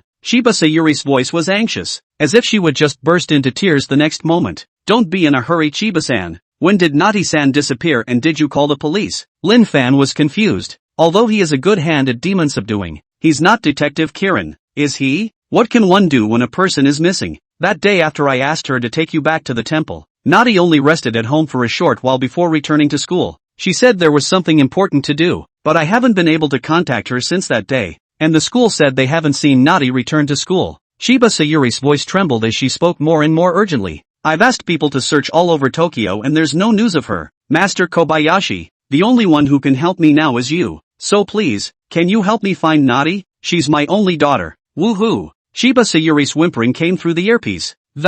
It can be described as heartbreaking to hear and tearful to see. Okay, Shiba-san. I'll be right over. Don't be sad. Nadi-san's good fortune is in the balance. Surely nothing will go wrong. As Lin Fan said that, the purple gold bowl appeared in his hand and directly took in Fu Jiang, who was not far away and had not yet understood the situation. Then with great strides he headed down the hill. It was natural for Lin Fan to be able to say this not just by opening his mouth. The jade pendant magic treasure that he had let the purple gold bowl refine before was still on Asakawa Nadi. Whether it's an evil spirit attack or some kind of accident, both can withstand some damage. And that magic treasure was from Lin Fan's hand. As long as it was excited or destroyed, Lin Fan would sense it. But now Lin Fan didn't look different at all. So there must not be anything wrong with Asakawa Yuki yet. Of course, the most important thing now was still to find out where she was. Chapter 21, The Secret of the Basement. Ahem. A slight cough sounded. Asakawa Yuki slowly woke up. All she felt at that moment was that her eyes were pitch black and she couldn't see anything. She could feel her eyes as if something was blocking her vision. Just as she tried to move her hands and feet to remove what was in front of her eyes, Asakawa Yuki, however, realized that her hands and feet felt as if they were tied up with something. It made her completely immobile. Perhaps because of the long period of inactivity, she felt that her arms and legs had gone numb. I can't see anything with my eyes. Coupled with the fact that she was completely bound at this point in her, a trace of panic and uneasiness inexplicably surfaced in Asakawa Yuki's heart. Perhaps to embolden herself, she shouted, but the outcome was already predetermined, and she received no response to this statement. And this result was clearly not what Yuki Asakawa wanted to see. As her restless heart cooled down, a guess surfaced in Asakawa Yuki's mind. She's been kidnapped. The chances of this happening are small, but not impossible. Her memories were still stuck from earlier when she had dinner with her best friend, Akane Keiko. After leaving Lin Fan's temple, she first made a trip home and then he went straight to Akane's house. Because at the bottom of her heart, she was actually reluctant to believe what Lin Fan had said. Those horrible evil spirits were all attracted by that jade pendant, and that jade pendant was given to her by her best friend herself. She couldn't believe that her best friend from childhood would harm her. Maybe it was because Akane Nico didn't know there was something wrong with the jade pendant. Or maybe someone else gave this faulty jade pendant to herself under the guise of her best friend. Maybe she was deluded herself. Asakawa Yuki made a million excuses in her mind for her best friend.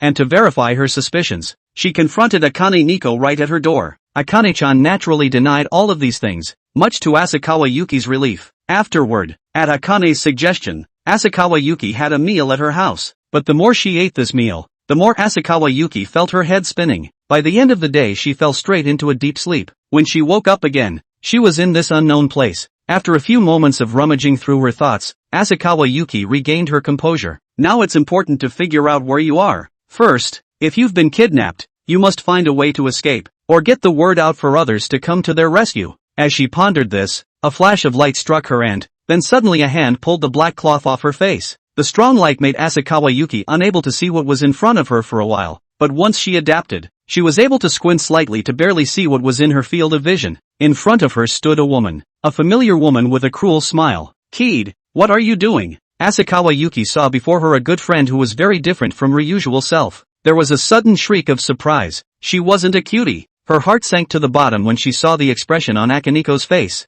Asakawa Yuki, aren't you smart? Can't you guess what I'm going to do? Akane-chan's tone was somewhat mocking and cold. It was the opposite of the gentle and understanding person Yuki Asakawa remembered. You gave me the jade pendant on purpose, didn't you? Just to harm me, did you? Asakawa Yuki suddenly quieted down and coldly looked at the once good best friend in front of her. And facing Asakawa Yuki's eyes, Akane-chan didn't have the slightest bit of fear or guilt. Instead, he was calm and collected to answer her questions. Yes, that's right. That jade pendant cost me a fortune to get. For the sake of getting you killed and making you fall from heaven to hell. You know, it turns out I thought you were dead. I thought I'd seen a ghost the moment you came to the door. If I hadn't been resourceful enough, I'm afraid you would have seen the cracks. Akane-chan's still pretty face was covered in distortions at this point. It looks almost like a female ghost in a horror movie. Even the aura on his body was gloomy and cold. I don't understand why you're doing this to me when we've been best friends since we were kids. Asakawa Yuki was puzzled in her mind, and at the same time she had another purpose in mind. That's stalling. She knew that if her mom couldn't reach her, after finding out she was missing, surely she will be found at all costs, and until she was found, she was going to take every opportunity to buy herself some time. And it was as if Akane-chan had read her mind. Asakawa Yuki, you think stalling will help? I'll tell you what, there's no way anyone's gonna find this place, you're just going to have to die. Of course, before I get you killed, I'd still be happy to answer any questions you have in your mind. I'd like to see you die in despair, Akane-chan said with a bit of a seizure, suddenly pressing his entire face over to Asakawa Yuki's face just a mousepad's distance away. The distance allowed Yuki Asakawa to see the blood and madness in her opponent's eyes clearly. Akane Nico was like a mentally unbalanced psychopath, which was a bit intimidating. Her words did shake Asakawa Yuki's mind for a moment, but feeling the warmth from the jade pendant on her chest reassured her. You're saying we're best friends? Asakawa Yuki, you're such a hypocrite. Do you think I don't know what you really think? The fact that you think I'm just a follower on your side, growing up all high and mighty, makes me feel so sick. Growing up everyone else liked you and focused on you and ignored me, and you didn't think about my feelings at all. The more Akane-chan spoke, the more agitated she became, and her expression became more and more grim. By the end of the day those words were shouted straight out, making Asakawa Yuki feel a little deafened. I've never thought of you as a heel. In my mind you're my best friend. Akane-chan's words made Asakawa Yuki feel what it meant to have her heart ache. Whether it was food or clothing, she shared it with Akane-chan without reservation, but it was incomprehensible to her that Akane-chan had such thoughts. Even now you're still pretending. Asakawa Yuki, you make me sick. You know what I want to do more than anything else day and night, and that's kill you, Akane Nico said as she pressed the switch in her hand. Immediately afterward the surrounding area brightened. Asakawa Yuki also got a good look at her surroundings. She seems to be in a basement now. Around her were countless dolls of various sizes. These dolls have pictures of her at all ages attached to their heads. The photographs were already riddled with holes, and all sorts of vile curses had been written on the dolls. You can feel that full of malice just by looking at the scene. Asakawa Yuki only felt a little shaky. Looking at the number of dolls and how worn out they were, it was clear how much Akane Nico hated her. Chapter 22, The Spirit of Discontent. See these dolls, this is what happens to you next.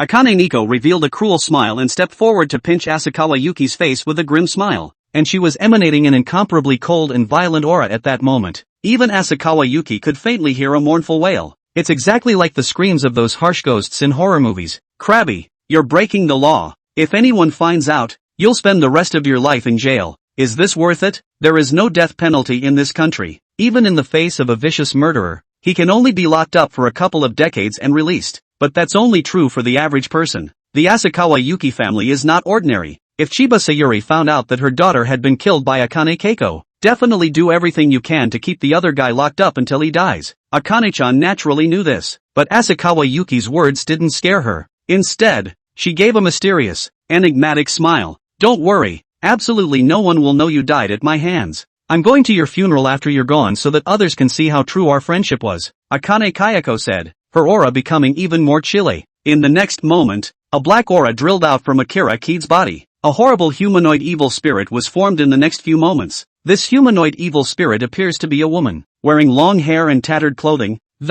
His face was covered with bloodstains, his eyes were hollow, and the eyeballs inside had completely disappeared. All that could be seen was a stream of blood constantly flowing out of it. Just by seeing this evil spirit, Asakawa Yuki instantly felt a wave of cold air rise from the soles of her feet to the top of her head. She could feel the strong aura of resentment coming from the evil spirit. I'm afraid that the richness of the resentment is only found in the kind of people who have experienced endless tortures of unjust death. Asakawa Yuki just felt like every cell in her entire body was screaming. If the warmth of the jade pendant on her chest hadn't given her a little courage, then I'm afraid she would have fainted from fear. Yuki Asakawa, now you can go to hell, and I'll let it slowly eat you down, bit by bit. Let every piece of flesh and blood in your entire body become its sustenance. Akane Nico didn't seem to be interested in playing any longer. The words fell out of his mouth as he heckled the evil spirit in front of him. Eat her for me. As the words fell, the evil spirit lunged straight over with a shrill whistle. The mouth, which was still normal, instantly split open, and directly expanded several times.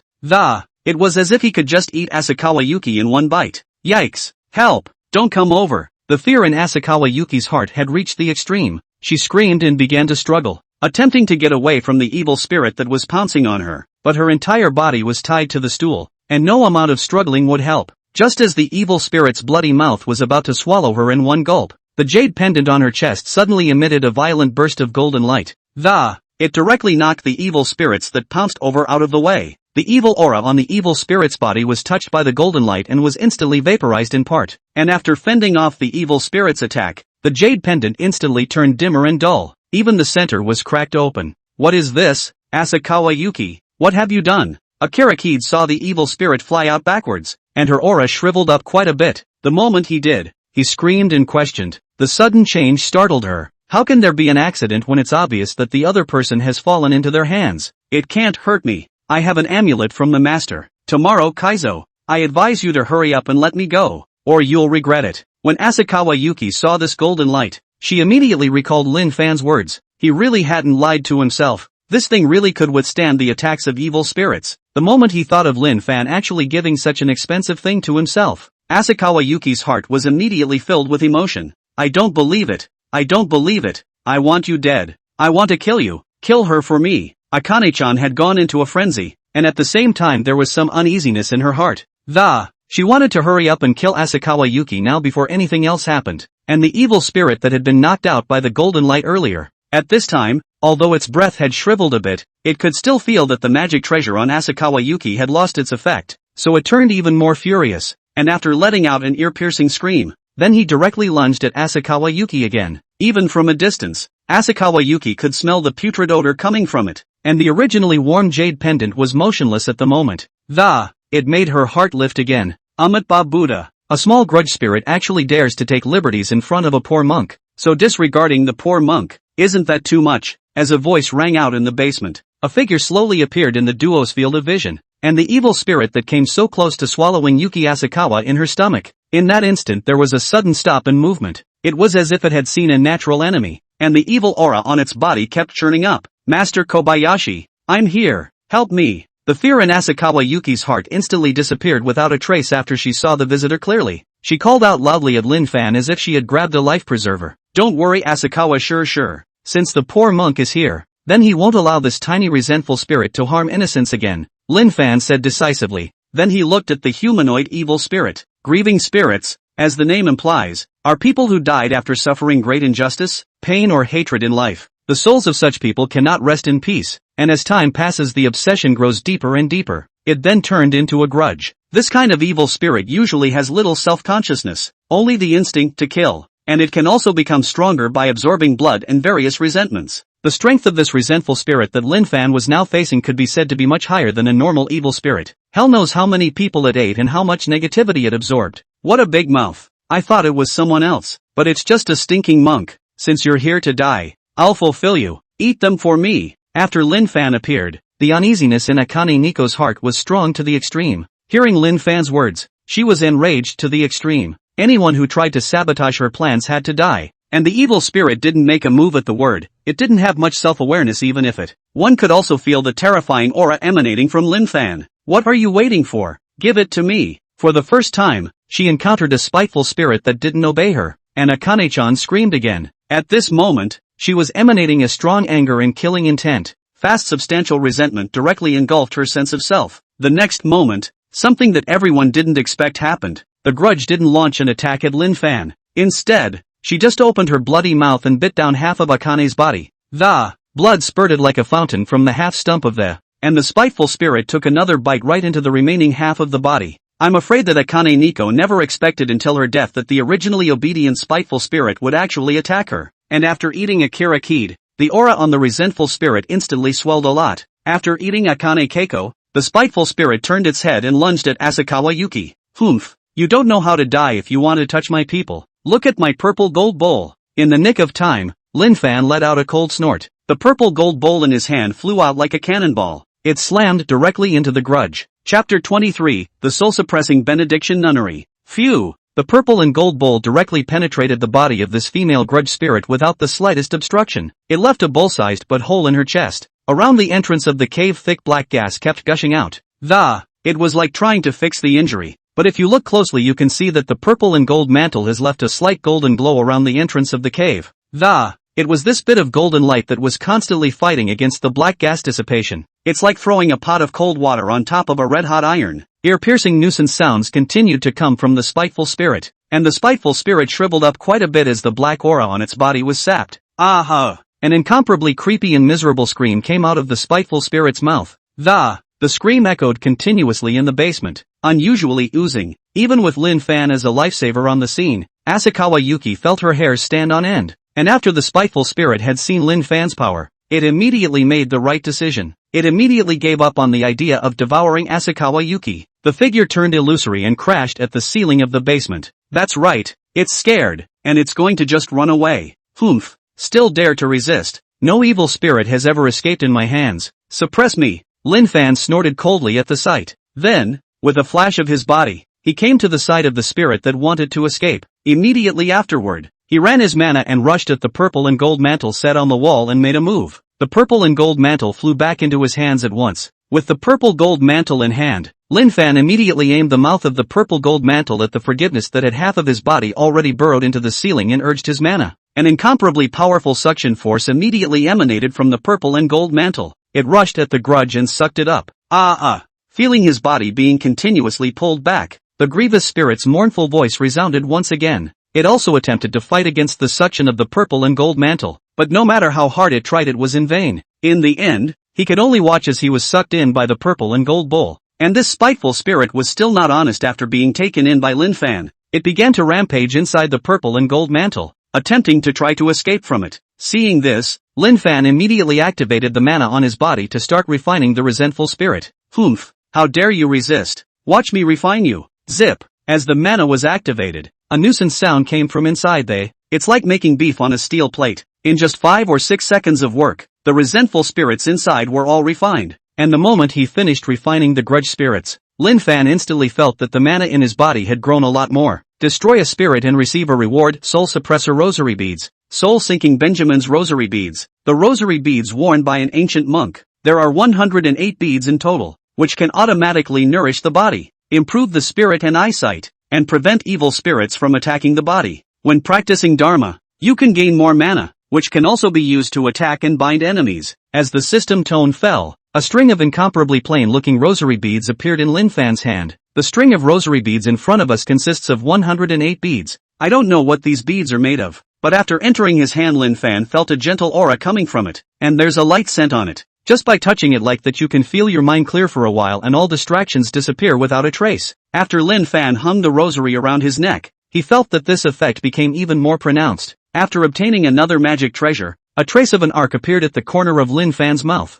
As long as they were given by the system, they were certainly not mortal. And now that he had the 3 magic treasures, the purple and gold mantle, the robe, and the rosary beads, in his hands, the aura on his body was even more inscrutable. Asakawa, sure. Are you alright? Lin Fan certainly didn't forget the purpose of his trip, and after receiving the system's rewards, he focused on Asakawa Yuki. Looking at the thick hemp rope tied to her body, Lin Fan scratched it with his hand as a knife, and these ropes that bound Asakawa Yuki simply broke off. Oh. Master Kobayashi, I'm so scared. If it wasn't for you, I wouldn't even dare to think what would happen to me today. Asakawa Yuki's emotions were completely restrained at that moment. Akane-chan's betrayal and the fear in her heart spilled out like a tidal wave in this moment. Her tears were uncontrollable like rain. Everything is in the past. You won't be harmed in any way with the poor monk here. Asakawa-san, we'd better go. Your mom's waiting impatiently. I'm afraid, Lin Fan said as a light emerged from his fingertips. This is the little Bodhi technique. After being illuminated by this light, the fear in Asakawa Yuki's heart disappeared quite a bit, and the mood stabilized.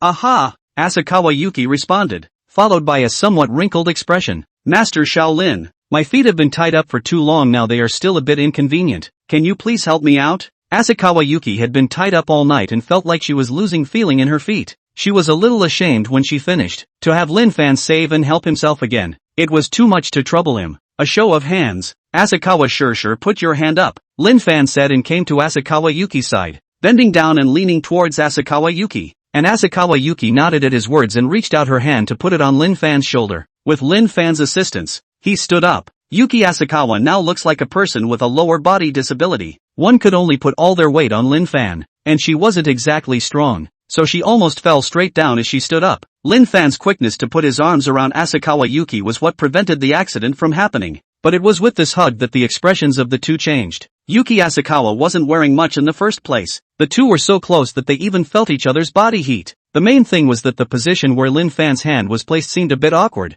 After Asakawa Yuki realized this, Her pretty face instantly flushed. Originally, she wanted to say something, but after seeing Lin Fan's face without any unusual expressions, she then gave up on the idea. Now she would have been like a vegetable relying on Lin Fan to walk. It's not good to say these easily misunderstood words again. Originally, Lin Fan didn't mean to do this. It was just an unintentional small friction. After consoling herself, Asakawa Yuki was helped out by Lin Fan with a red face along the way. Walking out of the basement and seeing the sunlight, Asakawa Yuki's heart was truly put at ease, though the time spent in the basement wasn't very long. Still, she felt like a century had passed. If Lin Fan hadn't come quickly, then I'm afraid that she would have already become minced meat in the stomach of the spiteful spirit. All she wanted now was to hurry home and get back to her own mom for a good night's sleep. What they didn't know was that while Lin Fan was refining the resentful spirit, inside a distant rented house, a young-looking man opened his eyes and, the eyes were filled with shock and killing intent. Who is it? Who killed the grudge I've been raising for so long?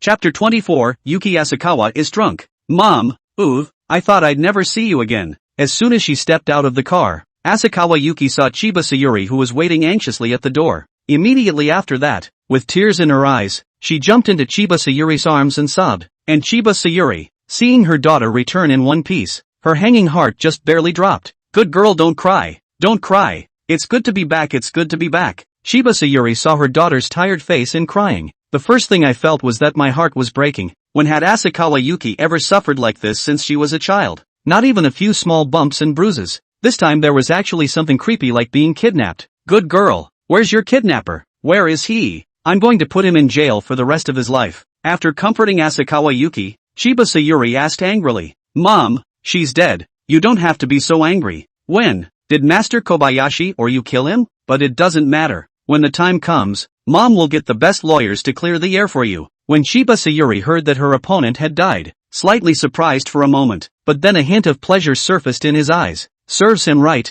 Who let the other guy kidnap his own daughter and deserve to die? No, it's kind of like she got what she deserved. It's like this. Asakawa Yuki was instantly touched when she felt Chiba Sayuri's concern. Then he told the story of what had happened before. What?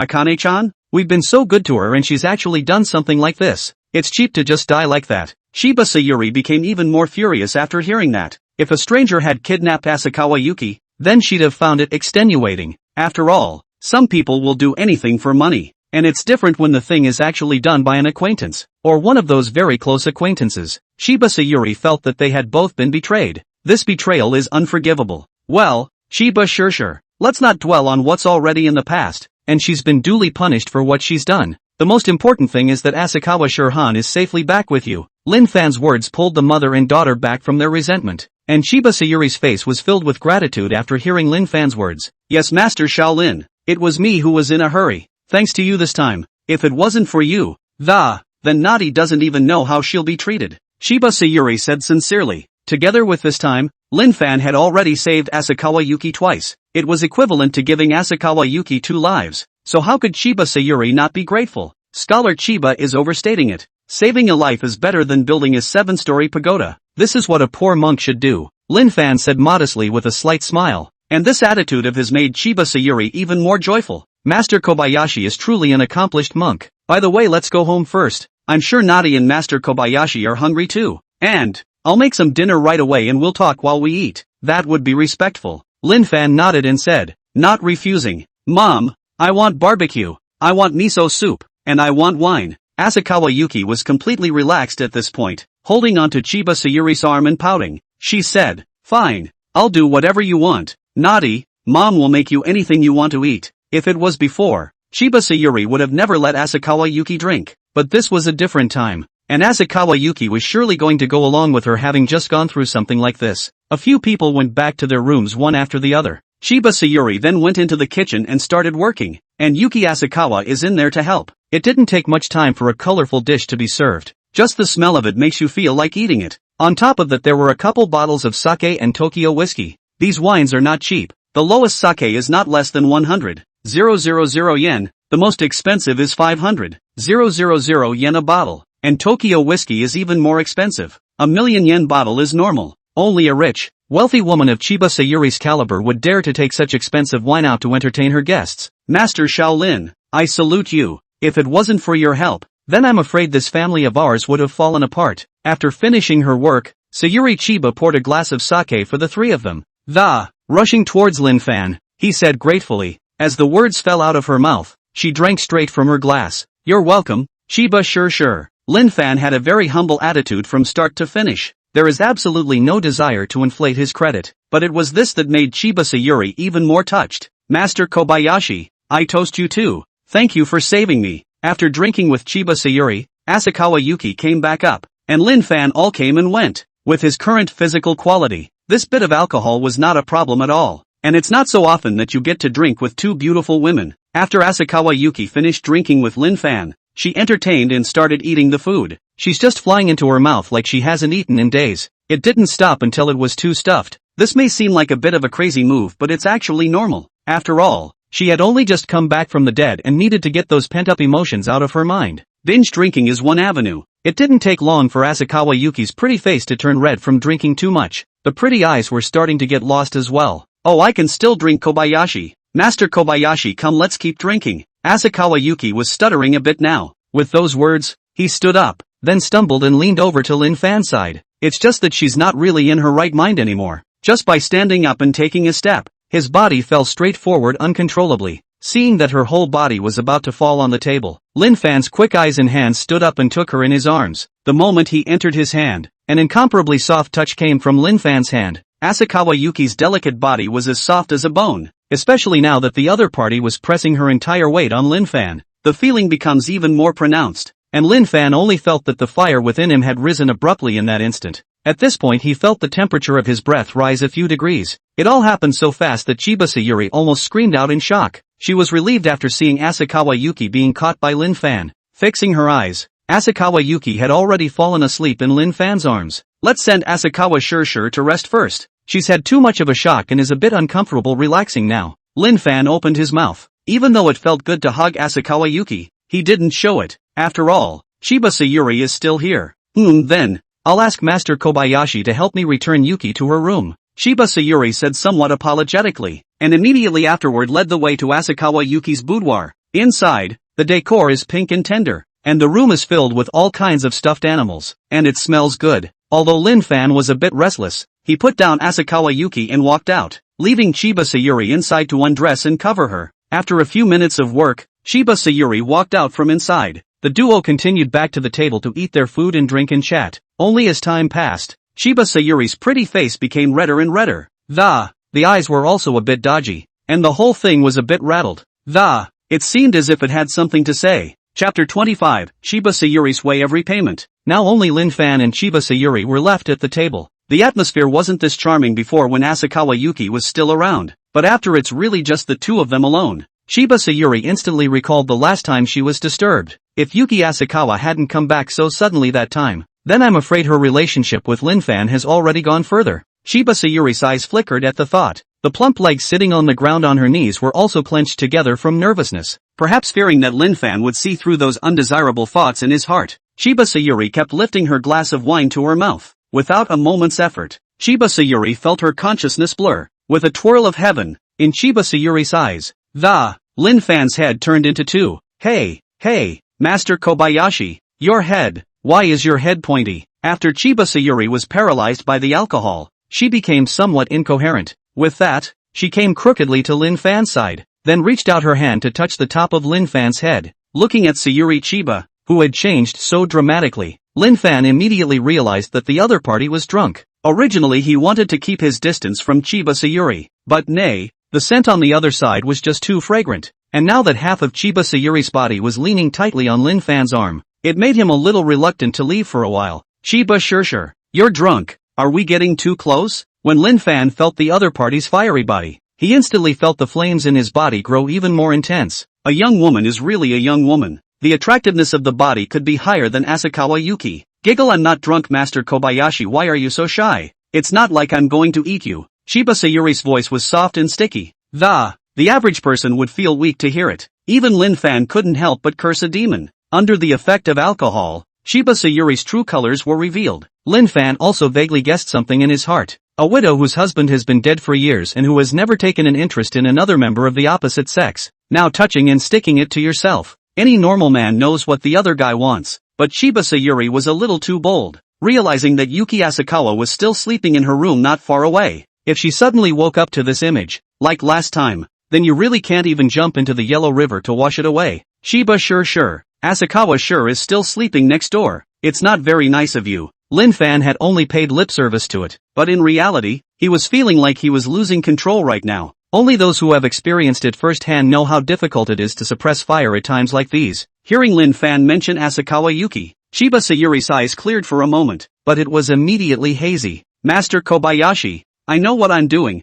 and not only did you save my life, and saved Naughty twice, I don't think all these favors add up to something that can't be solved with money. Shiba Sayuri paused here, her pretty face reddening a bit more. That's why I think this way of repayment is the most sincere. And, I also need a man to love me. I'm lonely, do you understand, Lin Fan? Since you're a monk, surely you can't ignore a tender woman in need. Shiba Sayuri also stopped pretending and directly called out Lin Fan's name petulantly and said. With that, he wrapped an arm around Lin Fan and locked eyes with him. The two looked at each other for a long time. Lin Fan could see the deep longing and love in the other's eyes. Amitba Buddha, Scholar Chiba, in that case, the poor monk will join you in the enlightenment of the Dharma. The moment Lin Fan's words came out, Shiba Sayuri was instantly overjoyed. Well, I also have some research on Buddhism. Master, you carry me back to my room. Let's enlighten ourselves tonight. Shiba Sayuri shyly lowered her head after saying that, directly buried her face in Lin Fan's arms, making it impossible to see her expression. But judging from the slight shivering of her delicate body and the warmth of her,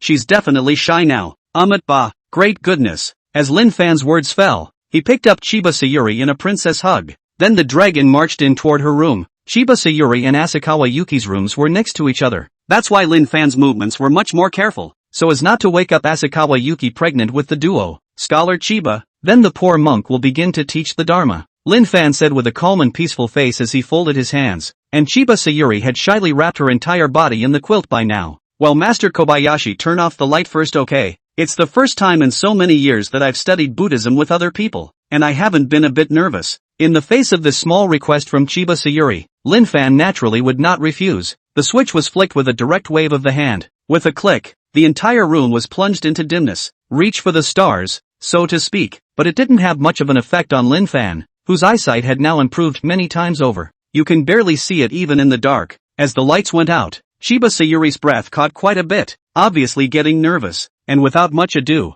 Lin Fan began to teach Buddhism to Chiba Sayuri. Scholar Chiba, this is the demon subduing stance. This is the flying stance. This is the Guanyin stance. These are all Mahayana Buddhist teachings. I hope that the Chiba Sure master will carefully perceive. As the two exchanged Buddhist teachings, a sound of chanting Buddhist scriptures appeared in the room. After Asakawa Yuki opened her eyes, she only felt smooth. Being tied to a stool all night before had stopped her blood from flowing. Now waking up from a night's sleep after drinking has brought her body back to normal. I'm sure it's better to sleep at home. There was just one thing she was a little confused about. Obviously, I slept well yesterday when I first went to bed, but I can't believe I didn't sleep very well back there. She vaguely seemed to hear a strange noise coming from next door. It's like someone's crying. I shouldn't say crying. That kind of crying should be tears of joy, and there's a little bit of joy in the crying. She was distracted by the voices for a moment, but then she was too sleepy and went right back to sleep. She had listened carefully when she had gotten up and hadn't heard that sound. It seemed like it should have been her fault. Asakawa Yuki thought so. Immediately afterward she got dressed and got up to start washing. As she passed Chiba Sayuri's room, she tried to wake up her mom, but just as she was about to open her mouth, she heard a rustling sound from inside. Mom, are you awake? I heard what sounded like something in there. Are you packing? Do you want me to help you? After Asakawa Yuki's words were spoken, the voices in Chiba Sayuri's room instantly disappeared. No, Naughty, you're awake so early. Don't you want to sleep more? Chiba Sayuri's voice came from inside. Although there was nothing wrong with the words, Asakawa Yuki felt that there was something wrong with her mom's voice, only she didn't think much of it, but answered, no, I'm just a little tired from yesterday, so I'd better make a trip to school anyway. Well then you be safe. Mommy's a little tired and needs to sleep some more, so I won't make you breakfast. Chiba Sayuri's responded, a little tired and a little lethargic in her voice. Asakawa Yuki sniffed and immediately felt a little heartbroken for her mom. She must have been worried when she disappeared. It's normal to be tired. Okay mom, you don't have to worry about me. I'm going to school as soon as I get cleaned up, so get some rest. Lumpy mommy loves you, go early and come back. Asakawa Yuki, although she didn't know why her mom suddenly said something about loving herself, but she didn't think much of it. After washing up and casually eating some breakfast, he left the house. Chapter 26, How dare you tear down my temple? It was not long after Asakawa Yuki left that the door to Chiba Sayuri's room slowly opened. Then Lin Fan walked out from inside, and Chiba Sayuri just poked her head out and looked at Lin Fan with big watery eyes. The blush on her pretty face had not faded. The temperament has changed quite a bit, too. It looks like deadwood that has been dry for a long time has been nourished by rain. Master Kobayashi, are you leaving already? Chiba Sayuri's voice was magnetic and soft. There was a hint of reluctance in his tone. Scholar Chiba, after a night's exploration of the Dharma, poor monks feel that they have benefited greatly. It is not suitable for you to continue now that your foundation is still shallow. Continuing will only be counterproductive, so you might as well recuperate for a while. Lin Fan had a refreshed look on his face. With his current physical strength, even if he explored the Dharma for 10 days and 10 nights in a row, he wouldn't have any problem. Just not for ordinary people like Sayuri Chiba. So even if Chiba Sayuri still can't let him go, he also has to choose to leave at the right time. Hearing Lin Fan's words, there was a hint of unwillingness in Chiba Sayuri's eyes. She is now eating her heart out. Like a spring, the harder she pressed before, the more it bounces back after relaxation. Well, that's fine, Master Kobayashi. You must come and discuss Buddhism with me more often in the future. There's still a lot I don't understand. Chiba Sayuri's tone was so coquettish that just hearing the voice made one's bones feel crispy. If she had fluffy ears and a tail, it really wouldn't be much different from a vixen. The poor monk begs to differ. Then, Scholar Chiba, the poor monk will go first. After Lin Fan finished speaking, he took big strides and left the spot, leaving only Chiba Sayuri poking her head out like a watchful stone to watch his back in fascination. Until Lin Fan's back disappeared from Chiba Sayuri's view, it was only then that she reluctantly tucked her head back in. Lin Fan thought back to last night on the road. Chiba Sayuri and Mayano Kaoru were vaguely comparable in terms of how good they were at learning, but it's still Chiba Sayuri that counts more. After all, Kaoru Mayano only studied for a few hours, while Sayuri Chiba studied all night. You can see how enthusiastic the other side is. TSK, is this the way you do it? Hi monk, if your Buddha knew what you've been doing. I'm afraid I'm going to gas right back to life. As Lin Fan was recalling those details from before, Tomo's voice came out from him. Everything before that was in her eyes. After recalling the things Lin Fan had done to her earlier, Tomo couldn't help but open his mouth and sneer right away. And Lin Fan's expression didn't change half a bit when he heard that. Ba Buddha. Wine and color go through the heart, but Buddha stays in the heart. You're caught in the act, Master Fujian. The poor monk is engaged in a redoubtable experience, and this is not something to be ashamed of. Tomo sniffed and fell silent. She was truly convinced. Lin Fan was actually able to say that one hell of a sentence without turning red in the face or jumping out of his skin. Not only did he have real skill in his body, but he was also so thick-skinned, so it was no wonder that he had fallen into his hands. You're right about everything, Maestro. When will you let me go? You got everything you wanted. I'm no longer of any use to you, so have mercy and let me go, will you? Ever since seeing Lin Fan use the purple gold bowl to refine that resentful spirit with his own eyes, Tomo's desire to leave just got worse. This feeling of life and death being in the hands of other people is very unpleasant, especially being in the hands of someone like Lin Fan. She only felt on edge every moment of every day. She was afraid that the other party would suddenly go crazy one day and refine her. The feeling Lin Fan gave her was getting more and more dangerous.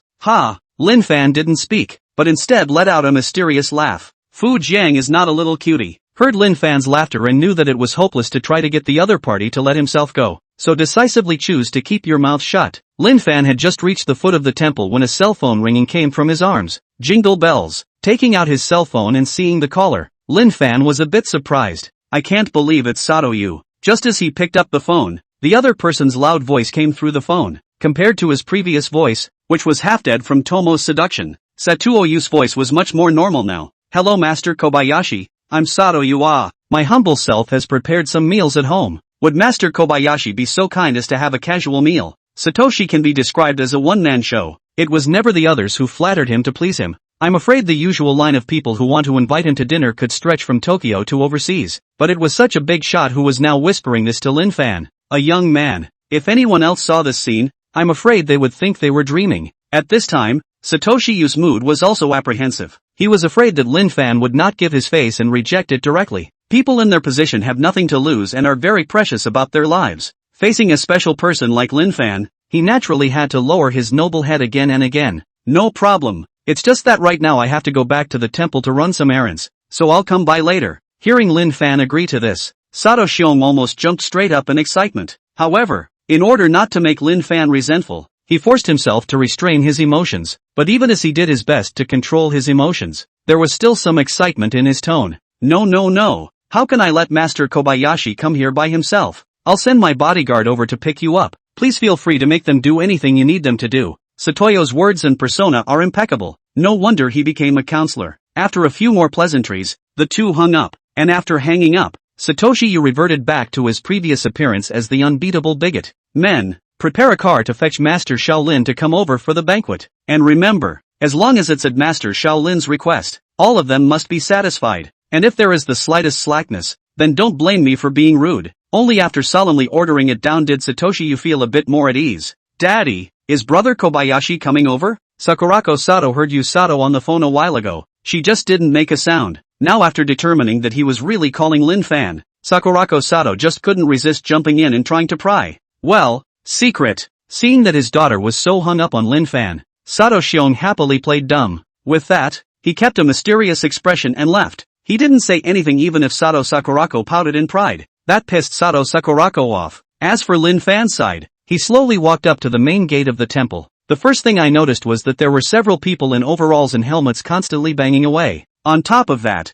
there was a back figure that looked like a water tank constantly directing these workers. This side, and that side. Don't let me off the hook. This kind of illegal structure must be demolished. Hearing this somewhat familiar voice, Lin Fan narrowed his eyes feeling a little bad. What are you doing? Hearing Lin Fan's voice, that water tank back turned around. A fat face appeared in Lin Fan's field of vision. Isn't this the same fellow pretender that we met at Sato Yu's house earlier? Half of the other man's face was still wrapped in gauze and looked like the swelling hadn't gone down. And the moment Hui Kong saw Lin Fan, his eyes revealed a strong hatred. Little bastard. Today you're going to pay for daring to hit me before. Tear down these illegal structures for me. At his command, the workers all withdrew to one side. A deafening sound came as the blasting button was pressed. Boom, boom. The temple, which had existed for an unknown amount of time, collapsed under the effect of the explosives. A gust of smoke obscured everyone's view. When the smoke cleared, only a ruin remained where the temple had originally stood. A trace of killing intent surfaced in Lin Fan's heart when he saw this.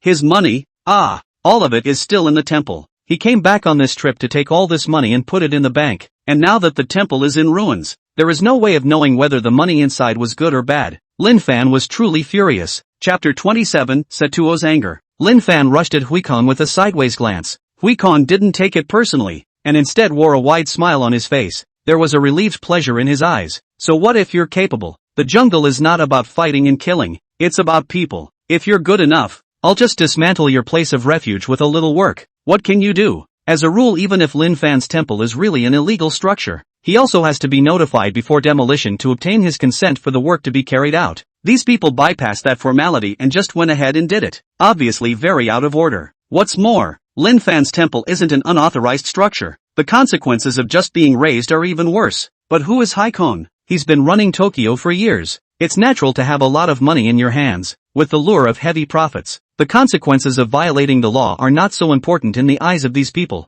Yo, if it isn't Master Kobayashi, back so soon. Sorry, your temple is a bit dangerous for its age. I'll help you tear it down. You don't have to thank me too much. After all, I always like to help people. Hui Kong said smilingly. The tone was full of sarcasm and gloating. The humiliation of being knocked out by Lin Fan's slap earlier was all vented at this moment. He wanted to see Lin Fan furious now. The anger of his enemies was the best fun for him, but Lin Fan didn't bother with him. The other party was already a dead man in Lin Fan's eyes. In this business, blowing up a temple is no different than killing your parents. The temples in the old country are gone. So what's the point of those jaw stickers worshipping the Buddha? How can we do business if the incense do not come to worship the Buddha? Who is in charge here? You are demolishing my temple without my consent. Isn't that a bit out of order? Lin Fan swept away with a glance, and the performance of the crowd fell into his eyes. Most people act like it's not a big deal, and the middle-aged man next to Hui Kong sniffed and spoke with a lofty voice. It's not up to you to decide if it's in order or not. This high-risk building should have been demolished a long time ago. Our department was merciful enough not to ask you for a fine for demolishing the temple. What else do you want? In the middle-aged man's eyes, Lin Fan was just a small monk without any status or background. What can this kind of person do? It is still not the goods that can be easily taken by him. What's more, he had received so much money from Hui Kong, it was natural for him to firmly favor Hui Kong's side at times like this. Lin Fan knew that the other party's ass was already crooked when he heard that. Turns out it was a nest of snakes and rats. Really? So what about my damages? You didn't notify me prior to the demolition of the... And there's tens of millions of my cash in this temple. so even if you're from the regional planning department you've got to give me an explanation. Lin Fan was now very calm. The calmer it is means the angrier he is. And it was his calmness that made the middle-aged man feel that Lin Fan was a real soft touch, the kind that can be held at arm's length. So he got even more arrogant. It's none of my business. If you have a complaint against me or a lawsuit, I'm always available. Let me remind you though, there are times when you need to know who to mess with and who not to mess with. The middle-aged man's later words could be described as a naked threat, and Hui Kong also once again added more fire when he saw Lin Fan get defeated. Kid, I'm telling you, this is just the beginning. I'm gonna slowly turn you into a wild dog on the side of the road. It's only going to take getting yourself out of Tokyo with your tail between your legs to get my mind off of it, Hui Kong said with a sardonic smile, totally showing his true colors at this point. At this moment, he could still feel half of his face in vague pain, and that alone was cheap for Lin Fan. He couldn't wait to directly dismantle Lin Fan. Although that was what was in his mind, he still wasn't stupid enough to say it outright. After all, it's a crowded place and you can do whatever you want in private. Humph, what a big mouth. Who are you to actually dare to say such words? At the time when Hui Kong and the middle-aged man were so smug and incomparable that they thought they had pinned down Lin Fan, an incomparably majestic voice came out. After the voice drew the crowd's attention to it, a single professional bodyguard in a black suit appeared in their field of vision. Immediately afterward a man of majestic appearance slowly rushed towards them.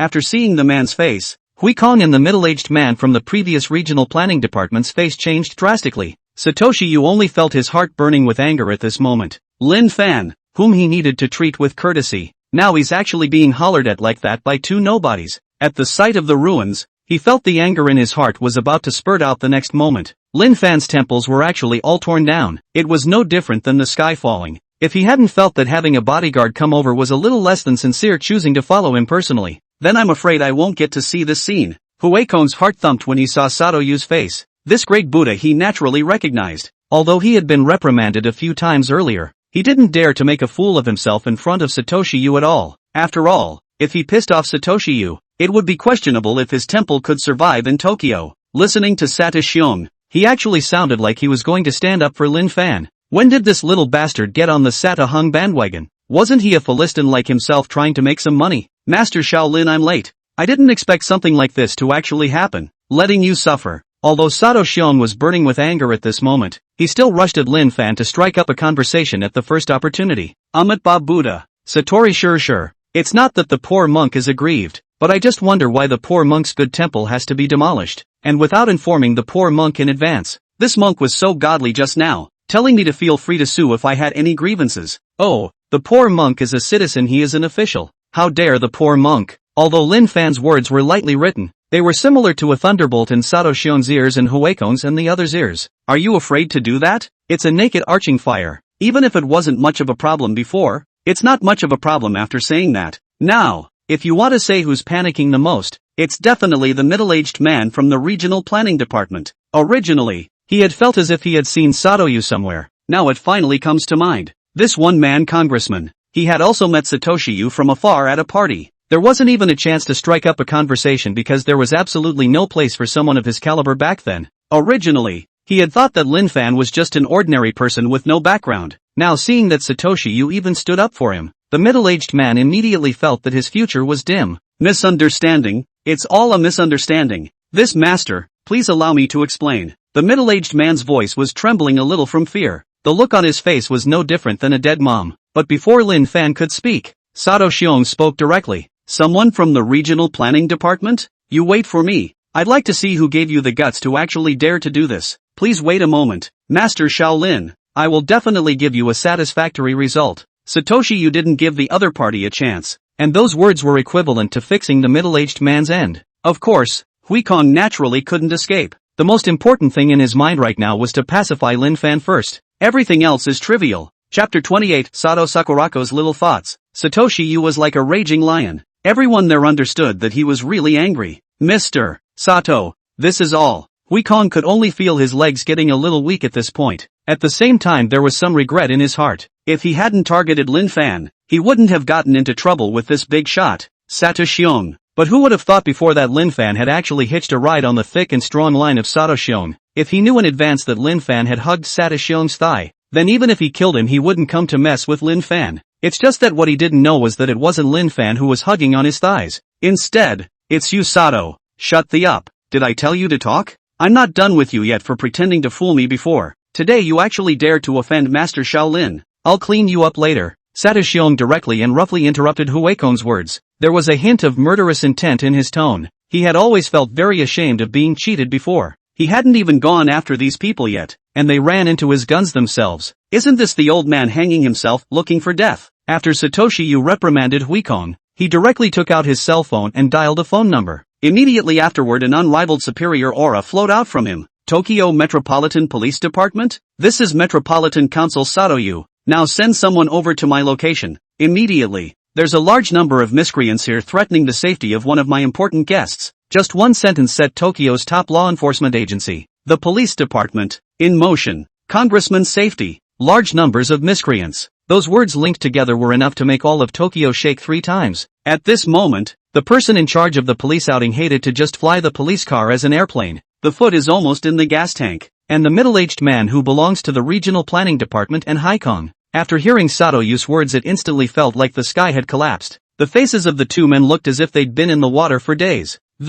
It turned out right white as a sheet. A few moments later, one by one, heavily armed and uniformed police officers rushed hurriedly over from the bottom of the hill. After realizing that the caller was Satoyu, they immediately used a satellite to pinpoint Satoshio's location. It was only a minute or two counting from the time we left and now arrived at the site. Councilman Sato, Sme Marseille, we're late. The leader of the group caught a glimpse of Satoshi and, with that, he immediately came to Satoyu and bowed 90 degrees. Everyone could clearly see the sweat dripping from his forehead. You can see how much pressure Satoshi puts on them. Okay, don't talk about this nonsense. Hurry up and arrest these miscreants for blowing up the temple privately. These people are nothing short of terrorists. Satoshi didn't have time to be polite with them and directly ordered. What he's saying now is no different than Holy Writ. The middle-aged man who had bowed and apologized sniffed, and without the slightest hesitation, he shouted at these police officers. Arrest them all and don't spare a single one. You know, each of these cops is carrying a real gun. After all, there's no room for sloppiness when a congressman calls personally. And Huikong and the others didn't dare to have a bit of resistance at all when they saw this.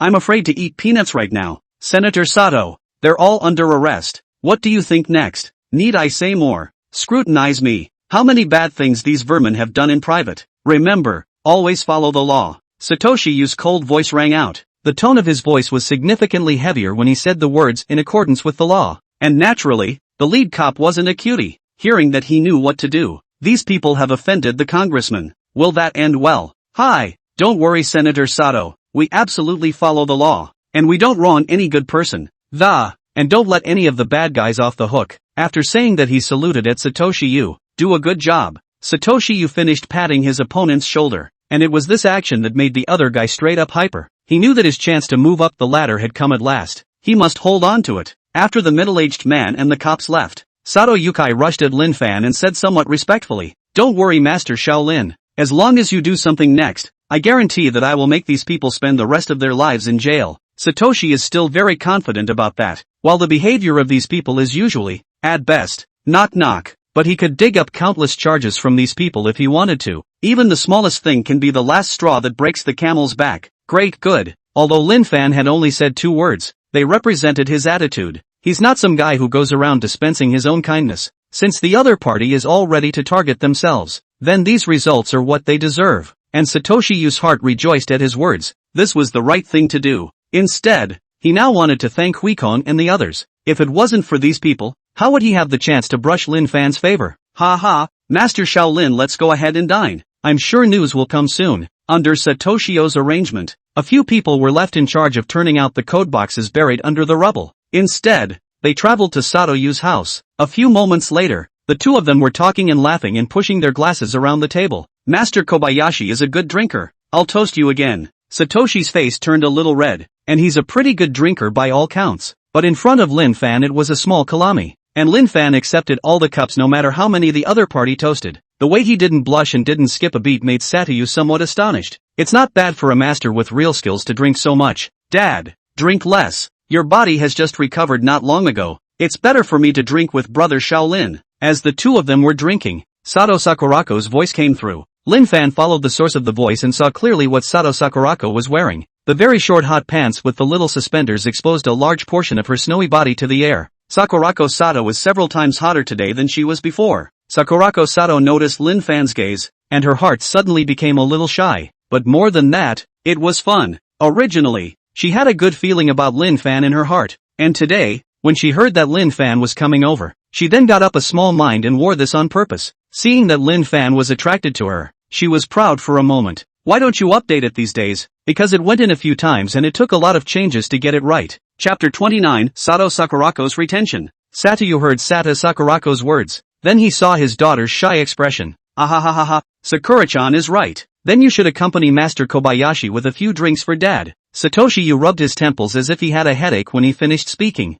Too old to be useful. Master Xiaolin, you guys drink. I'm going to go lie down and sober up. If it wasn't to create space for the two of them to be alone, naturally, then Satoshi wouldn't make such excuses. Originally, he felt a little guilty about using his daughter. The guilt in his heart disappeared quite a bit now that he saw Sato Sakurako being so understanding. Anyone with a discerning eye can tell that Satoshi is looking for an excuse. Sato Sakurako already had her own little mind, so she didn't poke her head in directly. And naturally, Lin Fan was begging for it. Drinking with a middle-aged man and drinking with a beautiful, young, beautiful girl. Even a stupid person would know what to choose. Please make yourself at home. Satori sure. Your body is important. Go and rest. Lin Fan smiled and said hello. He then watched as Satoshi disappeared from view. The bodyguards that were originally around the room were also transferred after Satoshi left. Now there was really only Lin Fan and Sato Sakurako left in the room. Lin Fan could perceive that since the others had left Sato Sakurako's face then turned even redder, and even her heartbeat sped up quite a bit, especially unusually loud in this empty room.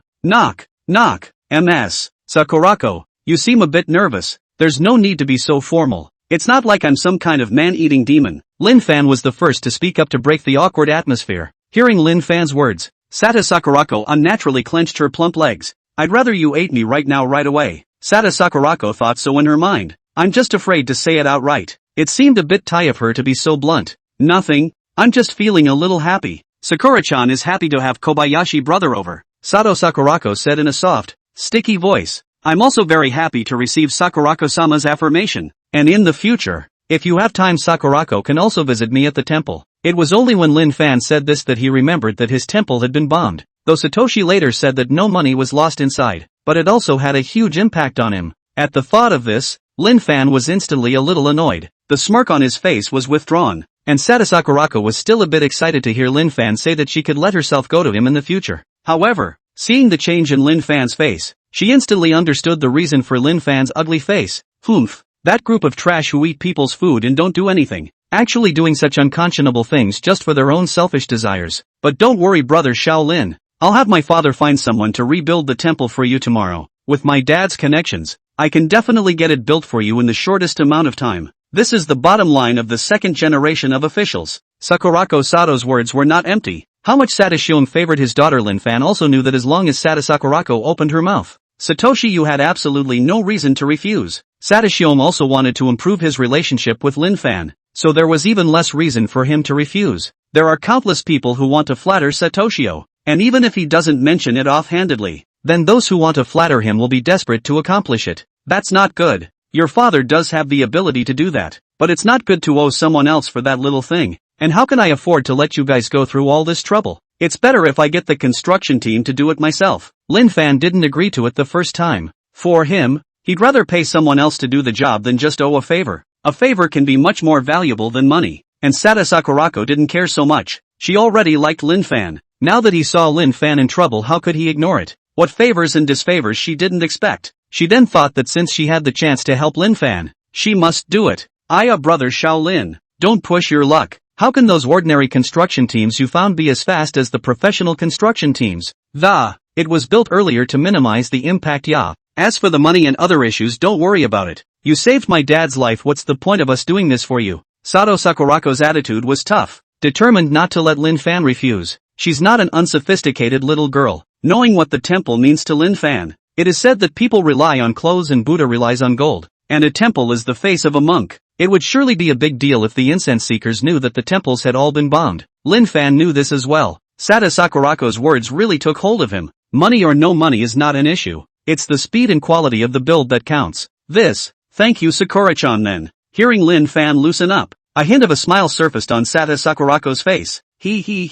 No need to be so polite. If you're really sorry, Then tell me the story of how you subdued those dirty things in the past. Sakurako Sato. Ever since she realized that there were things in this world that only existed in those movies and novels. Still pretty curious about those things. That goes back a long way. Lin Fan naturally wouldn't refuse this request, his voice slowly talking about what he had experienced before. And when Sata Sakurako heard that Lin Fan had subdued the first evil spirit, gusts of shock kept coming out of his mouth. She had a slightly frightened expression when she heard about the evil spirits harming people. A little shocked again to hear of the dead man's fraudulent corpse. Anyway, in all her years of living, this was the first time she had heard so many thrilling stories. In order to ease the fear in her heart a bit, she kept drinking with Lin Fan. A few cups down, the slightest hint of drunkenness appeared on her face. By the time Lin Fan finished his story, it was already 11 o'clock at night. Well, that's enough of the story. It's late now. Sakura-chan, you rest. I'll be heading back. Lin Fan looked at Sata Sakurako, who was already drunk and almost unconscious, got up and tried to leave. Well, Xiaolin, brother, aren't you now? Isn't there no place to go? Tonight. You can rest here tonight, okay? Hearing that Lin Fan was leaving, Sata Sakurako, whose eyes were already mesmerized to no end, at once, he reached out his hand and pulled Lin Fan in a pouting manner. The large expanse of her skin that was exposed to the air at this point had some reddish powder added to it from the alcohol that had been consumed. It looks even more tantalizing. After this reminder from her, Lin Fan also remembered that he seemed to have no place to go, unless one stays in a random hotel. Feeling the softness of Sata Sakurako's small hand, and the way the other party's cheeks were flushed and her eyes were mesmerized, Lin Fan immediately felt some urge to stay. And just then, his cell phone vibrated. He didn't have time to reply to Sato Sakurako and subconsciously took out his cell phone to look at it. The first thing I saw was a text message. Kaoru Mayano, Master Kobayashi, are you asleep? I've been delving into Buddhism every day for the past few days and there's a lot I don't understand. Can you come to my house and explain it to me? After reading the content of this text message, Lin Fan pondered in place. On one side is the retention of a stunningly beautiful young woman, and on the other side is the plea of the undead. Which side to pick is better? Chapter 30, Kaoru Mayano's Trouble. Lin Fan now finally understood what it meant that you couldn't have both the fish and the bear's paw. A beautiful young woman who had taken a liking to him and was now drunkenly and personally trying to persuade him to stay. And the other is an undead person he's had skin-to-skin contact with who also carries special attributes. That's a half hour's worth of agonizing for anyone. Looking at the text message, and then at Sakurako Sato, who looked as if she was going to pass right out of drunkenness the next moment, Lin Fan ended up choosing Kaoru Mayano. Though Sakurako Sato did tempt him, but the opponent's current state is clearly not working. One knows how to work with the other can only be passive, and it's obviously a better experience to know how to work with the other. Let's forget it this time. Sakura-chan, someone just sent word that there's a spell that I need to perform. I'll take you to rest first. As Lin Fan's words fell, he didn't care about Sato Sakurako's reaction, just set her straight up and headed for the room. Well, Sakurako Sato sniffed and tried to hold back a bit more, but her eyelids felt like they were being pulled back. She couldn't open it no matter how hard she tried. He could only watch as he was picked up by Lin Fan and sent back to his room.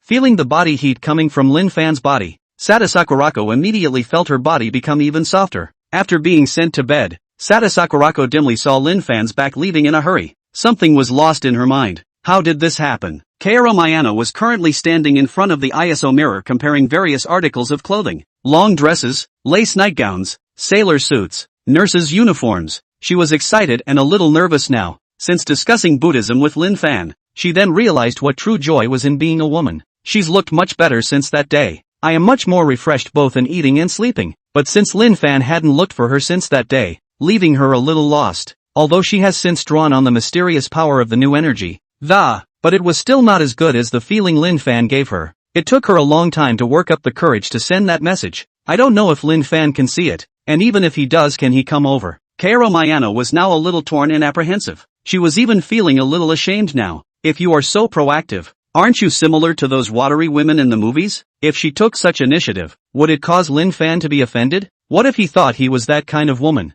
Ding dong. Just as Kaoru Mayano was caught in a tangle, the beep of a cell phone message reached her ears. Lin Fan, I'll be right there. Answering questions and solving problems for the monks is what poor monks should do. Seeing the message Lin Fan replied to, a look of surprise immediately appeared in Mayano Kaoru's eyes. She could even think of Lin Fan on the other end of the cell phone saying these things to herself in a seemingly serious tone. Recalling the previous scene, Mayano Kaoru instantly felt her body go a little weak. With that she went back to picking out her clothes. As the saying goes, a woman is a woman. And that's where Kaoru Mayano is right now. She ended up choosing a more conservative maxi dress to wear. Although her heart was on fire, she still wanted to leave a conservative image in Lin Fan's mind. Just then, the doorbell rang. Ding dong ding dong. It stopped after 2 rings. Mayano Kaoru couldn't wait to open the door to her room when she heard it. I didn't expect Lin Fan to come so quickly, but after opening the door to the room, 2 somewhat lewd and skinny-looking men were standing in the doorway. Who are you? Kaoru Mayano opened the door to find that it wasn't Lin Fan, but 2 lewd men who were looking at her with measuring eyes.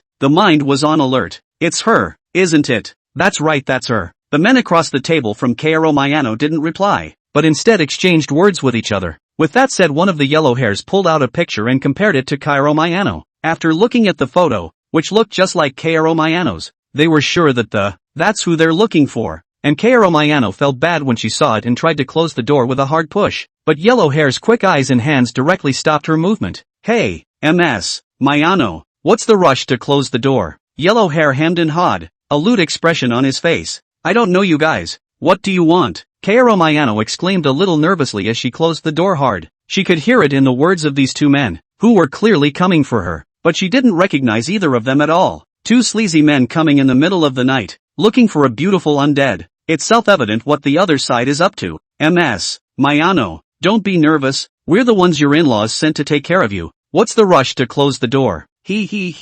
Don't worry, we'll fulfill their account properly. We've earned a lot this time. The duo smiled lewdly, followed by a hard push that just pushed the gate straight open. Kaoru Mayano was supposed to be a woman with no hands. It simply doesn't compare to their power. After the door was pushed open, she fell straight to the floor. This big beautiful girl now belongs to us. I didn't expect to live so long and still be able to play with such a beautiful woman. I've earned a lot. Cut the crap and grab her before we get into trouble. With that, the 2 of them reached out their hands at Kaoru Mayano, trying to grab her directly. And when Kaoru Mayano saw this, she screamed out, "Assholes, get the out of here. You're burglars. I'm calling the cops. Get the out of here. Otherwise you're going to be taken in and put away for years." The duo ignored Kaoru Mayano's screams, and instead, they even got a little excited. Hey,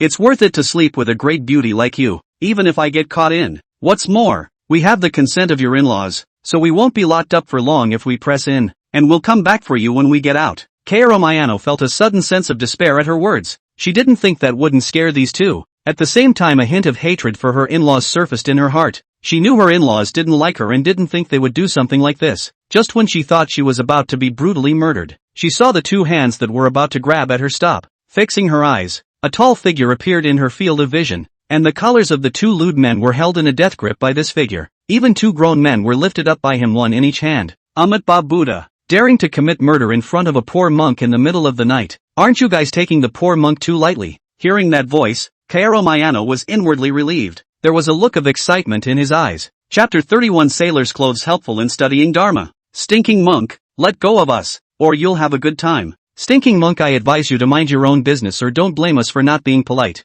The feeling of not being able to get a beautiful woman when she's right in front of you is very unpleasant. Seeing that their good deed was ruined, the duo immediately opened their mouths to threaten. At the same time, he kept struggling, attempting to break free from Lin Fan's hands. But how could their power compare to Lin Fan's? Lin Fan lifted them as effortlessly as if he was lifting 2 small chickens. No matter how much they struggled, it didn't help. Humph, how dare you talk tough even now? Seeing that they were still so arrogant, Lin Fan immediately loosened his hands. Before the duo could be happy for a few seconds, Lin Fan's big mouth slapped them. Snap! A few slaps instantly knocked the 2 punks off their feet. Both sides of his face swelled up like a pig's head. Hiss, don't fight. We're wrong. Feeling the power gap between himself and Lin Fan, Yellow Hair instantly knelt down. As the saying goes, those who know what's good for them know what's good for them. It's okay for them to play hard to get with women, but when they really meet someone like Lin Fan, who's strong and tough, they went soft all of a sudden. Say, who told you to harass Ms. Mayano? If you don't tell the truth, I'll beat you to death today, Lin Fan said and slapped them on the head again. The duo immediately felt as if their heads had been hit by a sledgehammer. Feeling Lin Fan's terrifying monstrous power, the duo directly confessed without any backbone. It was Ms. Mayano's in-laws who sent us. They think Ms. Mayano killed their son, in order not to give her the family fortune. Let's do that kind of thing to her. They said they'd give us a large sum of money if we stigmatized Ms. Mayano's reputation, and we got carried away for a moment before. Hearing the words of the duo, Kaoru Mayano's petite body trembled slightly in anger. She didn't expect her in-laws to be so vicious. Yes, she did get their son killed, but it's also his own fault. and she wouldn't have done what she did if it weren't for Kawakami Itsuki cheating on her in cold blood. Lin Fan also frowned at what he heard. In this part of Tokyo, there are many different scenarios regarding the distribution of inheritance. Legal heirs include spouse, children, parents, siblings, etc. Where there are children, the spouse receives one half of the estate. Where there are no children but only a spouse and parents, the spouse receives 2/3 of the estate. Now Kaoru Mayano is the second case. The legacy left by Kawakami tree is still quite large. Kawakami Itsuki's parents had already suspected that Kaoru Mayano had killed their son, so it's understandable that he doesn't want to see Kaoru Mayano get so much inheritance. But the other side's tactics are just a bit underhanded. Even though the two punks said it very simply, Lin Fan could even guess what they would do. How to tarnish Kaoru Mayano's reputation, naturally, is the fastest way to abuse the photoshoot to make a big deal out of it. In this case, I'm afraid that a thinner-skinned woman would simply be driven to death by public opinion. In this way the purpose of Kawakami Shu's parents was achieved. You assholes, you're not afraid of retribution for making this kind of money. Kaoru Mayano was filled with rage, and slapped the duo across the face with a. Even if the original white palms turned a little red because of too much force were directly ignored by her. She was now overcome with rage, and these two punks were humiliated by Mayano Kaoru being slapped so much in their hearts. However, when they thought that Lin Fan, a ruthless man, was still at the side, they didn't dare to dodge or counterattack. After a few moments, Kaoru Mayano got tired of fighting before coming to a disengaged stop. It's our fault. We've realized our mistake. Miss Mayano, Master, please let us off this time. We won't dare to do it again. Yes, we promise to change our ways in the future and never do such bad things again. Please don't ever call the police. Seeing that Mayano Kaoru's anger had subsided a lot, the duo hurriedly begged for mercy while the iron was hot. Kaoru Mayano was instantly furious at the sight of the duo's faces, opened his mouth and sneered, "Dream on. I'm calling the police to send you in for a couple years." Kaoru Mayano wasn't the kind of woman who went soft when others begged for mercy. If she was this kind of woman, she wouldn't have plotted to just take her husband out. It's also fortunate that Lin Fan came quickly and didn't let them get their hands on him today. If Lin Fan had come a few minutes later, I'm afraid that his innocence would have already been taken away. Just thinking about the scene where her reputation was so tarnished, Kaoru Mayano felt like the sky was falling. And just as she was about to take out her cell phone to call the police, Lin Fan stopped her with a wave of his big hand. "Forget it, Mayano, sure. Let them go." Lin Fan finished winking at Kaoru Mayano to hint at her. Mayano Kaoru saw Lin Fan's hints, though in her mind she didn't understand what Lin Fan was up to, but stopped dialing. Thank you, Master. Master is truly a living Buddha in the world. We will definitely reform and redo our lives in the future." Originally desperate, Yellow Hair didn't expect things to take a turn for the worse. He was so excited that he kowtowed to Lin Fan and said good things. After saying that, he didn't care about anything else, and directly pulled up his accomplice and ran away, fearing that Lin Fan would back out the next moment. Watching the two silhouettes disappear from his field of vision, Mayano Kaoru finally opened his mouth to ask the doubt in his heart. "Kobayashi-kun, why don't you let me call the police to arrest them? They're obviously so hateful. Calling the police and arresting them is just a matter of time. They can't be sentenced for a long time for an attempted crime." Lin Fan said. He wasn't letting these two go out of the kindness of his heart. Only blood can wash away the things they've done, and since they've dared to do it to you, it just means that it's ready to take all the consequences. It was only at this time that Lin Fan exposed his truest thoughts. This kind of person, it's not wrong to die 100 times. When he let those two punks go, Lin Fan secretly asked Fu Jiang to follow him. Tomi made his move, and then no matter how he was investigated, he couldn't be found.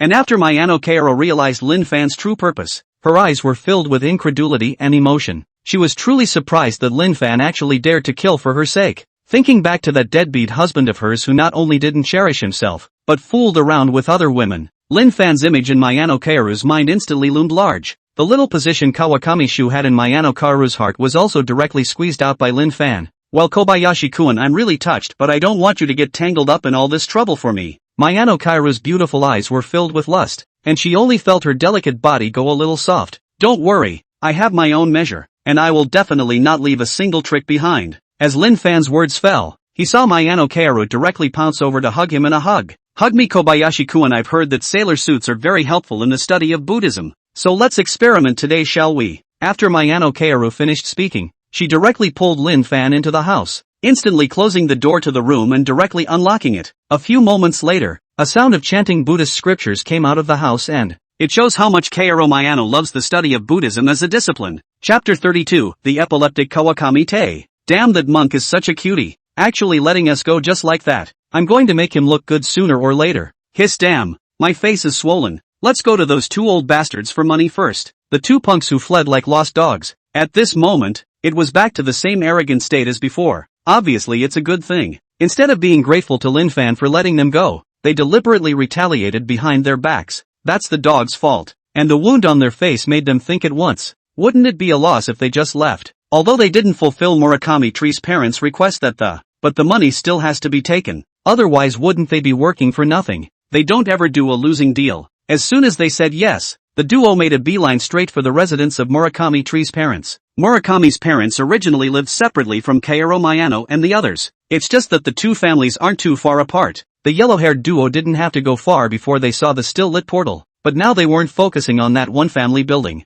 They saw, not far in front of them, in the light of the... I don't know when a woman of breathtaking beauty appeared. The woman's peach blossom eyes were slightly narrowed, and she was looking at them with a smile on her face. The teardrop in the corner of her eye makes the woman look even more charming and seductive. The duo's legs went uncontrollably the moment they saw the woman. Giggle, do you guys like me? Tomo looked at the man who had already been mesmerized by himself, and felt a little smug in his heart. Even though these tactics of hers were useless against Lin Fan, but it worked pretty well against these ordinary people. When Yellow Hair and his companions heard Fujon's voice, which was like a silver bell, they immediately felt their legs tremble a little. Like, I love you so much, master. Ah, master, please flog me. The two of them were as maniacal as if they were possessed. Directly in front of Tomo's body, he fell on all fours like an animal, and, looking up with exuberance and excitement in his eyes, they've never been so excited. The moment they saw Tomi alone, they thought that if they could just get her, it's worth it even if you die.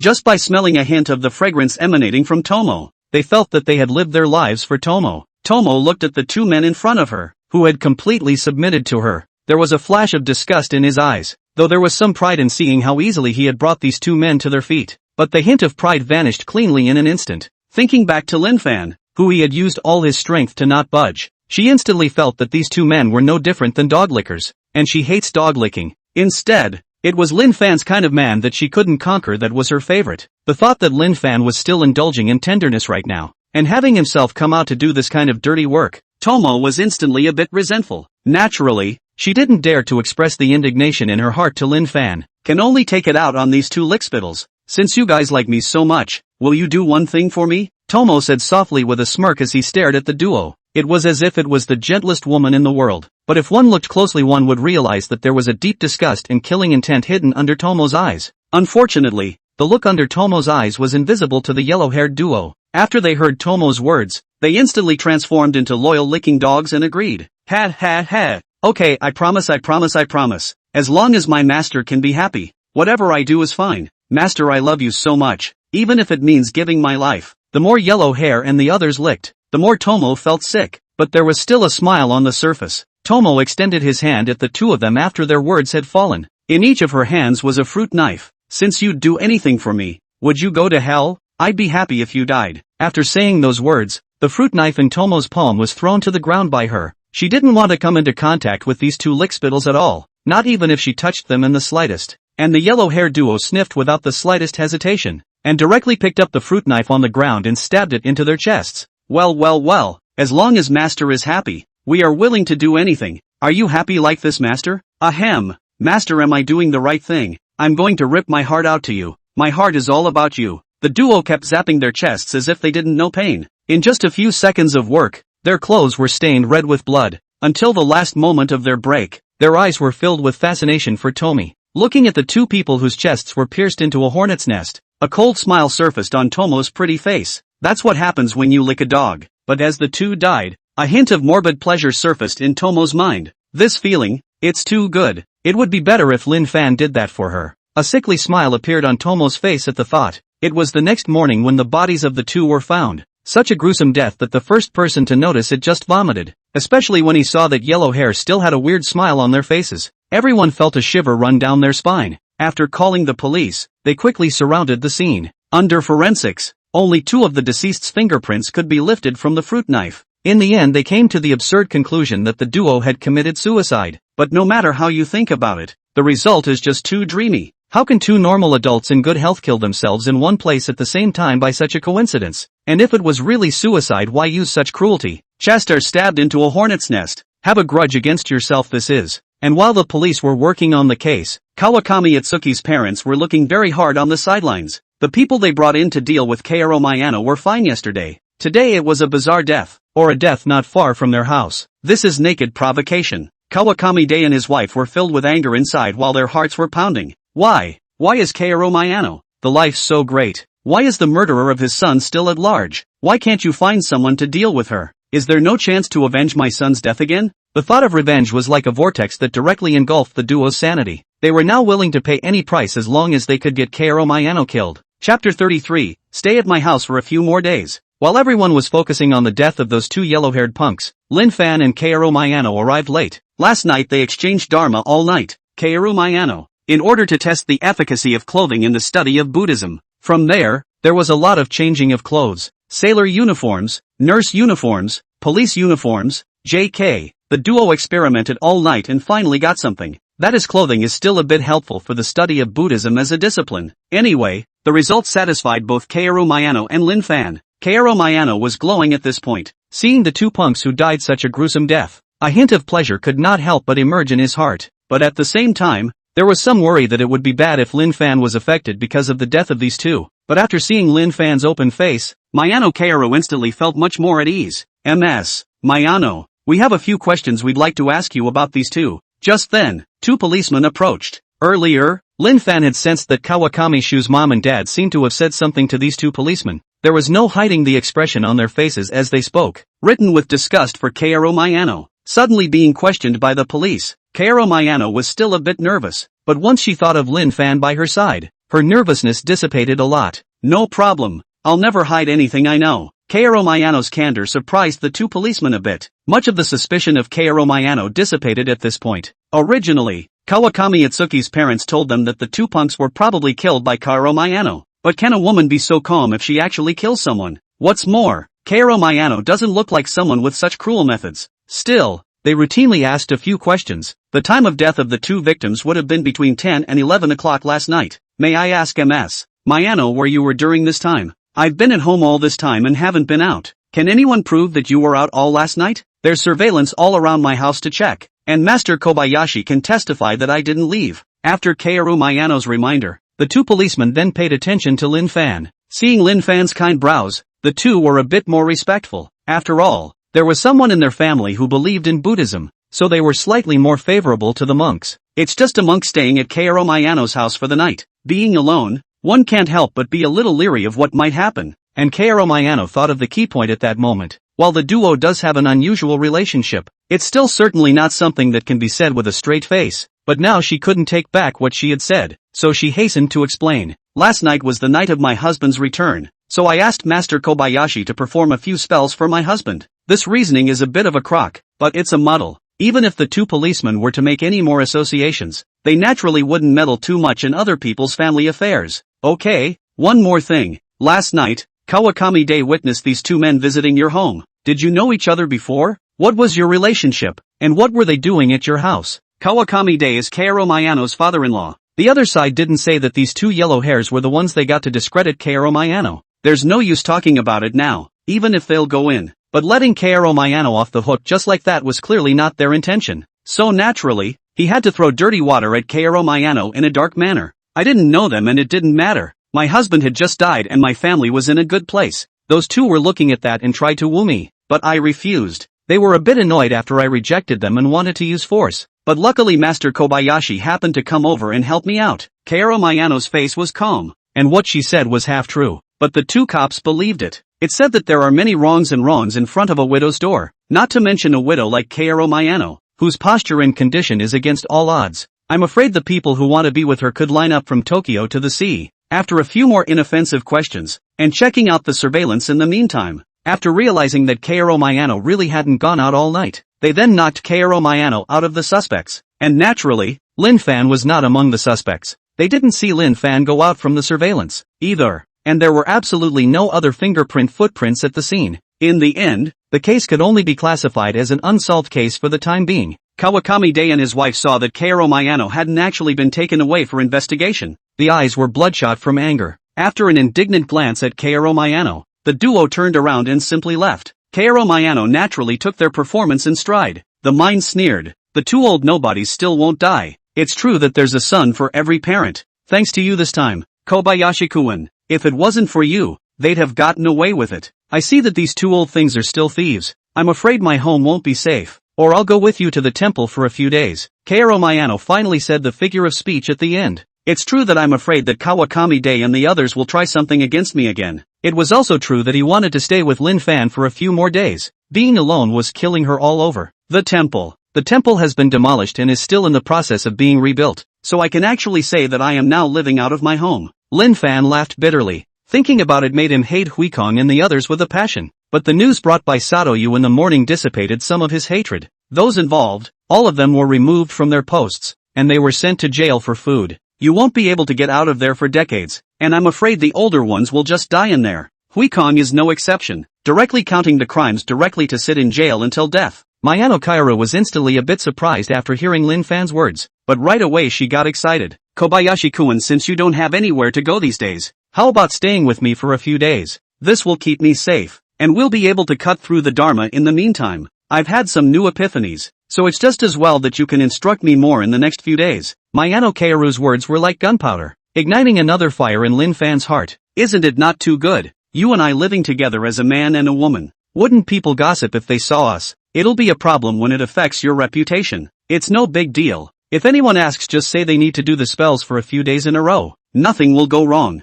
Mayano Kaoru sensed Lin Fan's tone and immediately said excitedly, in that case, the poor monk will respectfully comply. Lin Fan clasped his hands together and proclaimed a Buddha's name. Since Kaoru Mayano had even made an excuse, there was no reason for him not to stay. As long as you guys use this when the time comes, you'll be able to avenge your son's death. Trust me, I definitely won't let you down. Across from the Kawakami-dai couple, a young man rushed at them in a seductive tone. Looking at the small black box the young man handed over, Kawakami-dai hesitated for a moment and, then his eyes were filled with determination, and he took over the black box and clutched it tightly. Yes, hearing Kawakami-dai's firm voice, a wide smile appeared on the young man's face. Chapter 34, The Hongmen Banquet. After Lin Fan agreed to stay, Kaoru Mayano's heart burst with joy. It was not easy for the two of them to be alone for such a long time, so she naturally would not let go of this opportunity, pestering Lin Fan about going shopping. Previously, Kaoru Mayano had been on the street once, except when she had to buy necessities.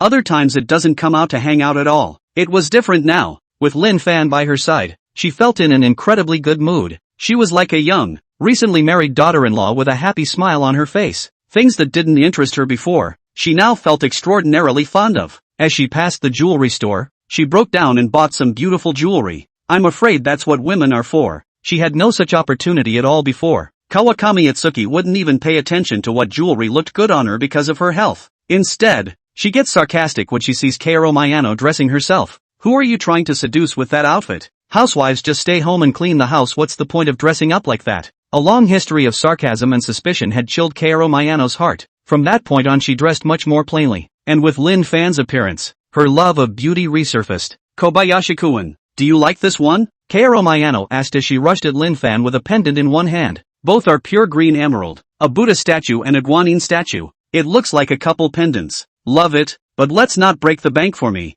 Mayano Kaoru sniffed and immediately chose to swipe her card without hesitation. The two pendants cost over 1,000,000 yen, but as if that amount of money didn't bother her at all, she swiped her card without batting an eye. Since Kobayashi-kun likes it, then this amount of money is nothing. I'll put it on you, Kaoru Mayano said as she walked over to Lin Fan and stood on her tiptoes to hang the Buddha statue towards Lin Fan's neck. The two were so close that Mayano Kaoru could feel the strong manly odor of Lin Fan's body, and Lin Fan could smell the gusts of fragrance emanating from Mayano Kaoru's body. At the moment, Kaoru Mayano was wearing a long black dress. From this viewpoint of Lin Fan's, he could also see quite a few breathtaking landscapes. Kaoru Mayano's skin was already very pale, and when set off by the black clothes, certain landscapes are much more conspicuous. And Kaoru Mayano seemed to realize that after hanging the Buddha statue, a hint of pink couldn't help but appear on her pretty face. It spread all the way to the top of her pale neck, making her look like a tantalizing peach. Thank you for the gift, Ms. Mayano. Let me put it on for you too. Hearing that Lin Fan offered to wear the pendant for herself,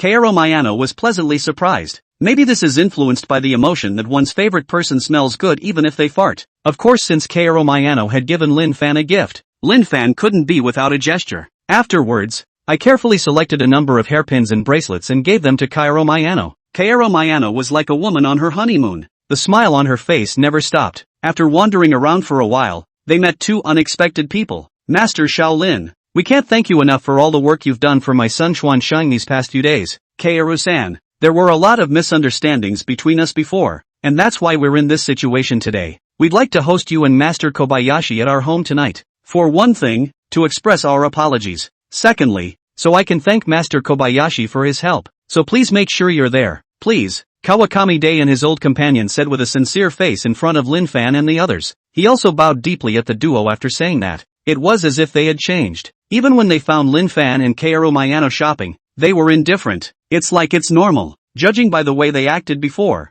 Seeing Kaoru Mayano hanging out with other men, they're lucky if they don't break into song. Not to mention buying them dinner to apologize to Kaoru Mayano. There must be a ghost in this. Lin Fan could think of that. Kaoru Mayano could think of that. After all, these two had hated her with a passion before, but in just a few hours attitudes have come to a head. Anyone in their right mind can detect something fishy in there. If he had heard them say that before, then Kaoru Mayano would have simply refused. But now that Lin Fan was by her side, it gave her quite a bit of backbone, so she didn't put words in her mouth for a while. We'll see then. We're going shopping. Hearing Kaoru Mayano's ambiguous words, Dei Kawakami didn't show too much impatience.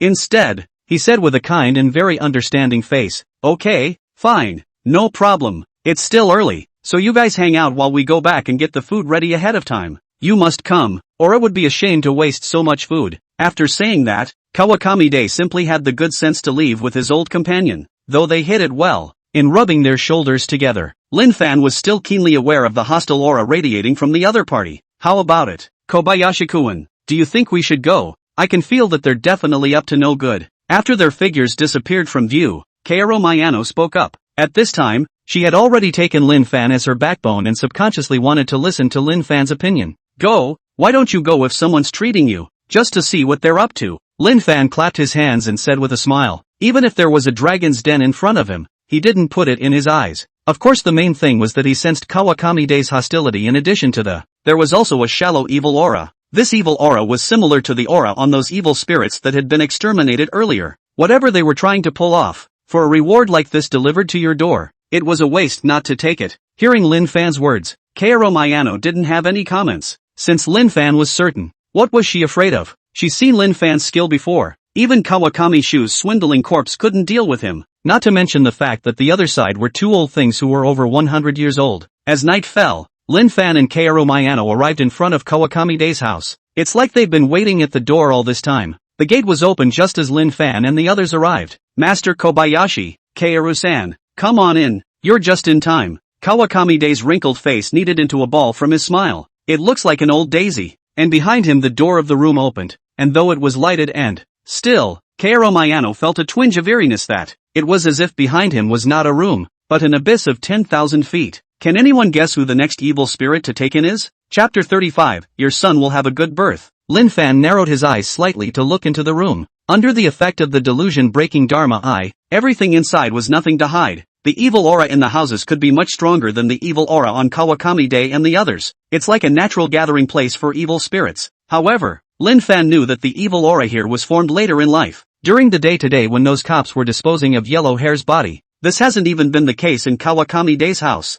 It's gotten so eerie here in just a few hours. There's no telling what they got home. Aya Kawakami-san, why are you so polite? You even came out to meet us. The poor monk is truly honored. Lin Fan's sudden enthusiasm caused the smile on Kawakami Day's face to stiffen for a moment. He really didn't understand what Lin Fan was up to, but in order to hide the killing intent in his heart, he still forced himself to maintain his smile to remain unchanged. This is what should be. Master Shaolin, you guys come on in. The meal will be ready soon. Kawakami Day invited Lin Fan and the others into the house while being polite. It was as if a few people were old friends who hadn't seen each other in years. Kaoru Mayano didn't have a clear picture of the current situation and didn't know what Lin Fan wanted. But in keeping with the principle that more is more, less is less, she didn't bother chiming in. Instead, watching Lin Fan and Kawakami Day make false pleasantries, she would do whatever Lin Fan did anyway. Seeing Lin Fan walking towards the house, she followed closely behind him. Just as he entered the house, Kawakami Day closed the door directly behind him. At the same time,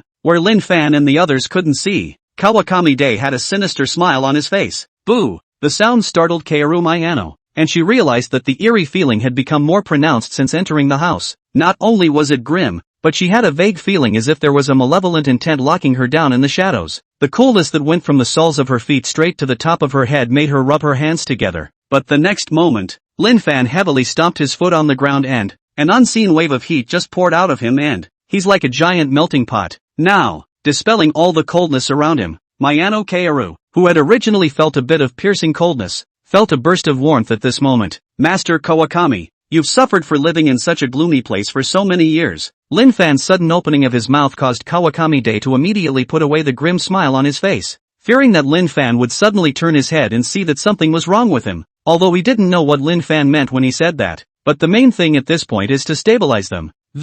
Kawakami-de then replied with a huff. Ha ha, Master Shaolin doesn't know. This is the house that our old couple bought when we got married. In the middle of the renovation a few times did not want to move. For our old couple this is not only the house, but also memories. It's nostalgic to think back to the cozy days we had as a family before. Kawakami-de's tone went cold as he spoke, as if he had thought of something. I'm sorry for mentioning your sadness. Now that you're separated from father and son, I can understand how hard it is, but don't worry, after the poor monk's puja in the past few days, he will definitely let your son have a good birth. Although Lin Fan's words were like consolation, Kaoru Mayano's heart was pounding as he listened. Is that comforting? That's like rubbing salt in the wound. Even though the person was killed by Kaoru Mayano, she didn't dare to bring it up so directly in front of Dei Kawakami, in case the other guy gets excited and does something drastic. That could be a huge threat to her. Sure enough, Lin Fan's words were like a knife that, straight to the heart of Kawakami-de. Just because he hated his son's murderer didn't mean he didn't hate Lin Fan. The hatred for Lin Fan was similar to Kaoru Mayano's. In his eyes, Lin Fan, the one who cuckolded his son, was even more detestable. A man and a woman spend a night together, talking about doing a puja for their son. It's all bull ********.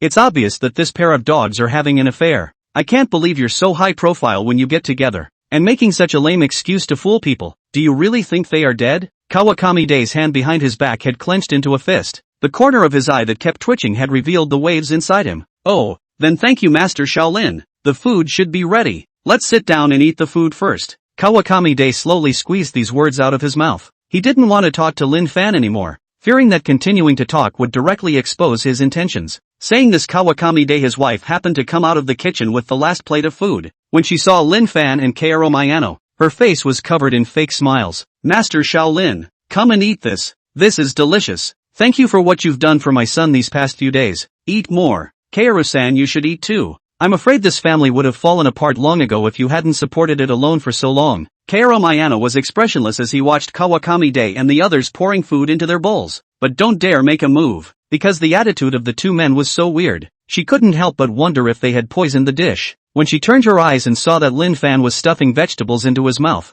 she just wanted to open her mouth to stop it. It was seen that Lin Fan had already chewed. Yummy, Kawakami Shirhan. Your wife is very good at this. It's delicious. Lin Fan was now like a rash young man without the slightest bit of heart. Take a big bite of your meal. Seeing Lin Fan eating so happily, Mayano Kaoru slowly picked up her chopsticks as well. Since Lin Fan had eaten it, there must be no problem, right? And when Kawakami-de saw Lin Fan's heartless look, he could not help but feel some regret. If I had known, I would have poisoned the meal and directly poisoned these two dogs. But immediately he calmed down. It's a fact that they want to avenge their son's death, but if we really poison Lin Fan to death, then we'd definitely involve ourselves. It wouldn't be worth it in that case. This approach only works in desperate situations. Why should he go down with it when he has a better solution now? At the dinner table, the four men had different thoughts. Halfway through the meal, Kawakami-de suddenly stood up and a trace of an awkward smile surfaced on his face as he rushed at Lin Fan and the others. Oh, Master Kobayashi, it seems a bit boring to just eat like this. It just so happens that I've got a few new good movies in my collection lately. Let's just watch and eat. Kawakami-de was apprehensive at this point. Like most people, more or less panic when they do something bad. He was now afraid that Lin Fan and the others would see something wrong and walk away. That would be the end of his plan. But Lin Fan didn't seem to notice anything wrong and nodded with a smile on his face. Yeah, I love watching movies. Kawakami-de sighed in relief. But he always felt that Lin Fan's smile was hiding some unknown meaning underneath it. But now that the arrow's in the air, it's got to go. He walked over to the TV and pulled out a black videotape. Master Kawakami, this movie of yours is a bit old. Still using videotape. Oh, I'm a little nostalgic. This movie is sure to please Master Kobayashi, Kawakami-de said, slipping the videotape in. Then a winning smile appeared on his face, and the TV, which had been blacked out after the videotape was put in, snowflakes began to flicker irregularly on the TV screen. Zip, ZZ, the sound kept echoing in the empty room, making people feel more and more creepy the more they heard it. Chapter 36, Sadako Yamamura. The snowflakes on the screen and the nuisance sound it makes if it's usual to hear, then it will feel very sparse and normal. But in this setting, it's a little weird. Originally, there was some vague uneasiness in Kaoru Mayano's heart. Now seeing this scene instantly felt a bit hairy. His body couldn't help but lean toward Lin Fan as well. This videotape seems to be broken. Lin Fan narrowed his eyes slightly and said smilingly. At this point he had vaguely guessed what Kawakami Tae was up to. Just as Lin Fan was pondering, the image that slowly appeared on the screen confirmed his suspicions. The television, which was still flickering with snowflakes, began to slowly stabilize. Immediately afterward a picture appeared on the television. It was a wasteland, and in the center of it was a well. At this point in the TV there was nothing but the faint sound of nuisance. The silence was a little scary. With that inexplicable image, it makes for a very uncomfortable look. The next moment, a hand too pale to be seen stretched out of the well. Grabbed hard at the well. At the same time there was a sudden sharp ringing of the telephone in the otherwise quiet room. Jingle bells, jingle bells. The sudden ringing startled Kaoru Mayano. She instantly screamed out all at once and crowded with Lin Fan. Kobayashi-kun, what is this thing? Why do I feel so scary? Kaoru Mayano's eyes were a bit weak, and one of the hands holding onto Lin Fan attempted to shield herself from view. But out of curiosity, she couldn't help but raise her head and venture a little glance at the television. Sadako. Lin Fan's voice was flat. The figure in the TV was in full view of everyone. Even through the screen, he could feel the evil aura and resentment from that figure. Sadako, formerly known as Sadako Yamamura. It's one of the classic urban legends. The most insightful image comes from the movie Midnight Bell series. It's safe to say Sadako has a variety of backstories, but each one is pretty bleak. Sadako's mother had superpowers, which were passed on to Sadako. As a child she was like a normal person, but as you get older, the more obvious the superpowers become. Also, Sadako was bullied at school because of her outstanding looks and eccentric personality.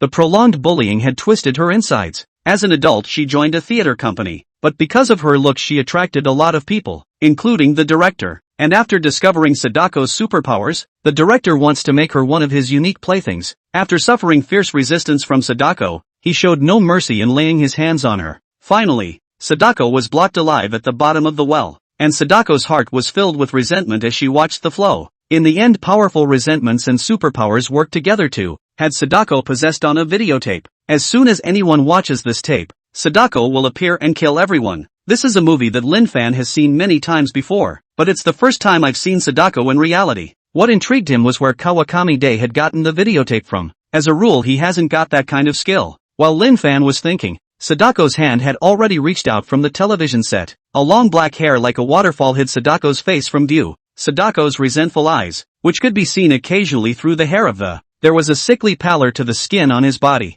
Although she had become a spirit body, her appearance and figure still hadn't changed much. Even if his entire body was covered by a long white robe, Lin Fan could still see his opponent's exaggerated waist-to-hip ratio. Now he could understand why Sadako had become a regular in certain comics. Well-built and good-looking, and with some special attributes of her own. Who could not love it? Ha ha ha, Mayano Kaoru. Lin Fan, you two sons of ES. Now you're going to die for me. After seeing Sadako appear, Kawakami Tae laughed maniacally a few times. His eyes were filled with vengeful pleasure, as if Lin Fan and the others would die here the next moment. Oh my poor son, look well up in heaven, and see how Papa has avenged you. Take a good look at what happened to these two dogs. Kawakami Tae has finally revealed his innermost thoughts. At this moment, their expressions were all twisted in a somewhat maniacal manner. Chapter 37, Let Me Rescue You. Sadako. Kawakami Tae was now blinded by the hatred that filled him. Arrogant while forgetting that Sadako was the one who attracted him. As he was about to fall into a seizure, Sadako slowly came up behind him. An incomparably strong resentment and evil aura then emanated from Sadako's body. Straight into Kawakami Tae's mind. Kawakami Tae, who was arrogant before, after having the evil spirit enter his brain, the expression on his entire face changed to one of horror. At the same time it was like seeing something horrible and started yelling. What is this? Don't! Why are you doing this to me? Kawakami Tae yelled while his arms and legs started stumbling and clawing as if he was out of control. The expression on his face also changed from one of horror to one of distortion due to excessive fear. The next moment, his whole body fell to the ground as if he had lost his essence. The body, which was still visible as flesh and blood, quickly dried up and It's as if it's been sucked dry by something. The intense fear could still be seen in his eyes at this point. Kawakamide's wife had screamed and shrunk into a ball of fear at the sight. The man who gave them the videotape said he could avenge their son's death if he played it. But they weren't told at all that this thing would attack indiscriminately. At this time her heart was filled with panic, resentment and regret. And Lin Fan was calm at this time. It's kind of Sadako's special way of killing people. She has a variety of attacks. For example, choking the victim after getting out of the TV set. Let the victim watch himself suffocate to death. The other is to shock the victim's brain with grudges and evil spirits. After being invaded by evil spirits and grievances, countless figures of Sadako will appear before the eyes of the victim. The whispers of Sadako would keep echoing in her ears. It doesn't take long for an average person to be tortured and tormented before they are physically weakened and mentally fall into insanity. Eventually, they lose their lives in endless fear. This kind of death is really tragic. Lin Fan smacked his lips as he looked at Kawakamide's corpse. These people originally wanted to kill him to avenge their son's death. But now Sadako has taken her before she can take her revenge. No wonder he refused to close his eyes until he died. That's what dying is all about, isn't it? While Lin Fan was muttering to himself, Sadako had already set her sights on him. Her eyes were filled with murderous intent and resentment that could be seen through her hair. The moment the two locked eyes, Lin Fan could feel a wave of hatred that was fast materializing from Sadako rushing at him. Kaoru Miyano, who was by his side, felt the hatred and the whole person recalled those unpleasant memories as if they were out of control. Left out, mocked, cuckolded. For a while a trace of resentment gradually surfaced in her heart. Too, some blood also surfaced in his eyes, just as she was about to be overwhelmed by the hatred in her heart. Lin Fan's timely voice saved her. Amitba Buddha, Princess Sadako, why be so obstinate? Let the poor monk come to your rescue. As Lin Fan's words fell, an incomparably dazzling ball of light converged at his fingertips. The little Bodhi technique. It has a suppressing and purifying effect on evil spirits, while on ordinary people it restores the spirit and removes negative effects. The moment the ball of light appeared, Kaoru Miyano instantly felt those negative emotions in her heart disappear without a trace, and the resentment and evil aura that Sadako exuded at Lin Fan. It turned directly into a wisp of smoke under the light. Scary. Sadako was illuminated by the little Bodhi technique, and a wisp of white smoke immediately rose from her body surface. A twisted expression also surfaced on the face hidden by the long hair. Lin Fan's little Bodhi technique made her feel threatened, but at the same time, it sparked a ferocity in her heart. After Sadako gave a vicious look at Lin Fan, her figure ghostly disappeared from the spot. The next time he reappeared, he was already behind Lin Fan. At this moment, she looked at Lin Fan,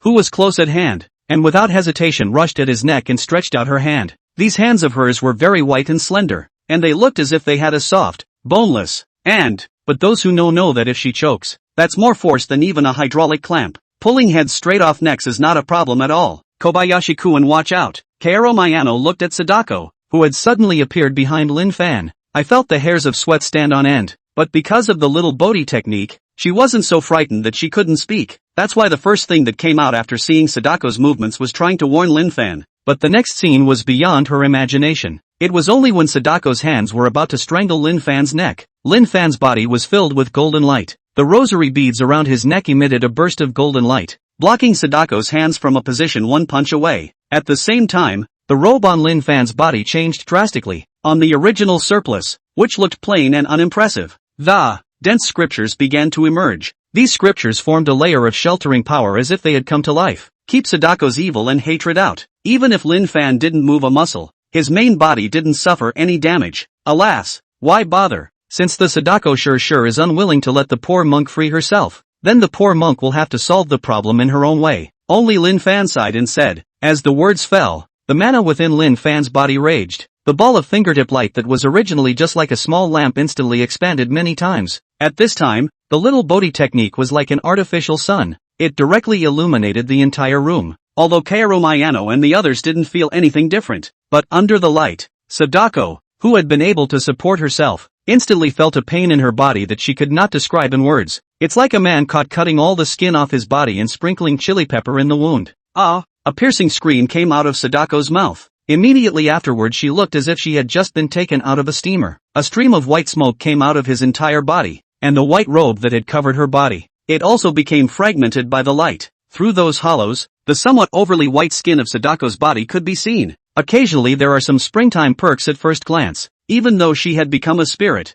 Sadako's body was still so impeccable. In just a few seconds of work, Sadako, who was still ferocious and powerful, turned weak. It could be said that Sadako's strength was now reduced by more than 70%. Lin Fan had directly cut off the killing intent in her heart in just one round. Sadie is not a cutie. Now that the situation has been made known to her, Lin Fan was not something she could fight against, so a hint of withdrawal had already developed in her mind. With a thought, Sadako instantly transformed into a blurry figure and rushed towards the television. Humph. Obsessed, trying to escape from under my hand. Do you really think I'm a dry person? Lin Fan snorted coldly at the sight and grabbed the rosary beads hanging around his neck then he urged his mana and threw it at Sadako. In a hundredth of a breath, the soul-suppressing benediction rosary tied Sadako up in knots. After being suppressed by the rosary beads that suppressed the evil in his body, Sadako was like an ordinary woman lying on the ground losing any means of resistance. Even how hard she struggled didn't help. Instead, it makes the rosary tighter and tighter. Chapter 38, Kaoru Mayano's Inner Crisis. After suppressing Sadako, Lin Fan slowly walked over. Seeing the scene in front of him, Lin Fan's expression instantly changed. It seems to be a regular occurrence in certain movies and comics. This rosary, there's something wrong with it. Originally Sadako had a great body. It becomes a little more tantalizing. It's time to convex, and it's time to warp. If you ignored the bizarre aura she had, she was definitely a great beauty that people loved. Alas, Sadako-san, what's the point of this? You didn't listen when I was talking to you properly before. Now well, it's still in my hands. We originally have no grievances, so why do you have to come at me? Lin Fan said as he bent down and ruffled the long hair that was in Sadako's way. The first thing that fell into her eyes was her eyes filled with hate and anger. Then a whole pretty face appeared in front of the crowd. No wonder they are jealous and ostracized. With this face paired with this body, what woman could resist not being jealous? Let go of your dirty hands. This was the first time Lin Fan had heard Sadako speak. It immediately startled him. I don't think I've ever seen Sadako talk before in a movie or TV show. Lin Fan had always thought that the other party was a spiteful spirit that couldn't communicate. It doesn't seem so now. Obviously Sadako's level was quite a bit higher than those lowly grudge spirits. Still dare to talk to me like this? I'm not going to let you do what you want to do to me. Not only am I not letting go, I'm going to do something else, Lin Fan said with a smirk, and immediately afterward, he ran his hand over Sadako's face. By the way, he also pinched her fleshy, pretty face. It's cold and a little soft. It's very different from the real thing, but it's still pretty awesome. And Sadako was being touched by Lin Fan so recklessly on her face. The anger in his eyes was materializing. His expression also turned vicious and hideous as he stared at Lin Fan dead in the face. As Lin Fan's hand stopped, she suddenly stormed up and, directly opening his mouth, he bit half of Lin Fan's palm in his mouth. Kobayashi-kun. Seeing this scene, Kaoru Mayano was a bit alarmed. Oh, it's okay, let her bite if she wants to. Lin Fan completely ignored Sadako's attack. The evil aura of Sadako's entire body was now suppressed by the rosary, so the other person is no different from an ordinary woman now. And Lin Fan's flesh was constantly being flushed by the mana in his body at all times. Long ago it was not flesh and blood, so even how hard Sadako bit him was useless. Couldn't even break the skin a little, and Sadako understood this, and after a moment let go of Lin Fan's hand in disgust. It was still the same as before, staring at Lin Fan with spiteful eyes. No man is good. You better kill me now or I'll kill you for sure. A hoarse, dull voice came out of Sadako's mouth. One could feel her intense hatred. TSK, so hostile. Lin Fan shook his head, then took out the purple gold bowl and directly took chastity in. After collecting Sadako, the evil aura and gloom in the room disappeared without a trace. The TV show that still had a picture is back to normal. The videotape, too, had turned flat at this point. It's safe to say that this time was the most held back Sadako has ever been. It came out to take out a half-dead old man and it was collected by Lin Fan. Kobayashi-kun. What now? Kaoru Mayano was of course referring to Kawakami Day's old partner. I don't know if it's because Kawakami Day's death spurred her on, or was it because Lin Fan's fight with Sadako had shaken her worldview. Now she was staring blankly, her whole body cowering in a corner shivering. Lin Fan thought for a moment, then released Tomo. Since Kawakami Tay and the others were going to get him killed, Lin Fan naturally wouldn't show any mercy. If he was an ordinary person, then he would be 100% dead today. So Lin Fan chose to cut off the roots. This is, Mayano Kaoru asked in surprise when she saw Tomo, who had suddenly appeared. One of the evil spirits I took in earlier keeps her from doing things to check on us, Lin Fan said and led Kaoru Mayano outside. There's no need to watch the next scene. Anyway, the results are set. And Kaoru Mayano's mind was suddenly filled with thoughts at the words. Evil spirits? Is it actually that good looking? Neither her body nor her face is lost. Even Tomi outshines her in these conditions. This caused a slight crisis in Kaoru Mayano's mind. What if Lin Fan is seduced by the other side? although she and Lin Fan were only in a normal skin-to-skin relationship like this. But the thought that if Lin Fan became obsessed with the other party and alienated himself, Keiro Mayano instantly felt unable to accept it. Kobayashi-kun, since we have her to wrap things up, let's go back to my house first. I've just had a new realization about the Buddhist teachings I've been studying. Let's go ahead and cut a deal while we're at it, shall we? Mayano Kaira said with an exhale of breath and pressed her body towards Lin Fan's body. Her eyebrows became flavorful, like a siren who often seduced men. Feeling the ethereal scent coming from Keiro Mayano's body, Lin Fan's fire swooshed up. This woman is a demon. Amitabha Buddha. How can a poor monk refuse when Scholar Mayano's enlightenment is so heaven-defying and still so studious? Hearing Lin Fan agree to do so, the blush on Keiro Mayano's face became even more intense. The pair's journey home was much quicker once their minds were in agreement. Chapter 39. What's a special game if you agree to it? Tomi's appearance creates a great sense of crisis for Keiro Mayano. Therefore, he was much bolder when exchanging Buddhist teachings with Lin Fan compared to before. And she really wasn't lying. She did have a lot of new epiphanies. If it wasn't for Lin Fan's deep Buddhist teachings, I'm afraid that he wouldn't even be able to resist for a while. After the two of them made their own sense of exchange and cutting, Keiro Mayano was gradually losing the battle. And she realized at this point that the depth of the Buddha's teachings could not be fully comprehended by a little ingenuity. Humph, let me do the dirty work, but you're enjoying yourself here. The two of them finished their Buddhist exchange, and after Keiro Mayano drifted into a deep sleep, Tomo's voice came from the side. She came back here a long time ago, taking it all in. Of course, Lin Fan also detected her aura and gaze, but it wasn't taken to heart and there was no discomfort. Let her look if she wanted to. Lin Fan was indifferent. It's not like you're losing a piece of meat anyway. What?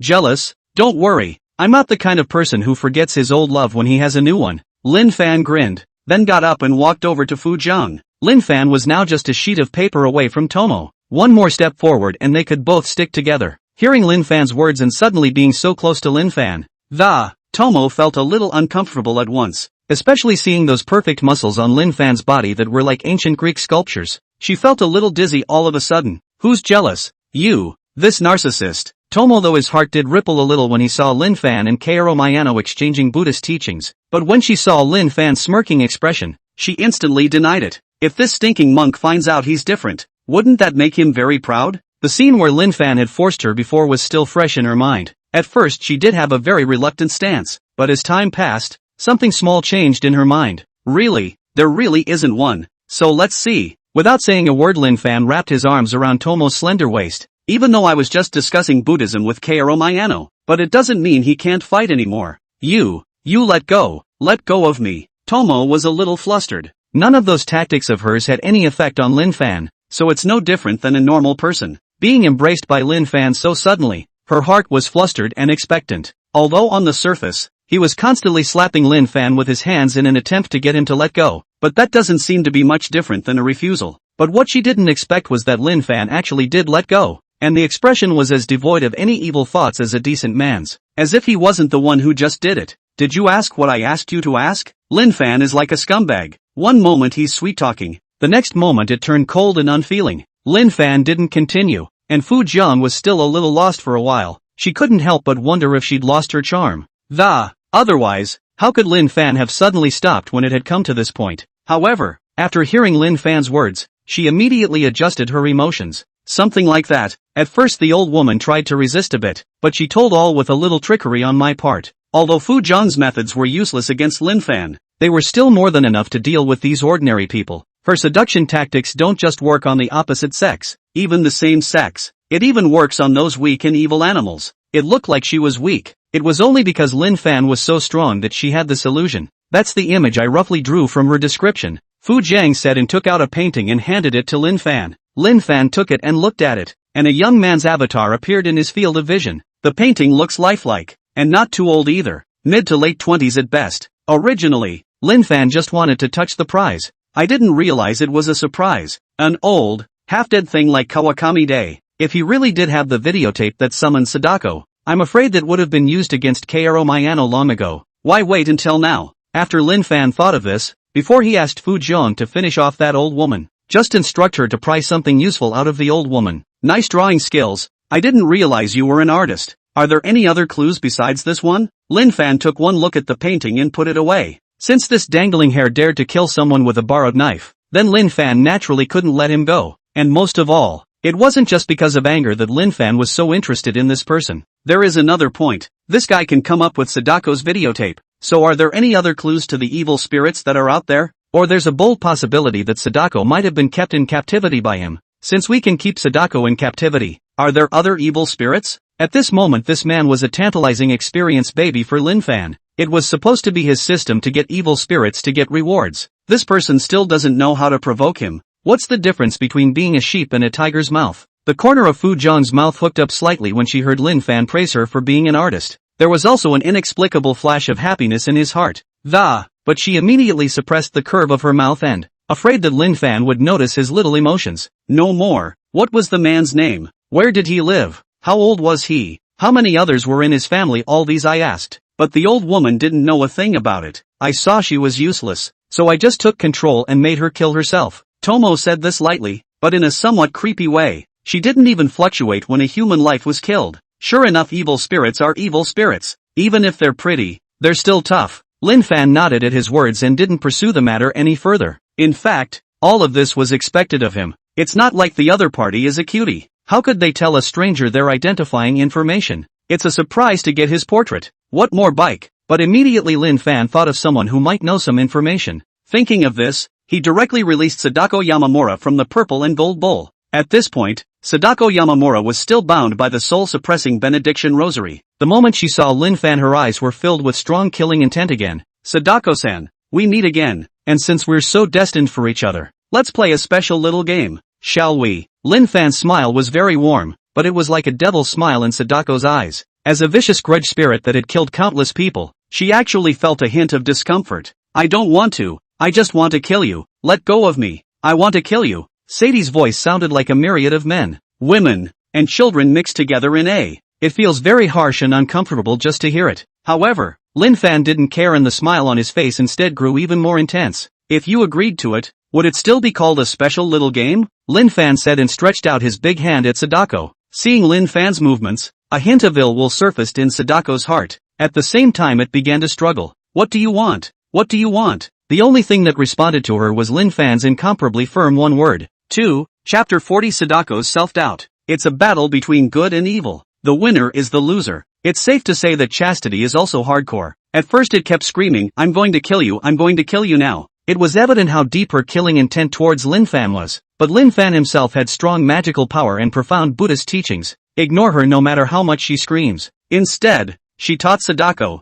regardless of her past, attempting to convert her. As time passed, Lin Fan's teachings really did work, though Sadako still screamed her previous words. But Lin Fan could feel that the killing intent and evil aura on her body had lessened quite a bit, and even his voice had become soft and delicate. Lin Fan also felt the changes in his body. As Sadako was gradually indoctrinated by him, the mana within him grew. The limbs and bones were constantly being flushed with mana. Took him to the next level. And who could be like him? Thinking of indoctrination instead of annihilation in the face of such a vicious resentful spirit. I'm afraid it's comparable to Buddha cutting his flesh and feeding it to eagles. Lin Fan felt like he was now feeding the devil with his body. He didn't regret it though. Who would go to hell if he didn't? Thinking about this, Lin Fan became even more invested in the matter of indoctrinating Sadako. You, asshole. I'm going to kill you. Sadako was not grateful for Lin Fan's indoctrination. Instead, she felt it was an insult to her. So even if there's not a bit of strength left in your whole body, she still let out a threat at Lin Fan. In addition to the tantalizing blush on her pretty face, there was more anger towards Lin Fan. Of course, Lin Fan wasn't that careful, though Sadako wasn't buying it. He was just as compassionate as before. Princess Sadako, the poor monk is helping you out of your misery. Keeping immersed in the hatred of the past will only make you suffer more. The sea of bitterness turns back to the shore. Amitabha Buddha, moralistic, hypocritical to the core, shameless and despicable. Seeing Lin Fan looking like he was doing something good for himself, Sadako despised it in disgust. If those who bullied her before and tried to dominate her were as good as they looked, then Lin Fan is honest on the outside and dirty on the inside. She really didn't expect Lin Fan to be so bold and horny. To do such a thing to even a single spiteful spirit like her was simply the scum of the monk world. Amitabha Buddha, no matter what misconceptions the Sadako sure has about me, the poor monk always has a clear conscience. In the face of Sadako's insults, Lin Fan's face did not half change, and Sadako had to admire Lin Fan's shamelessness. But what made her a little strange was that she did now really feel that her spirit wasn't in as much pain as it had been before. Before that she was self-aware though. but it's safe to say that it's a daily life of torture. Scenes from the past kept coming back to her mind. The ugly faces of those women who bullied her. The men who want to possess her are underhanded. The scenes were like a knife constantly cutting into her consciousness and mind. And her own resentment. After fusing with these things, she becomes violent and murderous. And her ego gradually starts to get confused. It used to be that the only way to ease her pain was to kill someone. But now she hasn't killed a single person in all this time. I can't believe I'm only feeling a slight discomfort. It's a far cry from what I've experienced before. She had some self-doubt for a moment. Could it be that Lin Fan was really doing all this to ease her pain? While Sadako was doubting herself, a system voice came to Lin Fan's ears. Conquer Sadako Yamamura and get the reward, Kisaragi Palm. Rudraksh, a Buddhist martial art with infinite destructive power. The more mana applied when performing it, the greater the power. The so-called kill karma, not people, kills life to protect life, and doubles the power when used against ghosts and demons. The moment the system beep faded, Lin Fan then felt many memories appear in his mind. Rudraksh? Seeing the rewards obtained, Lin Fan's eyes were filled with surprise. Who is Rudra? Buddha? The most powerful being ever. And naturally, Lin Fan had heard of the great name of the Rulai Divine Palm. Surely it can't be some kind of crap. Rudra's product is a masterpiece. It had been so long finally came an offensive Buddhist martial art, but it made Lin Fan happy. Before, when dealing with those evil spirits, it was all due to Lin Fan's deep magical power. After checking out the newly emerged memories, Lin Fan was immediately astonished. Before, his use of mana was still too scribbly, compared to the Rudraksh Palm, a Buddhist martial art that utilizes magical power. Lin Fan had simply been hitting mosquitoes with an anti-aircraft gun before. Previously, Lin Fan's 1 point of mana had at most exerted 7 points of power, and the Rudraksh Palm can utilize 1 point of mana to produce 2 or even 3 points of power. It went straight up several times over. Lin Fan had the feeling that the current him could be fearless of any evil spirits. After the ecstasy, Lin Fan's emotions gradually calmed down. Well, Sadako-san, since I've helped you once, it's time for you to return the favor. This is a man I suppose you know, and I want you to tell me all about him. Lin Fan pulled out the portrait and unfolded it in front of Sadako, who had slowed down a little. Seeing the person on the portrait, Sadako's eyes didn't change as she mockingly rushed at Lin Fan. Humph, helping me? Obviously you're doing it to fulfill your own perverted selfish desires.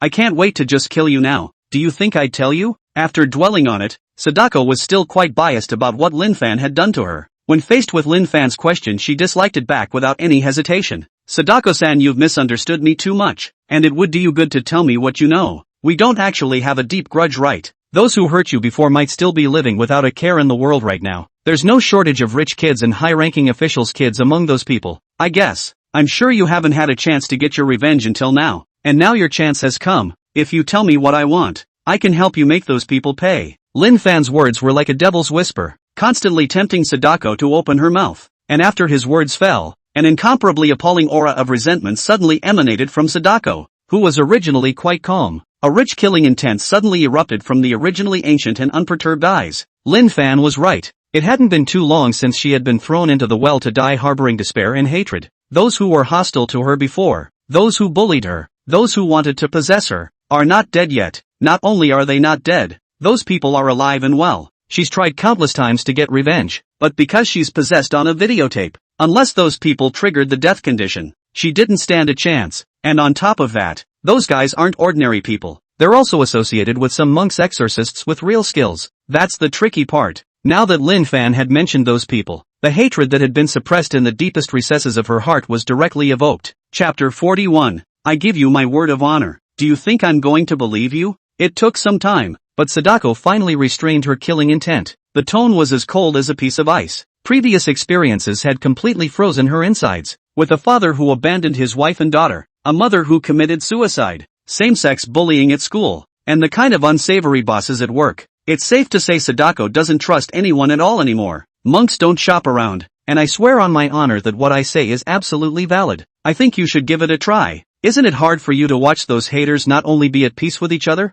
but living such a prosperous life? You didn't have a chance to retaliate before, but now that the opportunity is in front of you, what a shame it would be to miss it. Lin Fan's words were like a heavy hammer, constantly striking Sadako's heart. After a long silence, her desire for revenge eventually took over. Okay, I'll tell you what you want to know, but if you lie to me, I give you my word of honor. Before Sadako could finish her words, Lin Fan directly and firmly interrupted. In fact, Sadako is now Lin Fan's prisoner. It can be said that Lin Fan can make her round if he wants her to be round, or square if he wants her to be square. This little threat of hers is not at all intimidating. It's just that Lin Fan looked at her stubborn look as a little cute. It's like a kitten that doesn't want to have its head stroked is huffing and puffing. Too weak. Even if you're angry, it's no different than pouting in the eyes of others. And Sadako, seeing Lin Fan's firm and sincere expression, the heart couldn't help but tremble slightly, as if something was about to come out. Her previous experiences had led her to meet mostly mouthy hypocrites. On the surface it's for your own good, but in reality behind the scenes it will screw you over. And she saw that although Lin Fan was shameless on the surface, there was a sincerity in him that people couldn't help but want to believe. Compared to those hypocrites, it seemed that Lin Fan's image was that much better again. Okay, then I'll believe you once. This person should be in. Lin Fan nodded his head slightly as he listened carefully to the information that Sadako spoke out. It's not too much information, but it's enough. Watanabe-kun.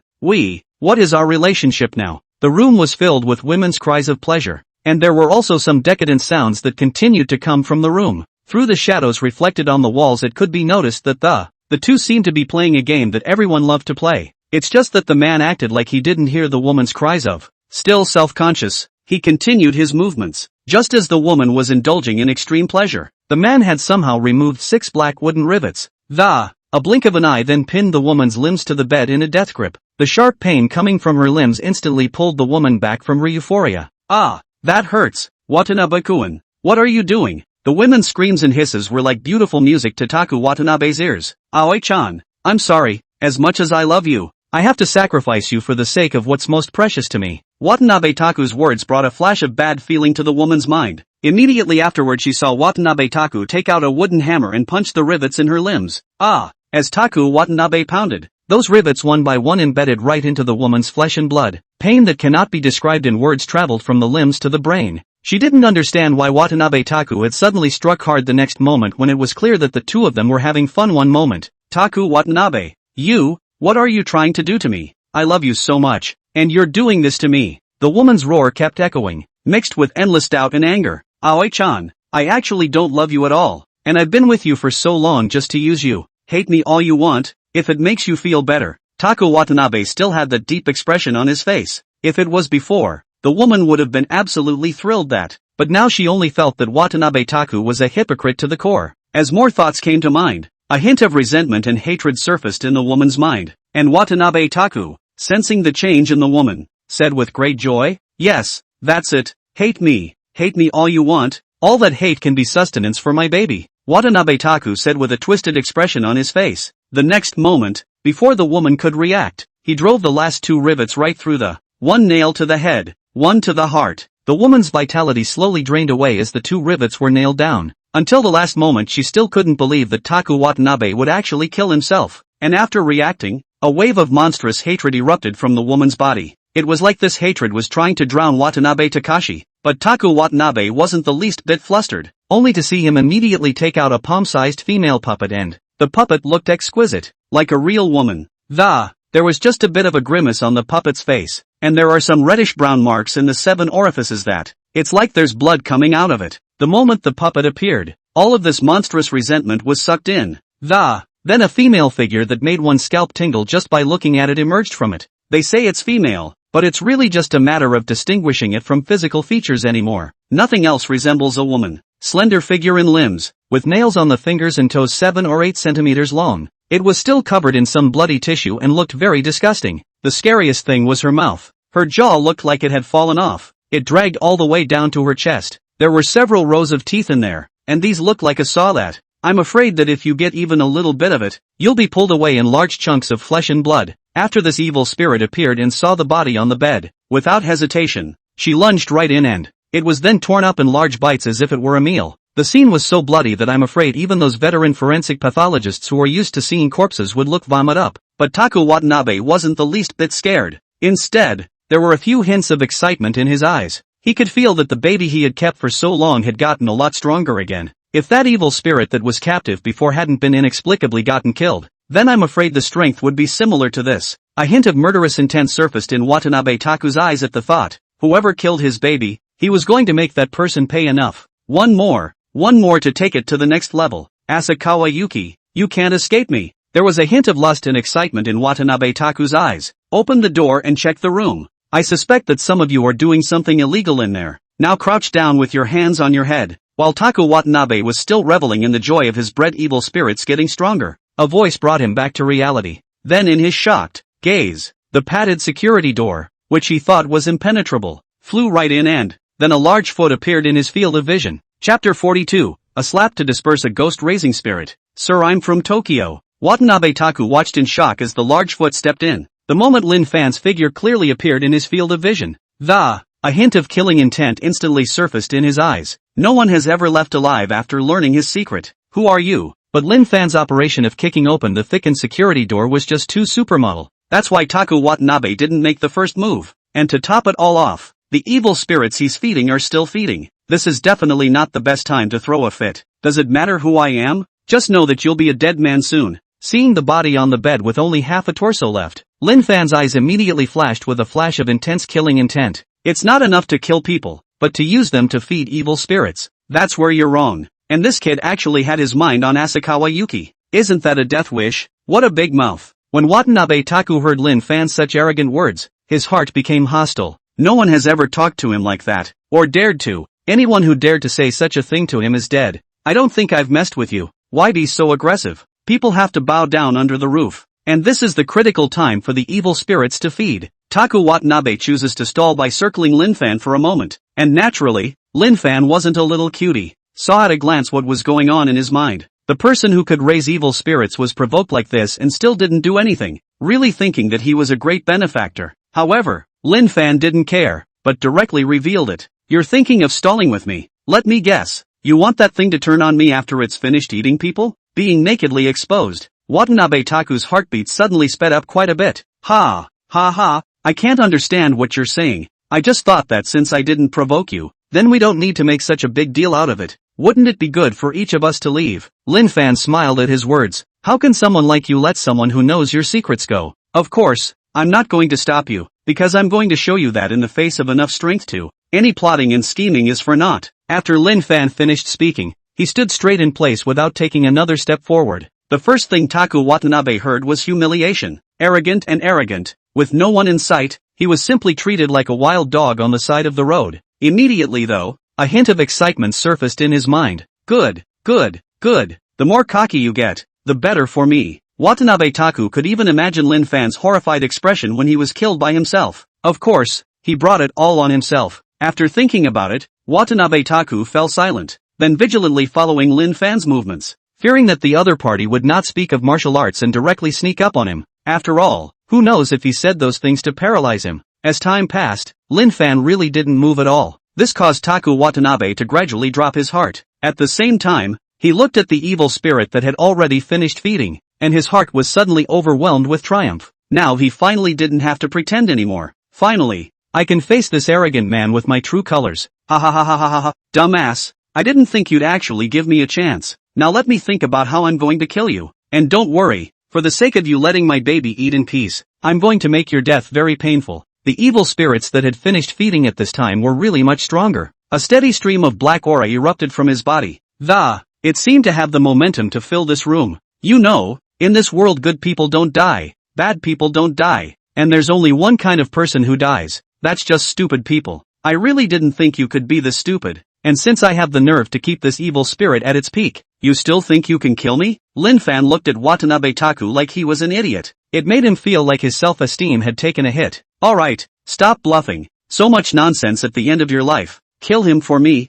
I want him dead. Villains die by talking too much. And Taku Watanabe clearly understands this. So he stopped talking nonsense with Lin Fan and instead directly ordered the evil spirits to kill Lin Fan. Why is it so hard to get a person to see some sense? Seeing Watanabe Taku's actions, Lin Fan shook his head helplessly, and by now the evil spirit had pounced on him and a large, jagged mouth opened wide. One bite can take half a man's body off. It would be a sour taste to be bitten. Yes, that's it. Eat him and let him turn into your sustenance. Watanabe Taku exclaimed excitedly. It was as if he had already seen Lin Fan's death coming, but the next moment, a blinding golden light instantly purified the room of the black gas. At the same time, the chest of the evil spirit, which the last moment had been whistling, a pair of pierced handprints appeared. That's right, this is the Rudraksh poem that Lin Fan has performed. He didn't push all of his mana. At best, he's catalyzed 4 or 5 points, but that's the amount of mana that it came straight through this seemingly powerful evil spirit, and he could sense that the power of the Rudraksh palm was definitely more than that,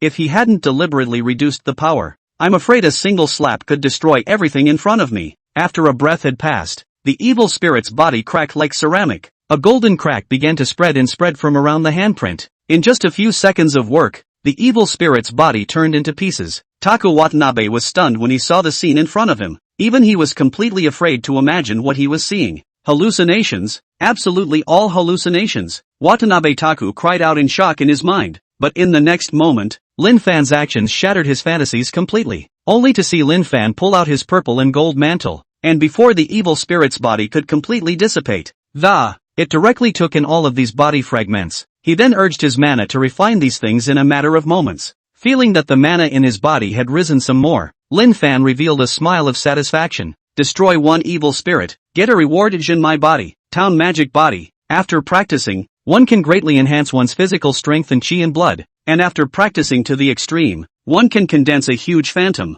Maintaining a phantom requires a large amount of mana, and using a phantom can increase one's strength tenfold. Seeing the rewards given by the system, a hint of joy immediately flashed in Lin Fan's eyes. Just the effect of practicing to enhance body strength and chi and blood is already very counterintuitive. Cultivating to the extreme to condense the Dharma phase is even more perverse. It directly enhanced the battle power by 10 times. This was too powerful. Surely this man is his own experience baby. Such a nice reward for taking out an evil spirit. At this moment, Lin Fan was looking at Watanabe Taku as if he was looking at a money-giving boy, and Taku Watanabe had snapped out of his shock by now. With it came a strong sense of trepidation and unease. Originally, he thought that Lin Fan was arrogant, but now that the facts were in front of him made his illusions break down completely. Chapter 43, How do people like you change? How is someone like you going to change? Answer me. Lin Fan's voice was like a blow of thunder that kept echoing in Watanabe Taku's ears. His legs, which had already been scared out of their wits by such a powerful Lin Fan, went limp.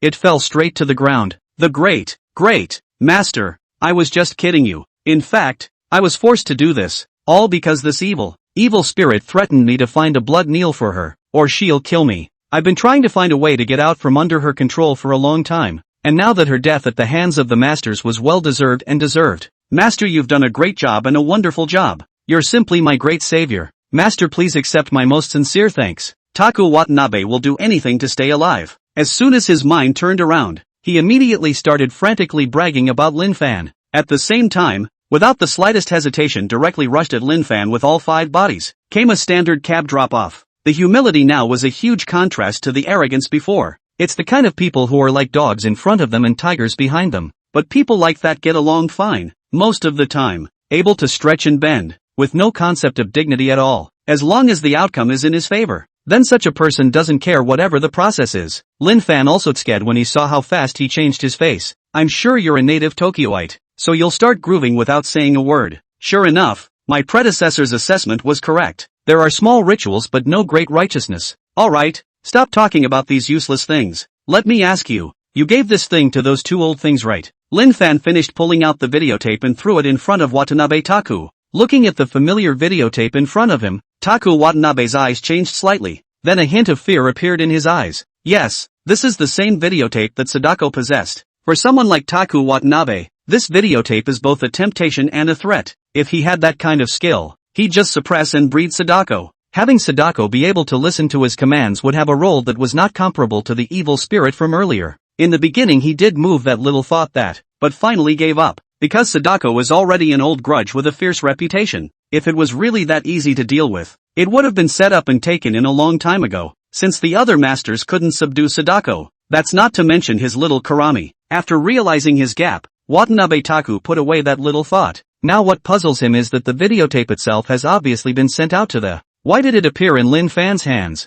Nope. No, I haven't seen this thing at all. Listening to Lin Fan's tone, he knew that he absolutely couldn't have anything remotely to do with this thing, or there'll be no mercy for you. So after a moment's hesitation, he just opened his mouth and denied it. But just as he denied it, he saw a figure suddenly appear in the room. The white robe wrapped the whole body, but still could vaguely see the other party's plump and rounded figure. The skin was a little pale, and the long, dark hair hung down in a. It covered a small part of her face. It was the other's eyes, filled with hate, that attracted the most attention. It was as if one glance with the other would be engulfed in boundless resentment. Watanabe Taku felt the hairs of sweat stand on end when he saw this figure in front of him. If I had seen such a beautiful woman before, then I'm afraid he's already thinking about how to get his hands on her. But now that he was facing this man, he didn't dare to think that way at all, because it's not even a human being, it's Sadako, who scares the out of him. I knew you wouldn't admit it easily, but it doesn't matter, now that the witnesses are all here. What other excuses are you trying to pull? I'm listening, Lin Fan said in an old-fashioned manner. You said before that you didn't have any conflict with me, which I can't agree with, and that you actually handed over a grudge spirit of this level to those two old things to deal with me. Now that you've fallen into my hands, tell me what I should do. Watanabe Taku sniffed, and large drops of sweat began to break out on his forehead. Sweat dripped off his forehead like a small, uncontrollable stream. At this point he was feeling unable to think. How did he have such bad luck? Originally, he was just looking for a chance to get rid of the Sadako tapes somewhere. Who knew that they would just run into Kawakami Day and his wife, who were looking for someone with special means to avenge their son's death, and they don't make a bad offer. This amused him so much that he directly handed the Sadako videotape to these two unlucky people, handled the videotape again and made a ton of extra money. Originally he had felt that he had been very lucky, but now it seemed that that deal was a total death wish. Master, this is a complete misunderstanding. I wasn't thinking of using her against you. I'm just trying to make some extra money too. I'm innocent. Taku Watanabe felt the chill emanating from Sadako's body. There was a cold shiver of pleading. Save those words for hell. People like you can't change. Only by. As Lin Fan's words fell, he instantly wanted to strike out and finish off this scourge in front of him. But in a flash of lightning, Watanabe Taku desperately shouted as if he had grabbed a lifeline. You can't kill me. I'm a member of the Kitano family. I'm working for them. If you kill me, then you'll be retaliated against by the entire Kitano family. The moment the surname Kitano appeared, Lin Fan stopped moving, and a substantial killing intent instantly erupted from the originally quiet Sadako. This killing intent filled the room, instantly making Taku Watanabe feel suffocated. The director who persecuted Sadako Yamamura before was named Kitano Mikawa. His last name is Kitano too, so he must be related to the Kitano family. Chapter 44, The Secret of the Kitano Family. The Kitano family? I've never heard of it. You're trying to threaten me with this kind of unknown minor character. Aren't you mistaken about the target? Lin Fan said, pretending to be unaware of the situation. Originally, he'd promised Sadako before that he'd help her take revenge. Now to actually hear the last name Kitano from this minor character, this is just a surprise. The Kitano family is no small player.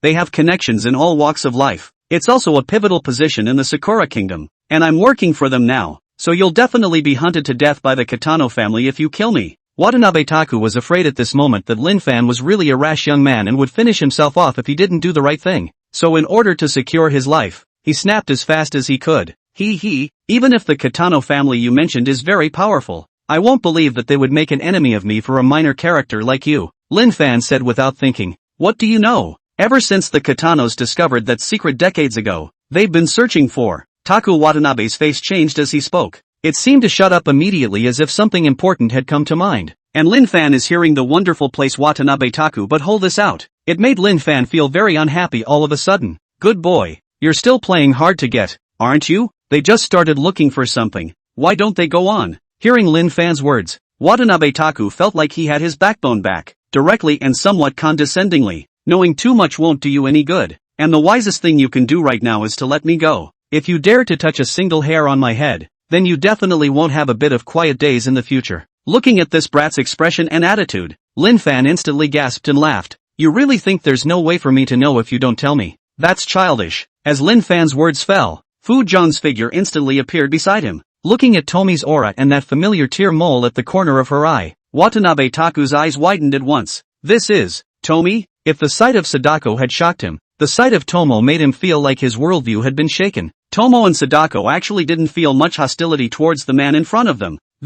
Watanabe Taku naturally knew what this meant as a strange person who had bred two evil spirits. This man, he was actually able to make Tomo and Sadako, two long-established evil spirits, listen to him. At this moment, Watanabe Taku had to re-estimate Lin Fan's strength, and linking Lin Fan's words to Tomo, who had shown up, a hint of misfortune surfaced in Watanabe Taku's heart. Do you want? At the moment he was about to open his mouth to speak, he only saw a light pink glow emerge from Tomo's eyes. This light flickered. Immediately after that, Watanabe Taku, who was still a bit terrified, quieted down. The whole face became dull and ancient. Speak, and tell me all the news and secrets you know of the Kitano family. As Tomo's coquettish voice appeared in Watanabe Taku's ears, he then couldn't help but open his mouth, and information about the Kitano family came out of his mouth like pouring beans. Yes, my favorite master, I will tell you everything I know. It all started decades ago, when the head of the Kitano family was also just a third-rate director with a modest reputation. With Taku Watanabe's description, some of the stories from back then surfaced before Lin Fan's eyes. Roughly when the head of the Kitano family, that is, Kitano Mikawa, was still a third-rate director, a chance encounter with Sadako as a person, and during the period of trying to possess Sadako by all means, he discovers the secret of Sadako's useful superpowers. In order to get Sadako and the superpowers she carries, Kitano Mikawa has resorted to all sorts of coercion, but Sadako never gave in. In the end, he was suppressed by Kitano Mikawa and slowly died at the bottom of the well. And knowing that there are such things as superpowers and evil spirits in this world,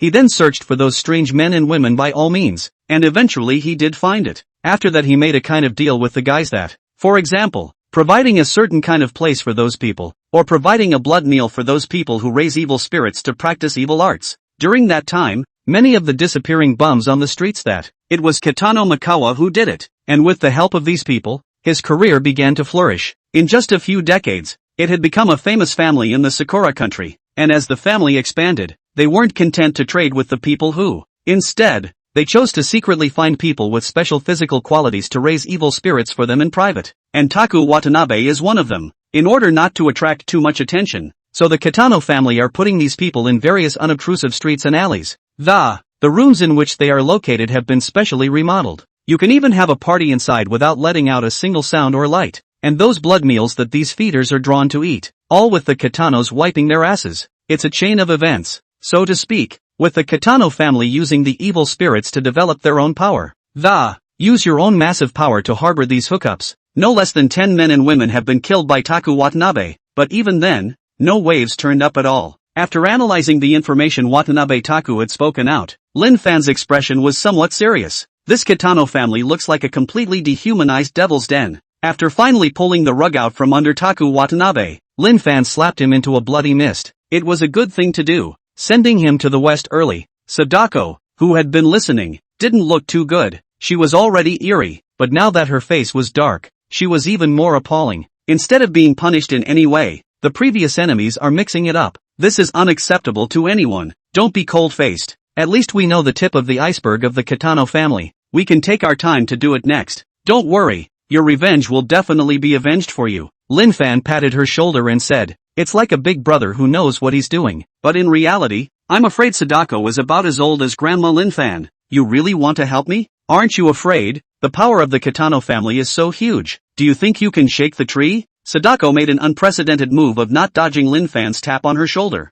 Instead, he said grimly, of course the poor monk is true to his word. I'll kill his whole family when I say so. I'm not necessarily an ant. And the Kitano family isn't necessarily a big tree. There are some things you don't know if they'll work until you do them, don't you think? Lin Fan didn't have half a worry on his face. Instead, he was a little excited. The Kitano family got so many people to breed evil spirits. How many money-giving children must there be? If you pulled up all his roots, I'm afraid the reward would be blinding. Just thinking about it made Lin Fan even happier. And when Sadako, who was still grim, heard these words, her eyes twitched slightly. She could feel that Lin Fan was sincere when he said this. Sadako hadn't expected at all that Lin Fan would actually be able to go to such an extent for a promise. It complicated her mood a bit. The resentment towards Lin Fan in his heart seemed to have reduced a lot in this instant. Chapter 45, Huanglong Temple Mastership. After finishing off Taku Watanabe, the imagined retaliation of the Kitano family was anything but. This made Lin Fan a bit puzzled. Didn't that kid make the Kitano family sound awesome? Couldn't have gotten the message by now. However, Lin Fan didn't care.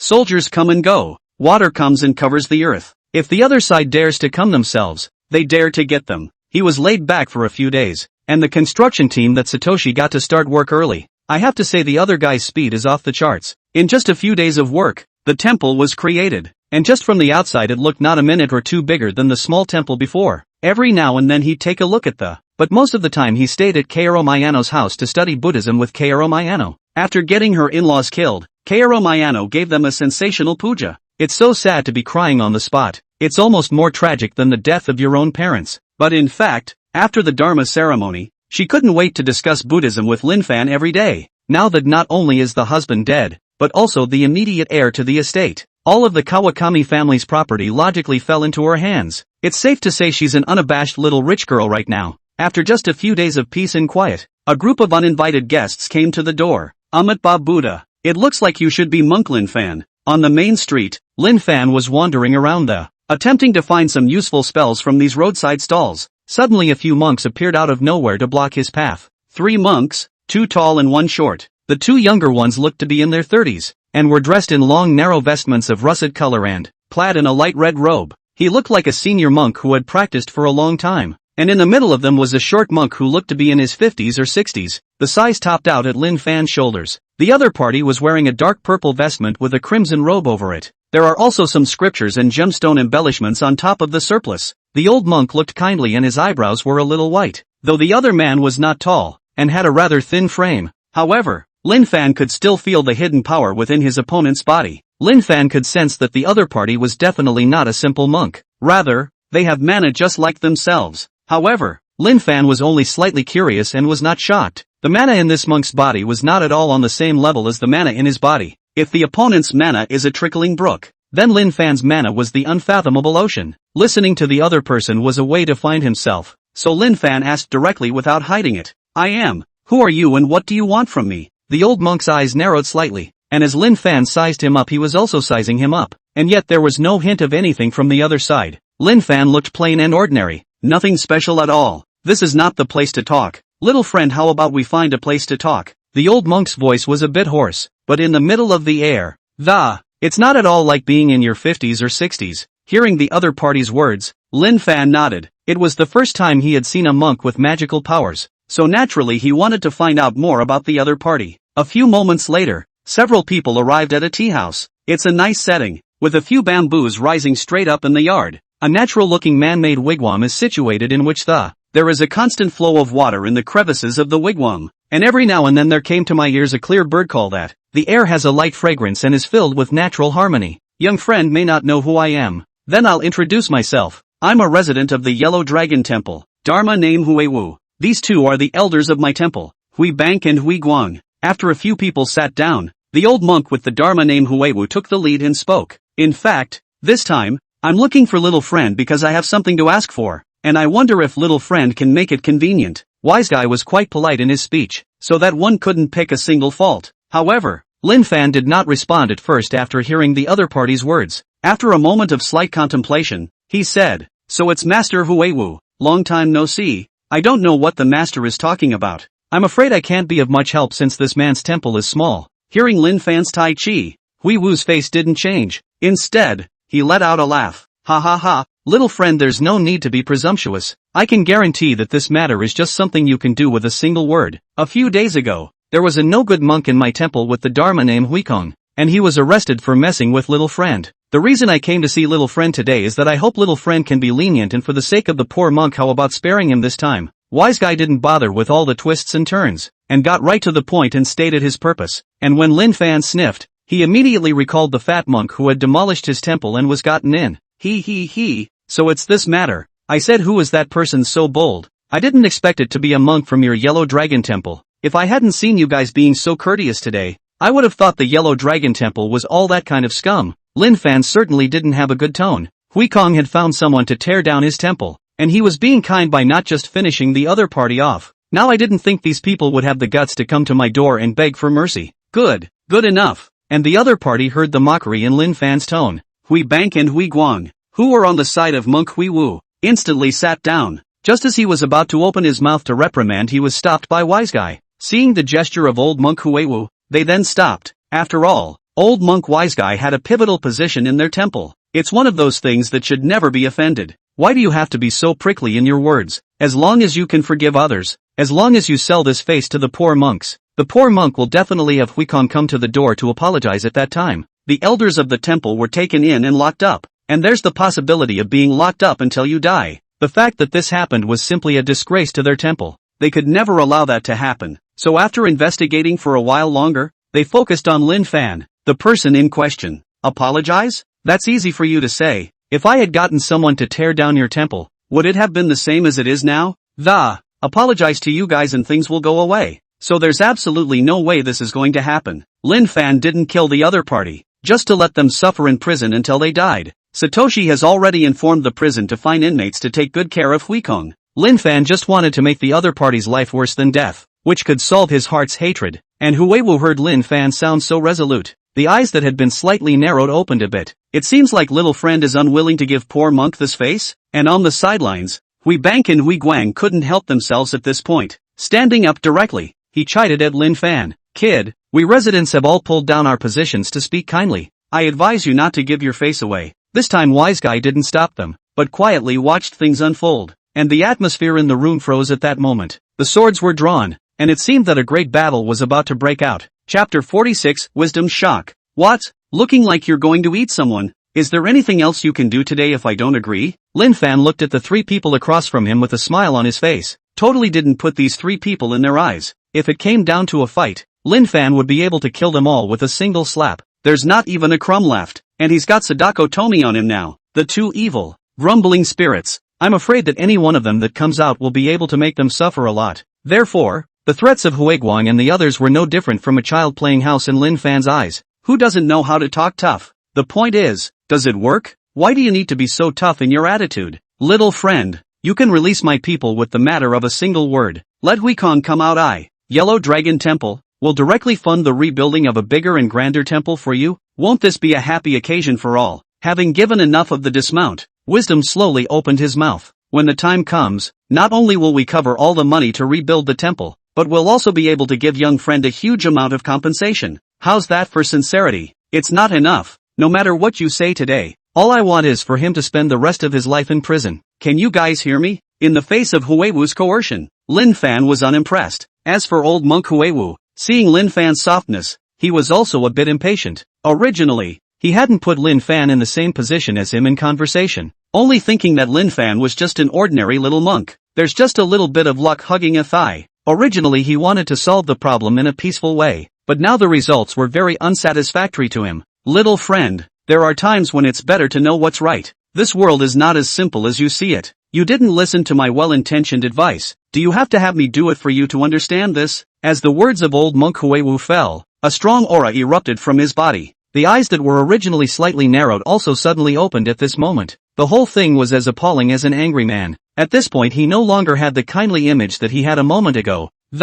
The seriousness of his expression blended with the aura of his body. Could make the squeamish pee their pants just by looking at it. And he had enough aura about him to be able to crush a person until they suffocated. These chi were like mountains that pressed straight up at Lin Fan. Old monk Huiwu was staring at Lin Fan dead in the face at this moment, wanting to see Lin Fan overwhelmed by his aura. As long as he let Lin Fan know how powerful he was, when the time came, it would be either what he said or what he did. Of course, old monk Huiwu's thoughts were plump, but the reality was very bony. Lin Fan had acted like a nobody from just now until now. It even felt a little boring. Is this your tactic? How dare you learn to threaten me with that? Lin Fan shook his head and with a casual wave of his hand he directly slapped away the churning and oppressive aura in the room. Before Huiwu old monk could react, an even more surging aura gushed out from Lin Fan's body. At this moment, Lin Fan urged a few points of mana, and a few threads of faint golden light surfaced around his entire body. The whole person was as dazzling as a majestic Buddha statue. Amidst the horrified gazes of the three old monks of Huiwu, the aura emanating from Lin Fan directly pressed the three of them to the ground, unable to move. With just a slight force,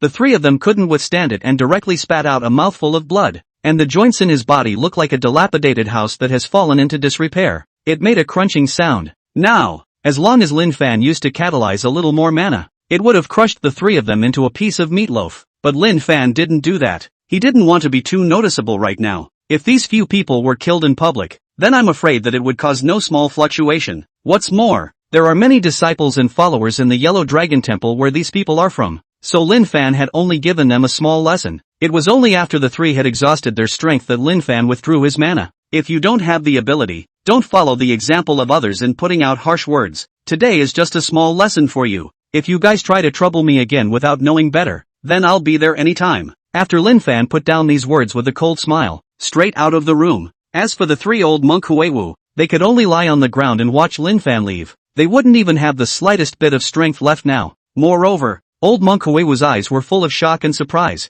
It was only after a few moments that they slowly recovered and got up from the ground. Cough cough. Are you alright, Sumitomo? What kind of evil power did this kid use just now? How come it's so powerful? In the face of Hui Bank's concern, old monk Hui Wu completely ignored it. Instead, he looked at the place where Lin Fan had left, recalling the scene just now. He kept mumbling as if he was irritated. That golden light just now. Could it be the legendary golden light of merit? No, it can't be. How could he have such a dense golden light of merit so young? No, I have to find out what that is. Hui Wu was already like a fiend at this point. He didn't care even if he was messed up by Lin Fan. Resident, this kid didn't agree today. What about Hui Kong? Should we just let him be locked up for the rest of his life? After Hui Bank's words rang out, it pulled elder monk Hui Wu back to reality. Upon hearing this Dharma name, his face instantly grimaced. Humph, this scum, who has accomplished more than he has done. If it were not for him, how could you possibly start a conflict with Lin Fan today? Whatever, let him be locked up in there and find time to expel this scum from the temple someday.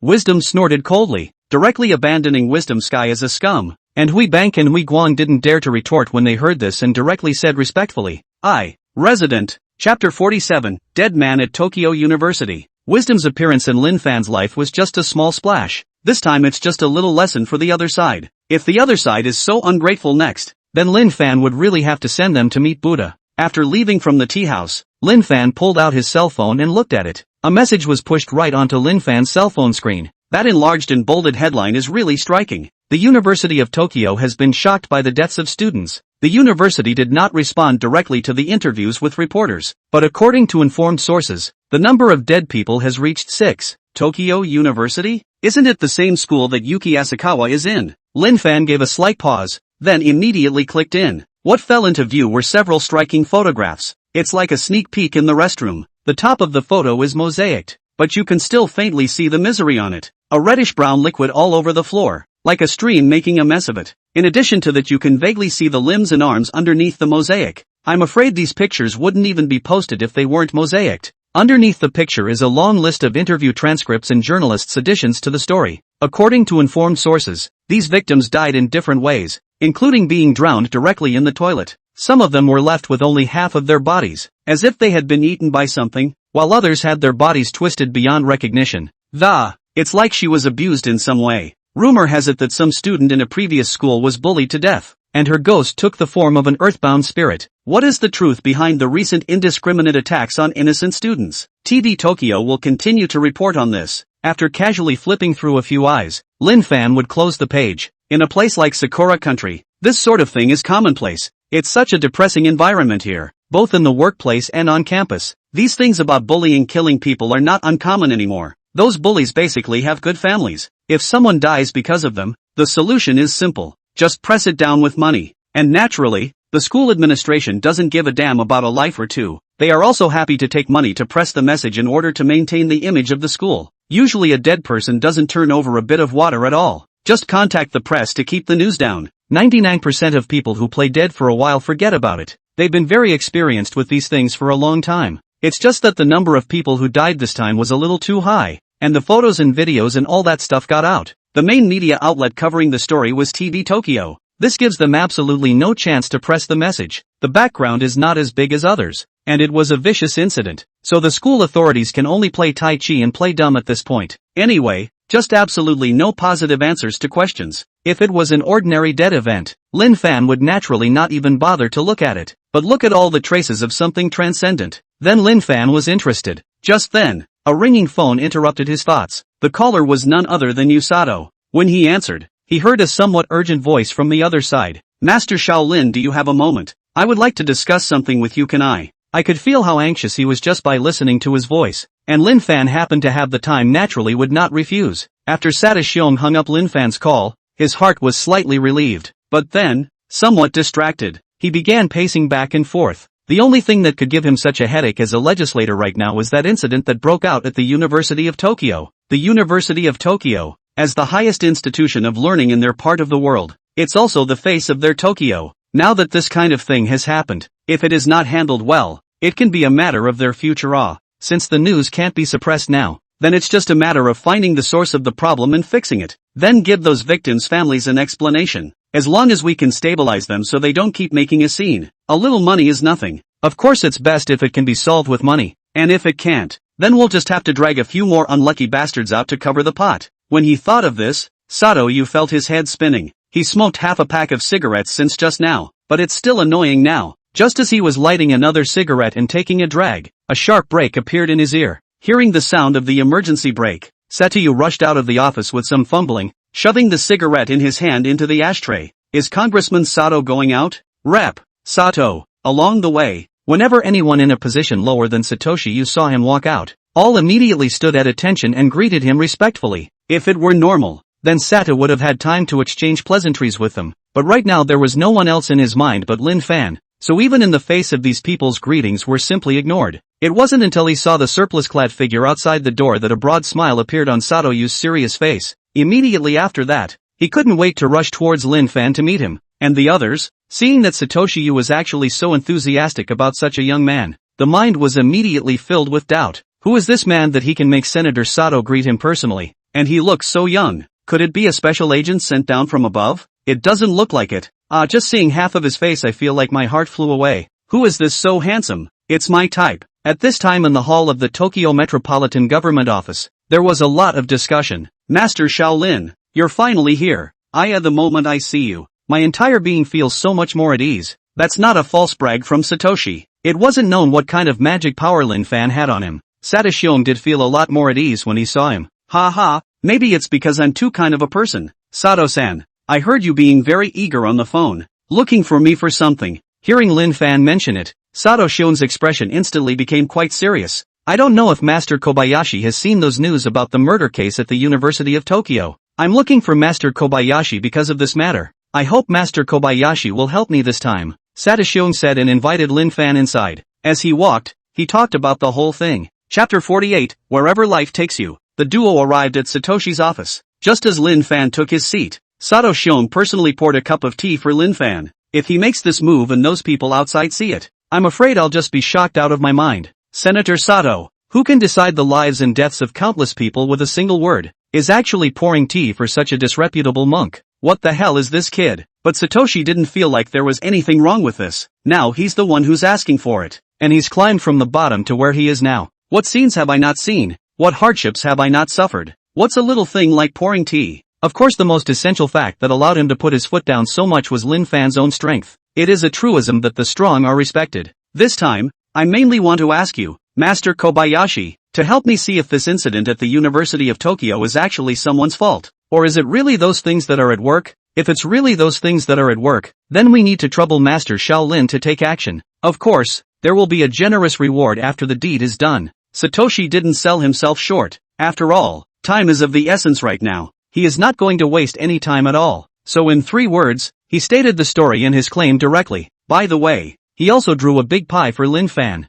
Maybe that's a subconscious reaction to being a leader for a long time. Of course, Lin Fan didn't care. If there really was an evil spirit in the University of Tokyo, then he would have gone to find out, even if Satuo hadn't invited him here. After all, the system's reward still smelled pretty good, but it's even better now that Satoshi Yu has personally invited him. You get a good reputation for making a little extra money, and you get to screw the system rewards along the way. Who could say no to that? Still, he pretended to think for a moment before agreeing. Although it's true that poor monks aren't very good at solving any murder cases or anything like that, but since Satora-san has asked, then the poor monk will naturally have to make a trip. If there are really evil spirits harming people, the poor monk will definitely not let the other party continue to be arrogant. Lin Fan's righteous words instantly caused Satoshi to get excited all of a sudden. As a matter of course it was normal for a man like Lin Fan to reject some rackets, but the fact that Lin Fan had now agreed to do so made Satoshi feel even more of Lin Fan's greatness. Great. In that case Master Shaolin, it's not too late, how about we set off right away? The impact of this matter is too great. Solve it earlier, I can also have an explanation to the families of those victims. Satoshi was truly anxious, and after Lin Fan agreed he couldn't wait to greet Lin Fan and rush to the scene. The two of them got into Satoshi Yu's exclusive car and arrived at the entrance of the University of Tokyo a few moments later. At this time in front of the university surrounded by a lot of people. There are eating to see the fun. There are those who do TV interviews, those who do self-publishing, and some who are supposedly family members of the victims. The families of all these victims are carrying signs in front of the school and shouting for the school to give an explanation. If there weren't police officers keeping order, then I'm afraid they would have rushed in long ago. As more and more people gathered in front of the school, it was vaguely starting to get out of hand. And at that moment, a car stopped steadily not far from the crowd. Immediately after that, a fat Mediterranean man who looked to be less than 6'7" stepped down from the passenger side. Along with them came 3 monks in robes. Lin Fan and the others were originally afraid of being blocked by the crowd and not being able to enter the school, so just stop at the far end. Now that he saw those 3 monks getting out of the car, a hint of playfulness appeared in Lin Fan's eyes. What a life! Those 3 monks were naturally the Huiwu trio. The 3 of them couldn't lift their heads when they were being pressured by Lin Fan at the tea house, but now it's showing a lot of spirit. It's really a windy day. The principal is here. Block him, don't let him get away. President Takahashi, what do you think about the fact that there was a murder at the University of Tokyo? And do you have anything to say to the victim's family? Principal Takahashi, why do you never respond in the face of questions from the media? Are you trying to muddle through this? What are these people? President Takahashi, is it possible that ghosts are killing people in the University of Tokyo just like the rumors? The already very obese Takahashi Oka was surrounded by so many people. It was a stressful experience. Sweat kept pouring out of his obese face and it was like rain that he couldn't stop. He took out his handkerchief and continuously wiped the sweat from his face, while continuously saying in a heartfelt manner, "No comment, no comment. Please don't gather here to influence the police in the case. In the end we will definitely give you a perfect explanation. This set of traveling Tai Chi can be very smooth." Takahashi Day is worthy of being a veteran who has been in the bureaucracy for decades. It seems to say a lot, but it doesn't actually get to the point on a single issue. And how could these journalists and the families of the victims let him off so easily? Some of the more emotional family members of the victims just jumped up and grabbed him by the collar and shouted angrily, "What do you mean by no comment? My daughter is only 20 years old, and she died in your school in such an unexplained and unspecified manner. And you are now saying such irresponsible words. Do you still have a conscience? Now that you are facing so many families of the victims and you are still using such words to try to pass it off, are so many human lives not worth mentioning in your eyes at all? We have a right to the truth. We want the truth now." The sweat on Takahashi Daikawa's face increased in the face of so many groups of angry family members of the victims. Normally he could have done without looking these people in the eye at all, but at this point he didn't have that condescending attitude, afraid that one of these people would get excited and just get him killed. Master Huiwu, help me. With his roar, behind him, Huigo finally made a move. Alas, as he let out a sigh, the crowd immediately felt an invisible force pressing down on them. The original crowd of angry people instantly calmed down. Fellow monks, the poor monk can understand your feelings. Things have already happened, but now that the murderer who caused all of this has yet to be found, it's useless for you to continue to pressurize the Takahashi monk. After Huiwu finished speaking, an invisible force separated the crowd with a wave of his hand. The people who were still blocking the doorway instantly vacated a passage. The poor monk can promise to return the truth to you, and will definitely not harbor a murderer. Wise Guy's words were so full of power that one couldn't help but want to believe them. But there are still those families who are very upset. Who do you think you are? You must be in cahoots with them too, only hiding the truth to fool us. Yes, that's right. For sure. There is no truth in this old monk's mouth, so don't believe him. In the face of the crowd's skepticism, Huiwu's expression remained unchanged. Poverty Monk Huanglong Temple's resident post. Dharma name Huiwu. I swear by Huanglong Temple's 100-year reputation that I will never harbor anyone. Monk Wisdom's voice continued to haunt the spot. By the time the crowd reacted, the people, Hyungwoo and Takahashi Oka, had already walked into the University of Tokyo. After Wisdom and the others disappeared from the crowd's view, they reacted. Yellow Dragon Temple? Is it the Yellow Dragon Temple that is rumored to have a real Buddha? Yes. Before I had a relative who was haunted by filth for several days without food and almost died.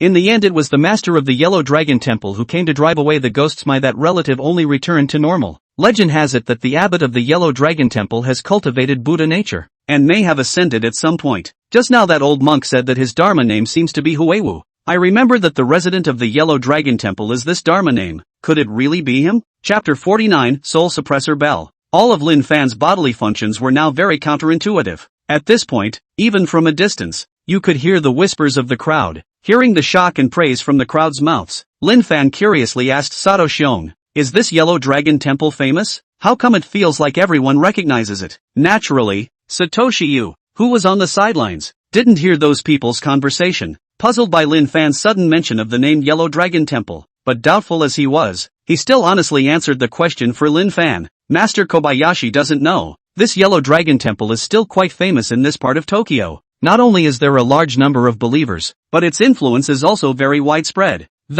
And there seems to be a real expert of that kind practicing in the Yellow Dragon Temple. There is also a folk legend that says that a demon is suppressed under the Yellow Dragon Temple, and that once this demon breaks the seal, then the whole world would be in despair. But the legend is so old and so far gone that no one knows at all whether the legend is true or not. Satoshi, you didn't look too convinced when he said those words. After all, this man Huikong came out of the Yellow Dragon Temple. Huikong actually dared to treat him like a little cutie. To cajole, it was simply a disgrace to him. And in Satoshi's eyes, even if Huanglong Temple did have a powerful man, it was also definitely no match for Lin Fan, though Lin Fan looked plain and unimpressive. Being in a high position for a long period of time, he had also developed a special intuition for recognizing people, and he believed that Lin Fan was definitely not as simple as he appeared to be. As for being cajoled before, then forget it. At that time he was not only affected by Tomi, but he felt like he was going to die. Naturally, when you see a lifesaver, you have to grab it. Even if it's a fake, you have to try it. So that's how it is. It's true that there are still quite a lot of capable people in the world,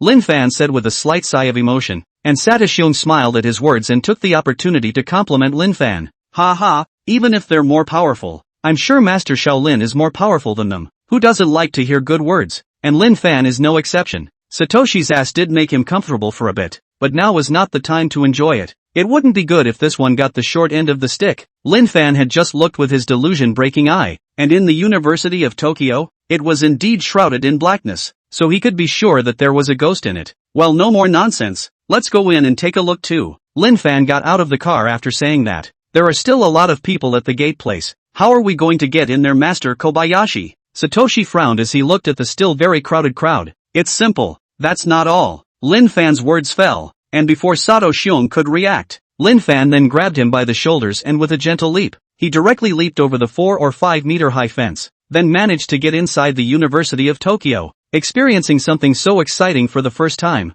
Satoshi felt his legs were still soft after he reacted. There are no more students in the University of Tokyo now. Since the public outcry, those parents have taken all their sons or daughters home. Seeing that the situation could not be controlled, the school authorities had no choice but to put the whole school on vacation. I'm afraid this is the first time I've taken a vacation at a non-vacation time. After all, the motto of schools all over the world is we don't take a vacation until the earth explodes. Master Huiwu, what do you think? Can you see anything? Takahashi Oka kept wiping the sweat from his forehead with his handkerchief even now. Only now the sweat was a cold sweat from too much fear. It was nothing like the sweat that had been shed by the previous siege. At that moment they were standing at the scene of the crime, the girls' restroom on the 3rd floor. The bodies have been disposed of. Though, still, the scene was dismal. The traces left by the blood are still very visible on the floor, walls and ceiling. Just by looking at these traces, one could imagine how gruesome the scene was before. At this moment, Takahashi Oka only felt a chill run down his back.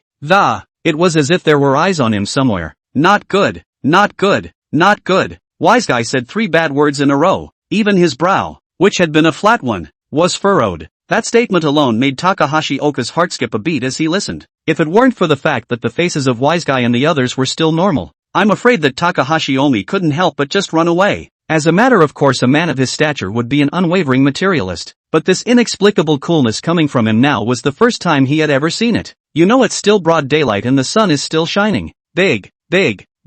Master, you can't scare me. If you can't even solve it, then what should we do? Just wait for death. Takahashi Oka was stuttering a bit nervously. Wise Guy's great name is known to no one and no one at all. If even he found it difficult, then Takahashi Oka couldn't think of anyone else who could help them through this crisis. Poor monk, do your best. Things would be much simpler if that person was here. Unfortunately, the person that Huiwu was talking about was naturally Lin Fan. He could only realize the gap between him and Lin Fan when he returned to his senses after Lin Fan left. The two are like the difference between the stars and the sun, and Lin Fan is that sun. Master Huiwu, who are you talking about? Who else is so capable? Takahashi Oka asked curiously at once. In his perception, wisdom was a true Buddha in the world, and from what I could hear from this true Buddha's tone, there was actually someone more powerful than him? Oh, nothing. Let's just do something. Wise Guy didn't want to say much. After all, he and Lin Fan had directly crossed paths before. Now even if he wanted to backtrack, it would be too late. Takahashi Oka could only stop when he saw that Hai was reluctant to bring it up, and after the duo's words fell,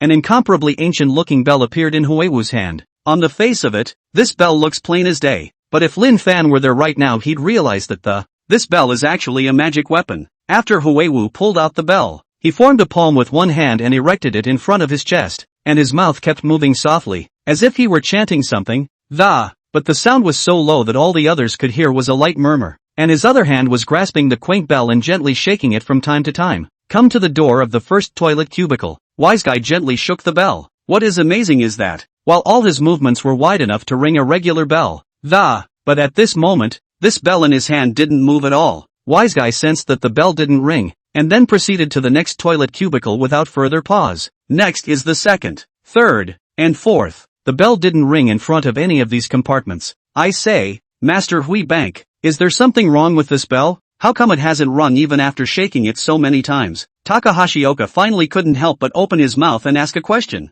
And Hyoken replied without looking at him from the beginning, but staring straight at Hyok's movements. This is not an ordinary bell, but the accompanying magic treasure of our dwelling post, soul-suppressing bell. Soul-suppressing bell won't ring unless it encounters evil spirits and ghosts no matter how you shake it. So you'd better pray that the soul-suppressing bell will never ring. After listening to Hashikishi's explanation, Takahashi Oka instantly understood. At the same time he prayed in his heart, don't ever ring. It's better that this hit is someone pretending to be a god, and that nothing messy or dirty appears. Just as he was thinking this, the bell that hadn't been ringing before gave out one clear and loud sound after another. Jingle bells, jingle bells. The crowd looked over, and at that moment, Wise Guy was standing directly across from the last toilet cubicle. The expression on his face at this moment was unusually serious. Chapter 50. At this moment, the soul suppressor bell in Huewu's hand began to shake violently as if it was out of control. Also because of the violent shaking of the soul suppressor bell, the sound of tinkling bells kept coming out from inside the bell. A shorter period of time would have been fine, and it would have been possible to take in the sound for a little while, but after a while, the crowd felt a little dizzy in the head. If Wise Guy hadn't stabilized the soul suppressor bell in time, those few people were afraid that they would have long since been sedated and fainted by the voice. Great peril. Wise Guy's face didn't look too good. There's something to be said for the sound of this soul-calming bell. If you encounter the kind of ghosts and goblins that, at best, give you nightmares, then the soul bell will ring very quietly. Sometimes it would just be a gentle ding of the bell, but if the ghosts and goblins encountered are slightly more powerful, then they will ring a few more times. And this time the soul suppressor bell was ringing so violently that even Huewu had not seen it a few times. What the hell happened here? Wise Guy asked, his face a bit grim as he rushed at Takahashi Oka. Before, the other party only said that they were invited to come over to see if those dead students had too many grievances to turn into earthbound spirits. By the way, let's see if there's any whatsoever of dirt in here. Wise Guy had never even imagined that he would encounter something so powerful, and Takahashi Oka hadn't mentioned anything that had happened in this restroom before. No, Master Huewu, except for this time there is no. Takahashi Oka saw how ugly Haigo's face looked. His heart was flustered, but he still subconsciously denied it. Don't be lying to me. If you don't tell the truth then I'll never care about this again. Seeing that Takahashi Daikawa was still playing dumb, Wise Guy gave an ultimatum. Wise Guy is not a cutie. An evil spirit of this level doesn't turn into something in a day or two. In addition to the need for time to settle, it also requires an immense amount of resentment. The deeper the resentment and the greater the hatred, the stronger the evil spirit that is born, and the long-cherished wish of such evil spirits has never been satisfied. Then the power in her will increase as the resentment increases. If Takahashi Oka is telling the truth he's still looking for a chance to put up a fight, but if Takahashi Omi is going to lie even now, then there was no need for him to waste his strength for nothing. Not only will you be treated like a cutie, and most of all there's the possibility of losing your life. Seeing that Huigo didn't look like he was joking, Takahashi Oka finally didn't dare to keep hiding it any longer. Master Huewu, take it easy. I just remembered something,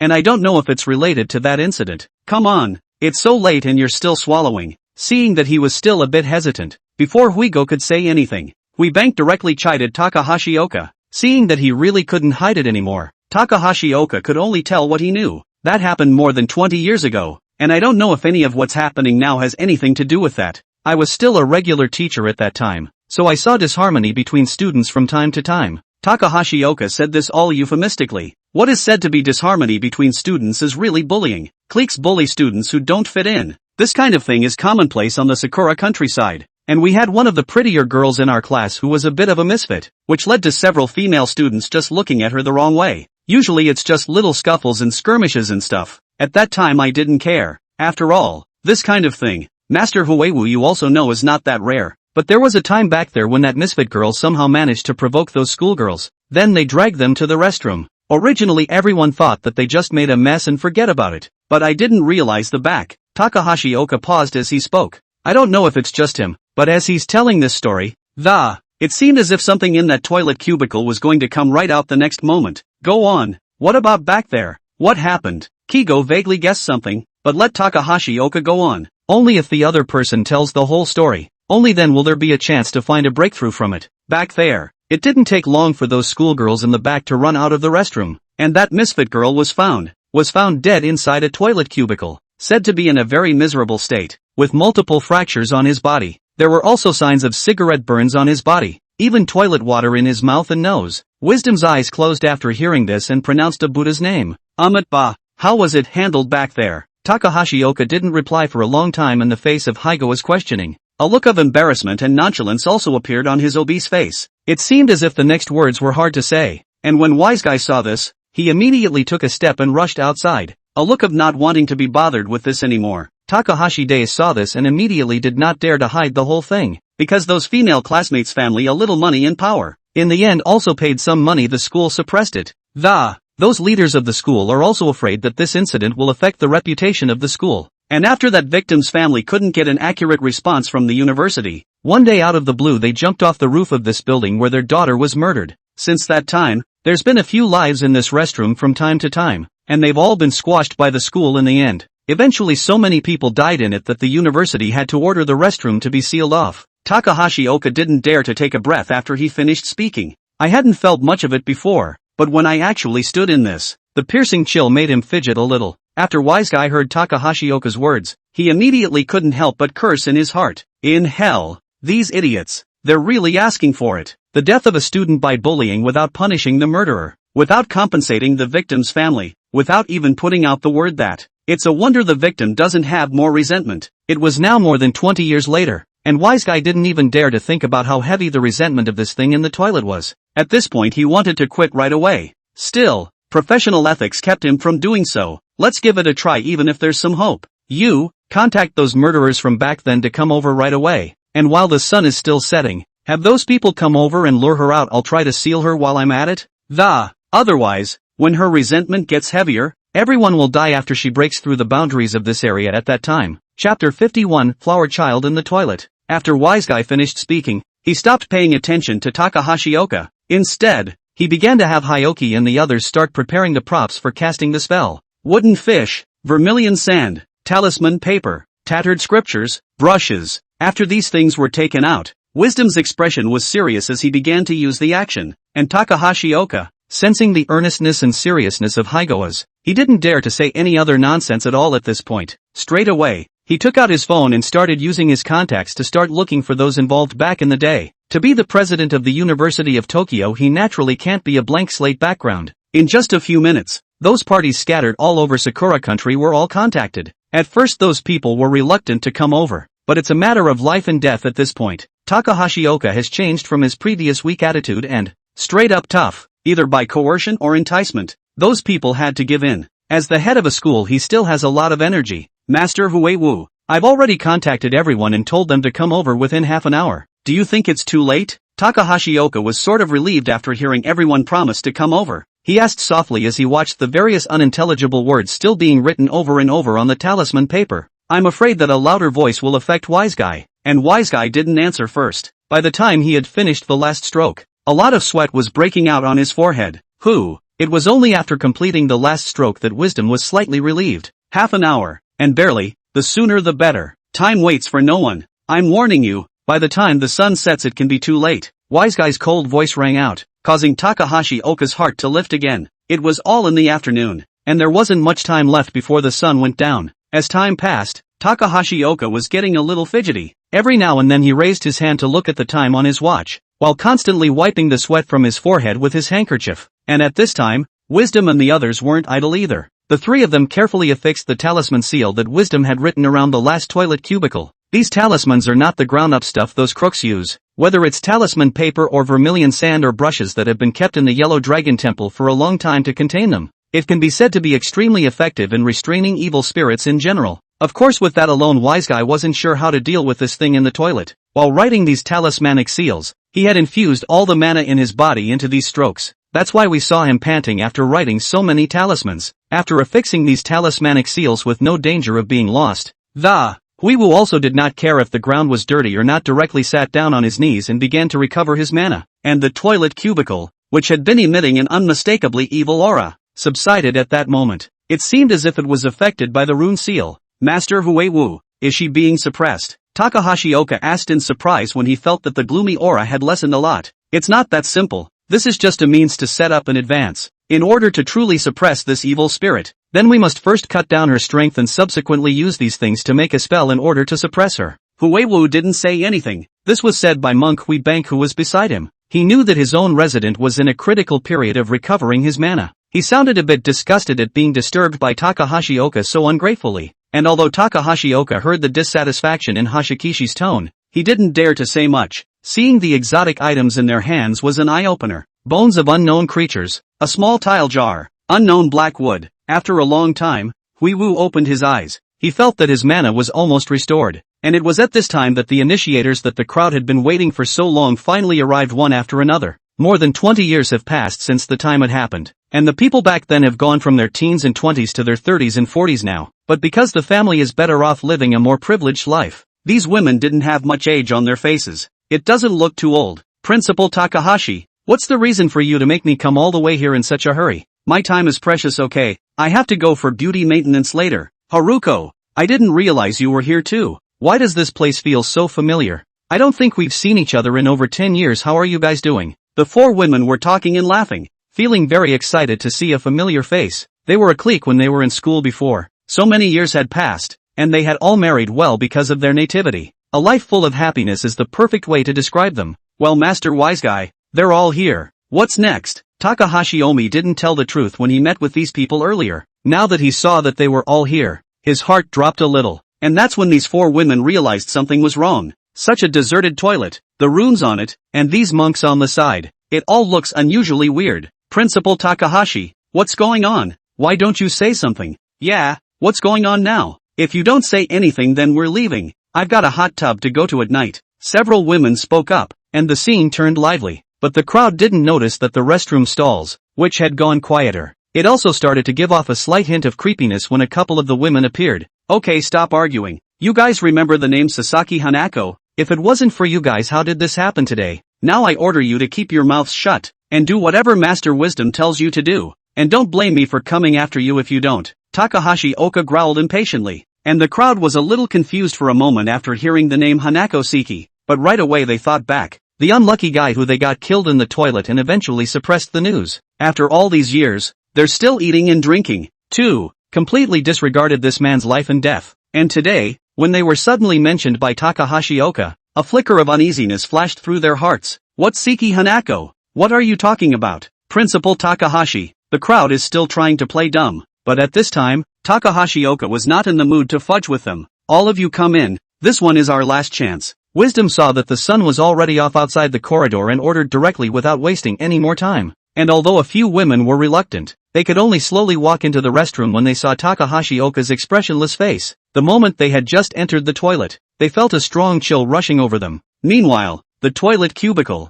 which had been incredibly quiet the previous moment, was instantly cranky at this very moment. Boom! The gate with the two talismans attached to it flew straight out as if it had been hit by a truck. Before anyone could react, a twisted ink-black figure floated out from within. The middle-aged woman who was called Haruko before, closest to the restroom cubicle. Instantly the figure was pulled in. A miserable shriek and the sound of crunching and breaking bones then came from inside. In another instant, a spherical object flew out of the toilet cubicle. The crowd fixed their eyes and saw who this sphere was, if not the Haruko middle-aged woman from before. Her whole body felt as if it had been put into a spherical mold and squeezed hard. And it became the twisted, horrible shape it was now. Her horrified expression could still be seen on that twisted face, stained red with blood. Such a frightening scene sent a chill down the hearts of the crowd, especially the remaining three women. Seeing their old classmates become like this, instantly let out a mournful scream. Chapter 52, a revenge delayed for more than 20 years.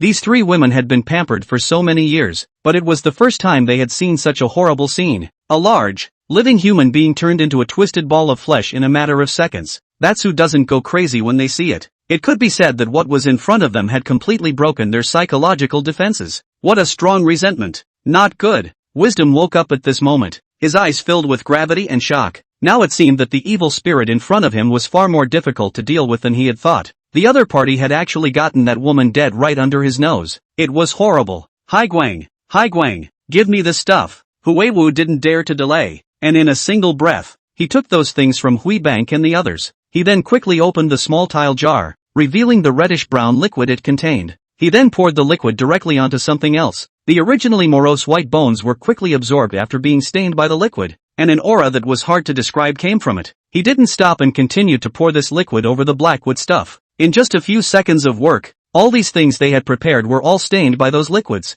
Wisdom then put several talisman seals on all of them. At that very instant, the props began to float as if they were being pulled by something. A thin, light gold-colored thread connected these props into a circular shape that began to rotate at a rapid speed. "Give me the town." Seeing this, Huewu hastily urged his mana to pull the golden ring in front of him. The moment the circle covered the toilet cubicle, those black chi began to boil and evaporate like hot oil meeting cool water. Meanwhile, the grudge in the toilet cubicle seemed to sense something and began to fight back desperately. Another black silhouette tried to rush out from inside. "Still want to commit murder? Look at my soul suppressor bell." Wise Guy was already doing his best to fight the evil spirit in front of him. Every time he was impacted by an evil spirit, he could feel the mana in his body draining away. Seeing that the mana was almost empty, at this last moment, he had to start using the soul suppressor bell. In the instant his voice fell at once, a huge golden shadow appeared on the soul suppressor bell in his hand. The silhouette was the same shape as the soul suppressor bell, only many times enlarged. And before the evil spirits in the restroom can react,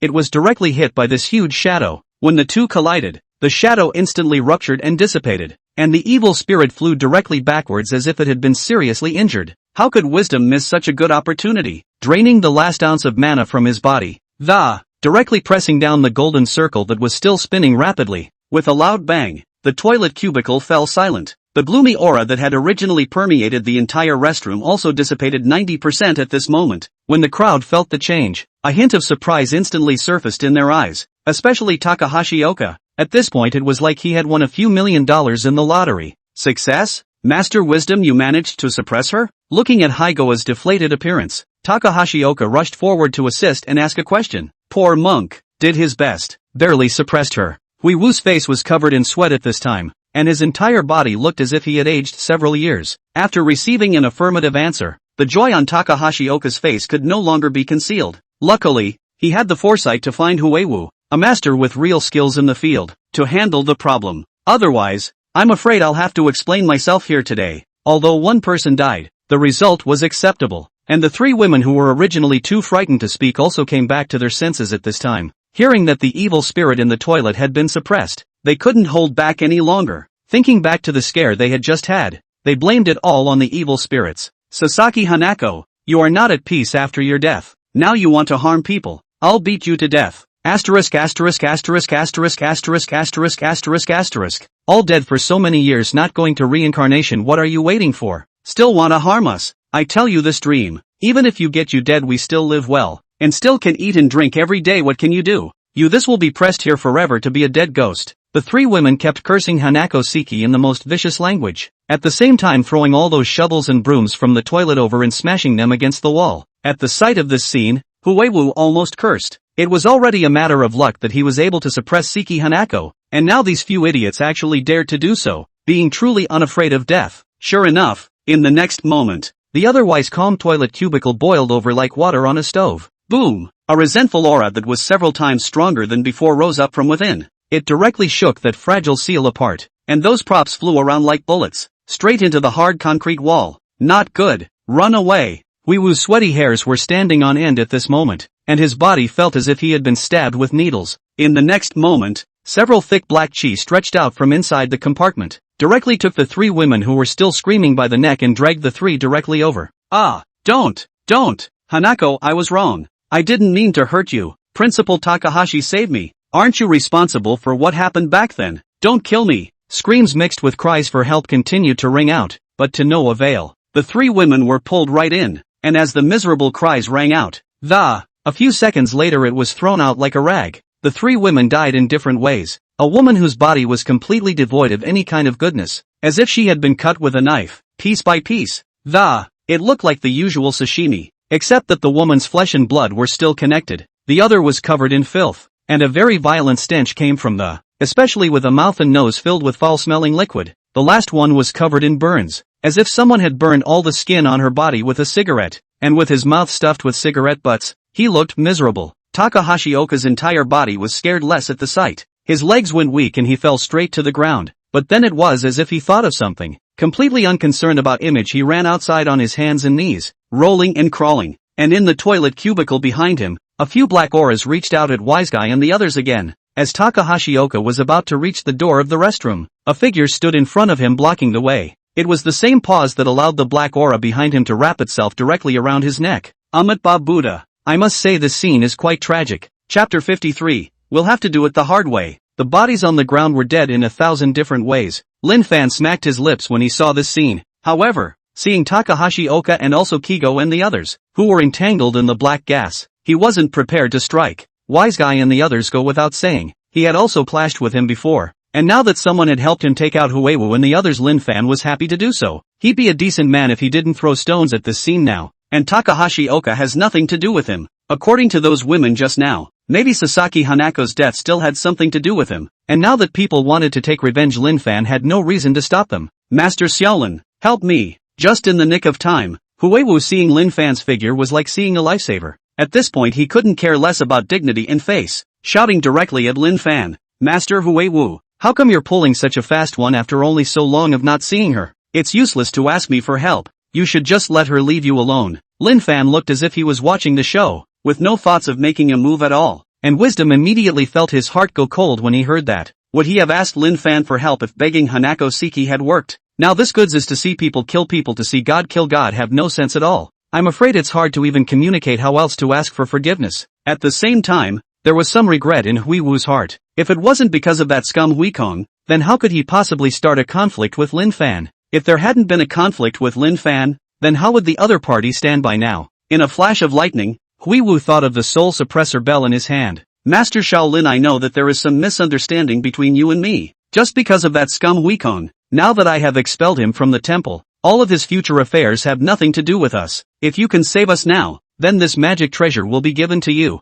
Not only that, we have other magic treasures in the Yellow Dragon Temple. As long as you make a move now, then you can just take whatever you want at that time. Wise Guy was also down for survival at this point. Feeling that his body was being pulled backward at a rapid pace by the black aura of the, he directly threw the soul-suppressing bell with all his strength towards where Lin Fan was. Lin Fan backhanded the soul-suppressing bell into his hands and speculated. No one would have too much of something like a magic treasure, and Lin Fan was no exception. Wise Guy's words were a bit of a turn-on for him. You can pick up a few magic treasures for nothing with one outing. After weighing the pros and cons, Lin Fan still chose to make a move. Amitabha Buddha. Master Huewu, why do you have to be like this? Even if you don't give me these things, I won't stand by and watch such a highly respected master like you fall here. Lin Fan declared a Buddha's name with a faint smile on his face, then rushed to grab at the black chi that was entangling Huewu and the rest of them. The three of them were saved from Hanako Siki. Master, please save me too. I don't want to die yet. Takahashi Oka was scared less at this point. Seeing that Lin Fan had saved Huewu and the others so simply, he instantly looked like he had grabbed a life preserver, desperately rushing at Lin Fan to call for help. Amitabha Buddha. I'm sorry, scholar. I used up a lot of my strength just now when I made my move. I'm afraid I can't help you now. Go in peace. The poor monk will properly transcend you afterward. Lin Fan's words directly annihilated Takahashi Day's last shred of hope. The expression on his face began to twist and grimace as he felt himself getting closer and closer to the toilet cubicle. Hanako-san, Huazi-san, it's all my fault. Spare me this time. I shouldn't have coveted your beauty. I shouldn't have had those thoughts about you. Shouldn't have spread the bad word about you. I was wrong. Spare my life. Takahashi Oka has his hands and feet buckled on the floor, attempting to fight the pull of the black gas with his own strength. But even if all 10 of his fingers had chipped nails, it didn't slow down a bit either. The next moment, Takahashi Oka's obese body was pulled right in and then chilling screams rang out from inside the toilet cubicle. Ah, it hurts. No. In a matter of seconds, the screams came to a screeching halt. A body tissue then flew out of it.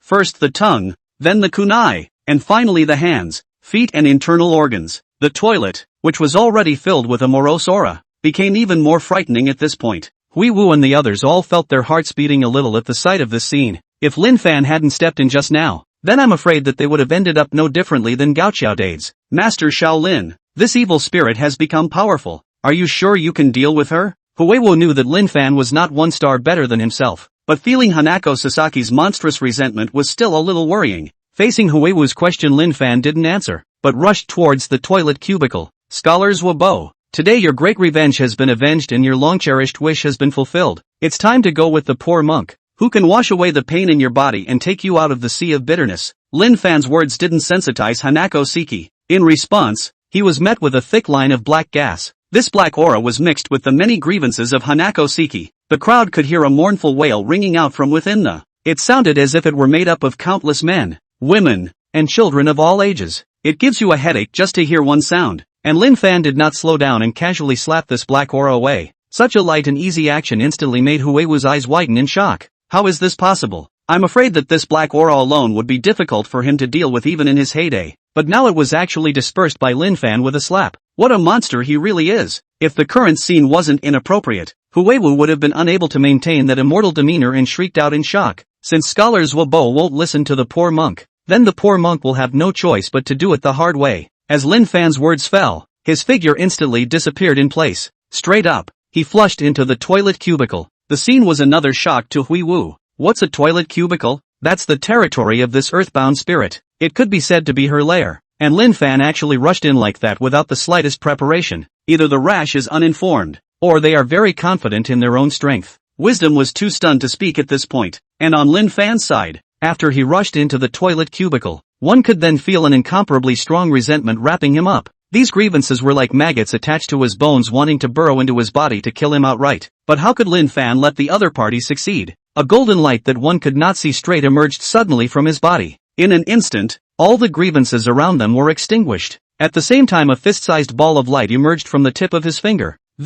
It shines an old light in every corner of the toilet cubicle. A scream that sounded like a woman, not a man, rang out. Hanako Seki, who was originally hidden in the cubicle, directly revealed her figure at this moment. Being so illuminated by the little Bodhi technique and Lin Fan's protective golden light, she curled up in a corner as if she'd been hurt in a big way. There was also a piercing scream coming from his mouth. What's the point of this, scholars Wabo? I spoke kindly to you before, and you had to force my hand. After seeing the other party reveal his form, Lin Fan put away the little Bodhi technique. He'd seen it just now. The broken bones on Hanako Seki, the scars from the cigarette burns, and the tattered school uniform. It all goes to prove what she's been through before. And just a poor man. Ho ho. If you want to kill, just kill. Why be so hypocritical? I've already avenged the great hatred of that year. Even if I die again, what can I do? Hanako Seki slightly tilted her head at this moment to stare at Lin Fan and said, she sounded like she had something stuck in her neck. It sounds rougher and more vicarious. A head of long, disheveled hair blocked 3/4 of her entire face. All that could be seen were her eyes,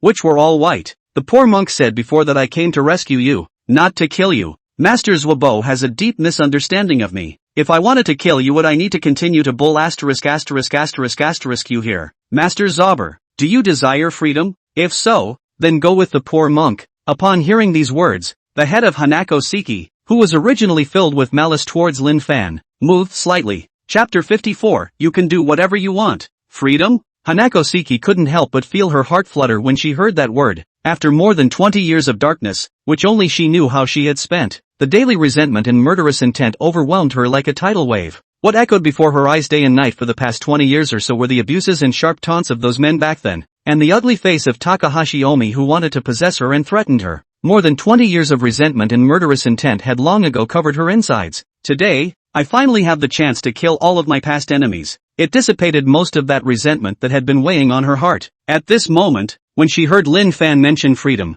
her mind instantly recalled the previous scenes of strolling and frolicking under the sun. Have freedom? I've been bound to this place for more than 20 years, and I couldn't get out of it even if I tried countless times. Now you ask me if I desire freedom? So what if I desire it? So what if I don't? Is it just you who can take me away from this place? I am Earthbound Spirit. The Earthbound Spirit who has been bound here for over 20 years. Hanako Seki's emotions broke down all of a sudden. The voice was laced with so many emotions that it sounded incredibly shrill. Lin Fan mentioned freedom to her as if he were talking about how many great meals he had eaten to a man who was dying of hunger.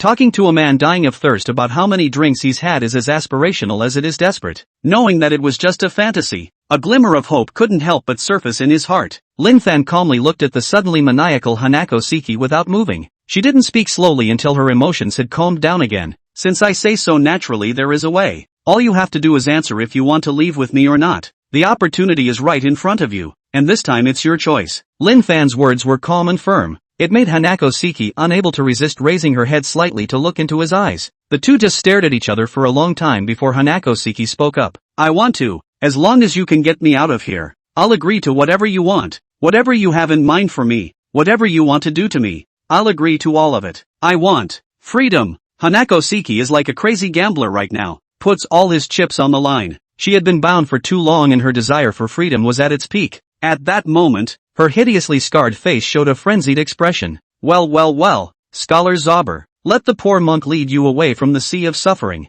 As Lin Fan's words fell, the violet gold bowl appeared in his hand. Then, when he urged his mana, an incomparably powerful suction force came out from the violet gold mantle. Siki Hanako's body was also uncontrollably pulled by the purple and gold mantle. Feeling that my body is breaking away from the confines of this place, Hanako Siki's somewhat agitated body trembled slightly. After all these years, can we finally leave? But just when she was incredibly excited, it was like a mysterious force suddenly appeared inside the toilet cubicle was pulling her back. Feeling the two different pulls, a look of horror surfaced on Hanako Siki's face. She doesn't want to stay in this hole anymore. Even if his body was on the verge of being torn apart because of the pain coming from the two pulls. Satsuki Hanako was also seen firmly rushing towards Lin Fan and extending her own palm in an attempt to grab a lifesaver. Just when she was on the verge of despair, Lin Fan's voice rang in her ears like thunder. Humph, who dares to stop me if I want to take her away? Don't know what's good for you. As Lin Fan's words fell, the mana on his body roared like a tidal wave, only to see him extend his palm and slap it directly on the floor. An unparalleled power emerged from him.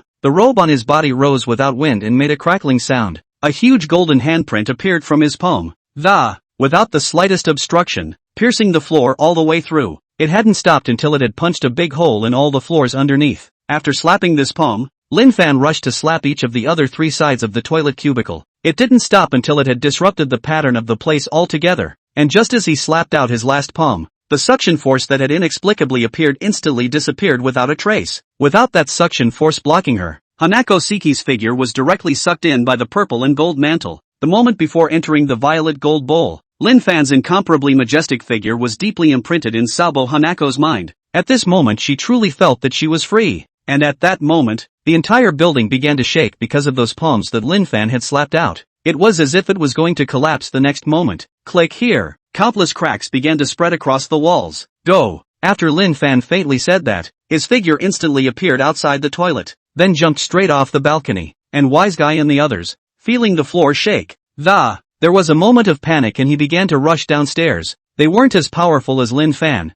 able to jump from the top of such a high floor all in one piece, just moments after they had come to the first floor and ran out into the corridor. The building that was still standing in place instantly collapsed. The scene made Huiwu and the others gulp. It's horrible. It was the first time in all their years of living that they had seen a man who could bring down a building, and Sato Yu, who had been waiting downstairs for a long time, saw that the building, which was still fine, suddenly collapsed. It also stunned him. Satori sure, it's resolved. I'll leave the rest to you. Lin Fan suddenly appeared beside him and said, Master Kobayashi, this is your masterpiece? How am I supposed to explain it to the outside world then? Satoshi Yu still couldn't believe what was in front of him and stuttered a bit in his speech. That's your business then. I've got things to do so I'll take my leave. Lin Fan flashed a smile before directly leaving the spot. Only a dumbfounded Satoyu remained in the playground not knowing what to do. He could still remember the other magic weapon that Huiwu had promised. Figure sooner rather than later. Get your hands on the spells while you can.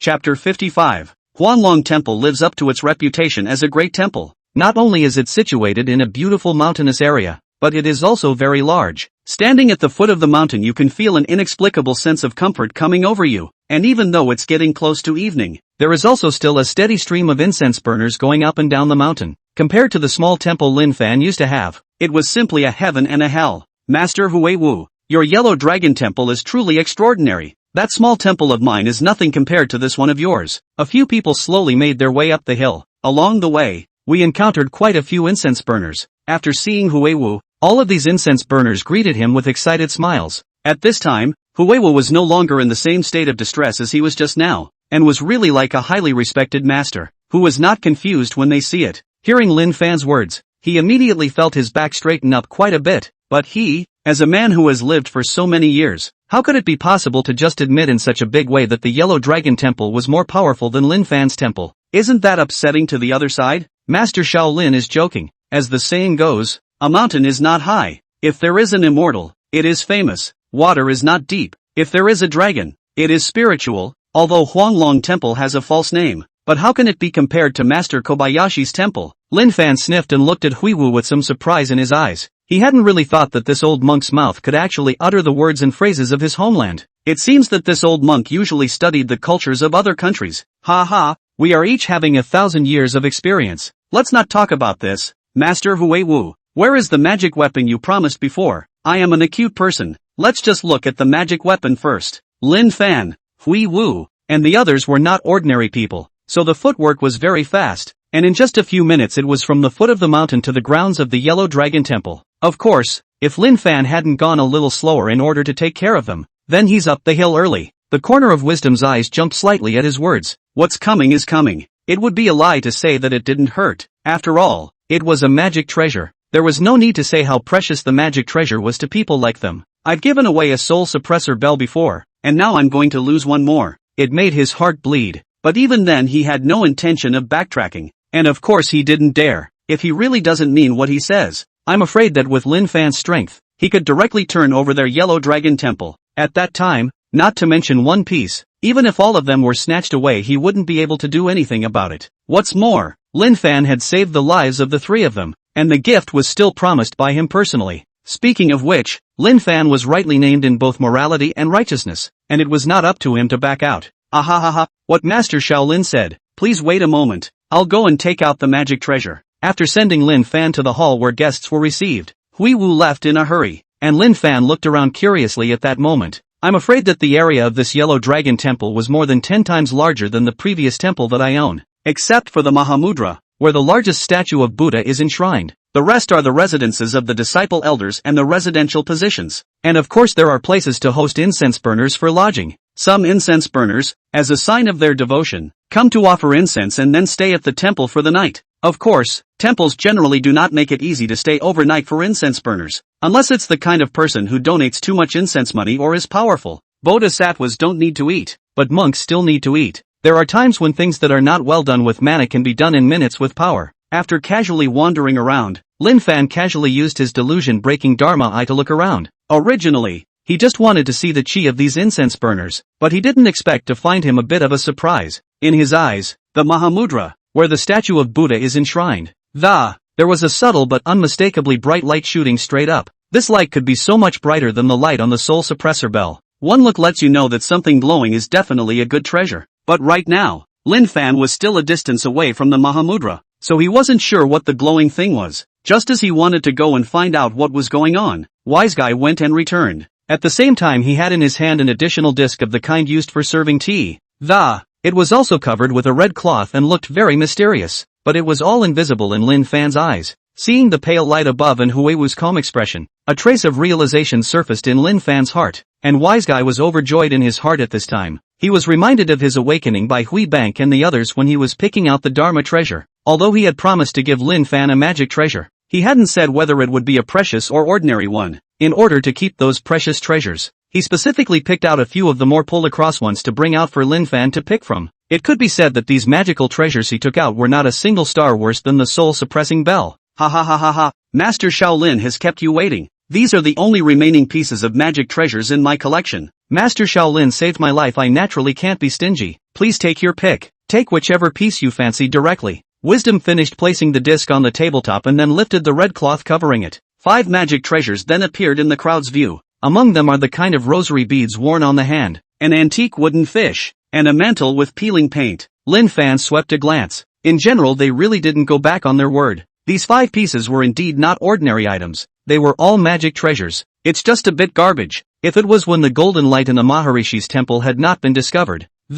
Lin Fan was afraid that he would have lifted the table long ago when he saw these items, but at this point, he didn't lash out. Instead, without moving, he picked up these mantras and slowly speculated on them. It seemed as if they were debating which one to pick, and Wisdom and the others were slightly nervous at this point, fearing that Lin Fan would be furious if he saw that they were perfuming him with such goods. But thankfully what they were worried about didn't happen. In the end, Lin Fan selected the string of holding beads. It's also the kind of rosary that hangs from your wrist. The other few pieces were of no use to Lin Fan at all. It's the only one that's still somewhat useful. Wearing it from time to time has a slight beneficial effect on the body. recuperating the mind and body from the invasion of minor illnesses. Although it was dispensable to Lin Fan, it was not bad for giving away. Then I'll thank Master Huiwu for his kindness. I'll choose this one. Seeing that Lin Fan had chosen a magic treasure, Huiwu and the others were overjoyed in their hearts. But on the surface, he still pretended to be a meathead. A mere magic treasure is nothing to worry about. It's not worth mentioning at all in comparison to Master Shaolin saving several of our lives. After saying that, several people smiled at each other as if they had known each other for years.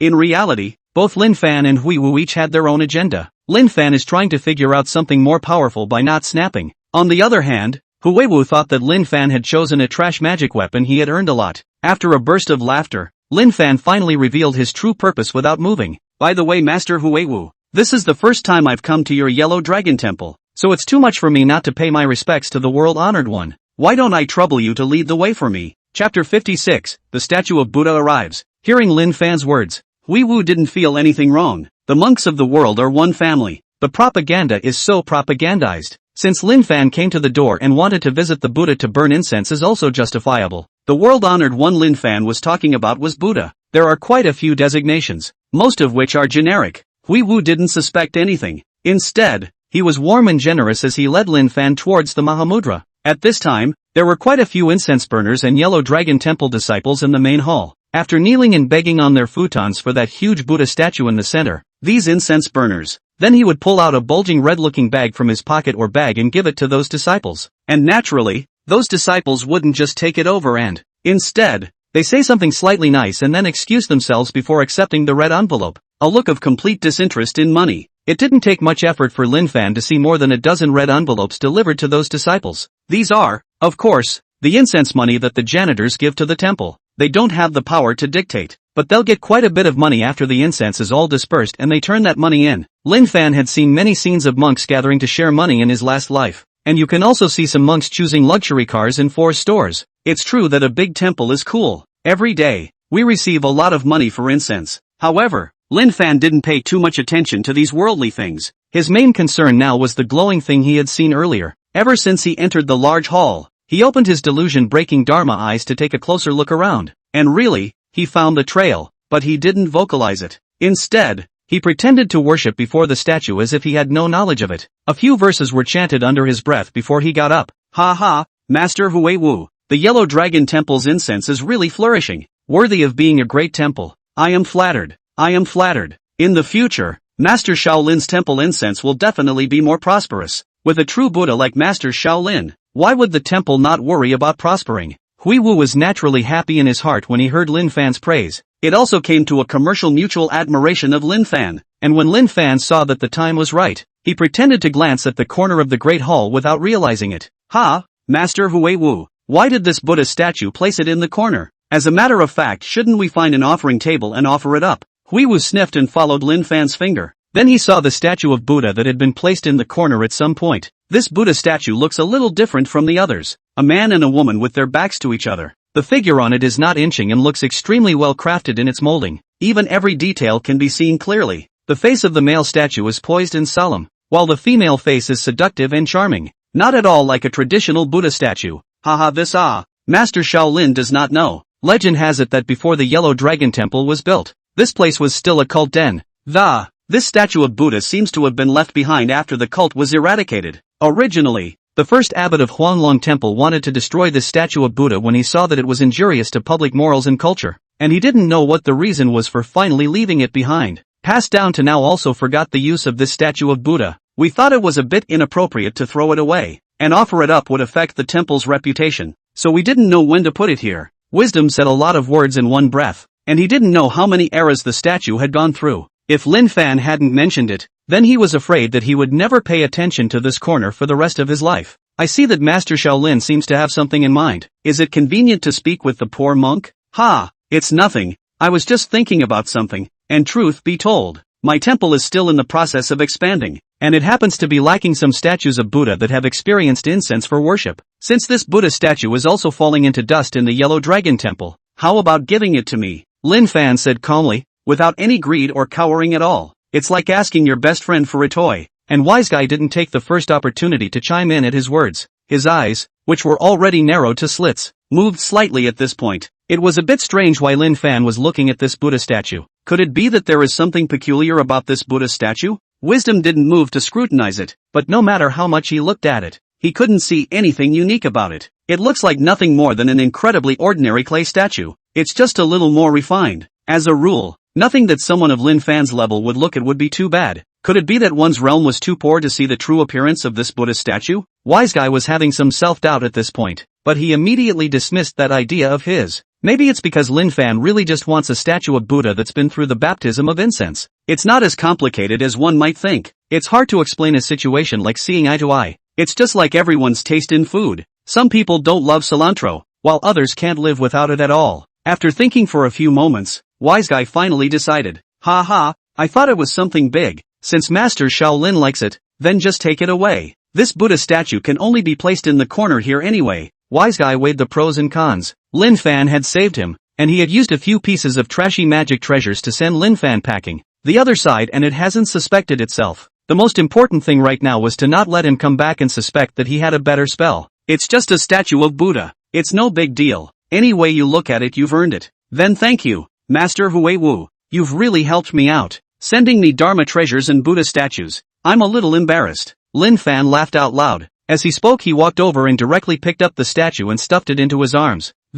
Just didn't even look at it. And this action of his put Wise Guy even more at ease. If this Buddha statue is really good, then Lin Fan's mood must have swung a bit when he got his hands on it. But based on his observation just now, Lin Fan didn't have the slightest fluctuation of emotions, still as calm as usual. It seemed that Lin Fan really just wanted a Buddha statue to use for worship. Perhaps he felt a little embarrassed to ask for the other statues of Buddha. So it's time to set your sights on this unattended Buddha statue. Master Shaolin is overstating things. It's just a statue of Buddha. Just take it as you please. By the way, Master Shaolin, it's time for the evening meal. Stay and have our Yellow Dragon Temple's evening meal before you leave. By the way, I have some things I want to discuss with you. After Hui Wu lifted the suspicion in his own mind, he became even more enthusiastic towards Lin Fan, and he does have something to ask. So the matter of the Buddha statue was no longer of concern to him. Chapter 57. My QQ is logged in from a different place. Master Shaolin should have heard those rumors about the Yellow Dragon Temple suppressing evil spirits and whatnot. The dining table was filled with all sorts of delicious food, but people like Hai Wu had long since stopped pursuing much of a desire for mouthfuls of food. Looking at Lin Fan, who didn't care about his image and began to feast, Hui Wu felt that the scene was somewhat inconsistent with Lin Fan's display of strength. As a rule, for someone like Lin Fan who had such magical power at such a young age, shouldn't you be very hard on yourself? But that doesn't seem to be the case now. Although Wise Guy was puzzled, he still didn't ask the spoiler question. A few moments later, when Lin Fan had almost eaten, it took him a moment of deliberation to open his mouth and bring up his purpose. This is naturally something I've heard of. What is Master Hui Wu doing bringing this up? Is it really true? Hearing Hui Wu's words, Lin Fan instantly became energized. Is the side quest finally here? As long as there was something about the aspect of evil spirits, Lin Fan was very interested. Your guess is right. Under the Yellow Dragon Temple, there is indeed a great demon being suppressed. Legend has it that a long time ago, this great demon excelled in the art of changing and seducing and plagued the court, and was later discovered on the trail by several powerful Yin-Yang masters, who subsequently defeated and suppressed it. Legend has it that great demon is sealed in this great mountain, and the Yellow Dragon Temple was built partly to suppress this great demon. Wise Guy spoke with a somewhat grave expression on his face. Apparently it was very scornful of this great demon from the legend, and those Yin and Yang masters passed away one after another from their injuries after sealing this great demon. And this is considered top secret information in the Yellow Dragon Temple. I also only learned that a great demon was being suppressed underneath the Yellow Dragon Temple when the previous abbot passed away. For so many years, so many abbots of the Yellow Dragon Temple have searched for a way to completely destroy this great demon, but all have come up empty-handed. And now Master Kobayashi's appearance has given me that hope. Wise Guy's words turned to reveal his true intentions. Lin Fan looks like he's only in his 20s this year, and he himself is in his 60s. It was also because of his cultivation that made his appearance not look so aged. Originally, he thought that he was already considered a natural talent at his age to be able to obtain such an achievement. But after seeing Lin Fan, he realized how big the gap was between himself and a true genius. At the same time, a point suddenly occurred to him that's when the opportunity to solve the hidden danger of the Yellow Dragon Temple arrived. No one wants an untimely bomb sitting under their old home all day. It might explode at some point. So taking advantage of this opportunity, Wise Guy chose to strike while the iron was hot. Wanted Lin Fan to help solve this trouble. But would Lin Fan be so impulsive? Obviously not. If it was the kind of thing that could be solved by lifting his hand, then he didn't mind whoring out a little bit of system reward. But now things don't seem so simple. The name Great Demon was a bluff on first hearing. Moreover, according to Huewu's description, this Great Demon had existed for an unknown number of years. Although it was sealed now, hell knows how much mana it had grown into over the years. And just now when Huewu was talking, Lin Fan used his delusion-breaking Dharma eye to look at the Yellow Dragon Temple from the inside out. The result? Nothing out of the ordinary at all. According to Huewu, Lin Fan should have seen a rushing demonic aura when he used his delusion-breaking Dharma eye to look. But now Lin Fan didn't see anything. What did that mean? 1. It could be that wise guy is lying, that there aren't any great demons being suppressed here, and that he's just trying to plot something by saying this. 2nd, the suppressed great demon was too strong, causing Lin Fan to be unable to capture the other party's aura. If it was the first point, then it was nothing. Even if Huewu had any plots and tricks, Lin Fan wasn't afraid of them. But if it's the second result, then it's over. Even the other party's breath could not be captured. So when it came to fighting, wouldn't it be a second move by the other party? Although Lin Fan craved for system rewards, he was not the kind of madman who would not even give up his life for rewards. Master Huewu, then you should be looking at the wrong person. If you want me to solve this problem for you guys, then forgive me for not being able to do anything. By the way, Master Huewu, my QQ seems to be logged in offsite, so I won't accompany you for now. I'll go home to see what's going on. Lin Fan left as soon as he said he would, without any lingering at all. And naturally, Huewu couldn't get the QQ offsite login stunt that Lin Fan was talking about. All he could think about was Lin Fan's words about being unable to do anything. Master Shaolin, why don't you want to remove this great demon for the benefit of all beings when you harbor such a powerful force? Saving a life is better than building a 7-level pagoda. Watching Lin Fan's figure fade into his field of vision, Wise Guy still shouted out unwillingly, but the response was only a phrase used to play Tai Chi by Lin Fan. Master Huewu, I'm just an ordinary person and don't have that kind of ability. You'd better hire another person. As the words fell, Lin Fan's figure completely disappeared. There was absolutely no chance for Huigo to say a second word. This is the realization of the king's mid-laner. Fight if you can, but if you can't, just wipe your feet. And after Huewu sniffed and froze for a moment, he could only sigh helplessly. Lin Fan came to the foot of the mountain before slowing himself down. This old monk, he really treats him like an ingrate. A few words and he wanted him to fight that mysterious great demon to the death. Where could it be so simple? Lin Fan didn't have the kind of heart that the greater the ability, the greater the responsibility. He just wanted to live, to eat and drink well and live. By the way, there is time to discuss Buddhism with these Mrs. Grievous evil spirits. Good haul this time though. Lin Fan pulled out the Buddha statue he had gotten and looked at it. Then he tentatively poured his mana into the Buddha statue. In just the blink of an eye, the statue of Buddha looked as if it had been stimulated by some. The outer layer of grayish-brown skin instantly exploded. It then revealed the true nature of the inside. The statue of Buddha was carved from pure white suet jade, and as the outer layer of impurities was removed, at this point you can see the details of the two portraits are much more refined and delicate. And the moment it blew up, there was a thin layer of reddish-pink mist lingering around the Buddha statue. Just by seeing this Buddha statue, Lin Fan felt the fire in his body instantly rise. Moreover, the mana in his body was constantly circulating, as if it was being pulled by the statue of Buddha. He could feel that if he cultivated at this time, it would definitely be several times faster than usual. And he also felt his energy peak at the moment, as if it's okay to go months without sleep, and the exuberance and rising fire intertwined, so that his mind couldn't help but conjure up all sorts of desirable scenes. Chapter 58, You're really hungry. Where is this? Hanako Seki felt the nothingness around her and an inexplicable coolness. It was a flashback to the time when she had just died. It was as if her soul had been banished at that moment. There was absolutely nothing to feel but infinite darkness, until that boundless resentment overwhelmed her soul. It took her a moment to feel everything that existed around her again, but the consequence of becoming a disgruntled spirit is being bound to that tiny toilet cubicle. Having witnessed the school lockdown and the abusers getting away with it, it made the resentment in her even more intense, and the sight of witnessing my parents jumping off a building was the last straw that broke the camel's back. From that point on, she became a puppet that only knew how to kill. Feeling this familiar loneliness again now caused some trepidation to rise within Hanako Sasaki's heart. Well, not as fit as mine, not as tall, and disfigured. TSK. As a sound came from the room, Hanako Seki was instantly alert and looked towards the source of the sound. It was then realized that she was not the only resentful spirit here. Across from her, two other figures surveyed her. By virtue of the peculiar perception between kindred spirits, she could tell at a glance that the two figures were not living.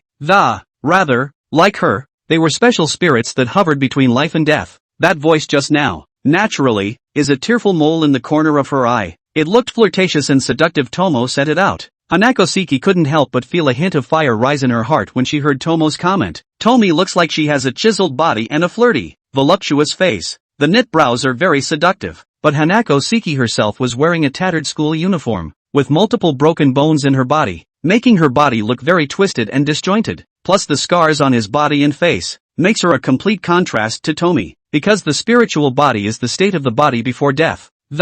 So even if she's an incredibly powerful grudge now, nor can you change your body structure. Now that she heard Tomo's soft laughter, she only felt insulted, and Sadako on the other side didn't make a sound though. But at this moment, it was also still the same as Tomo, who kept sizing up Hanako Sasaki with her eyes. Sadako's figure was, needless to say, bulging out of her white robes with the towering breasts of the whole thing looks as tantalizing as a ripe peach. Makes you want to take a bite. It was said that there was no harm without comparison. And at this moment, Hanako Siki only felt that her self-esteem had been strongly traumatized. At the same time the resentment in her body began to expand wildly. Even if she was now collected by Lin Fan, she was still a grievous spirit that made people scared. She's not the wishy-washy little girl she was in life now. Feeling the malice from Tomo now, how could she hold her tongue? And just when her resentment was at its peak and she wanted to make a move on Tomo, she only felt a flash before her eyes, and the scene in front of her changed in an instant. Everything around us clearly indicates that she was now in a luxury hotel room.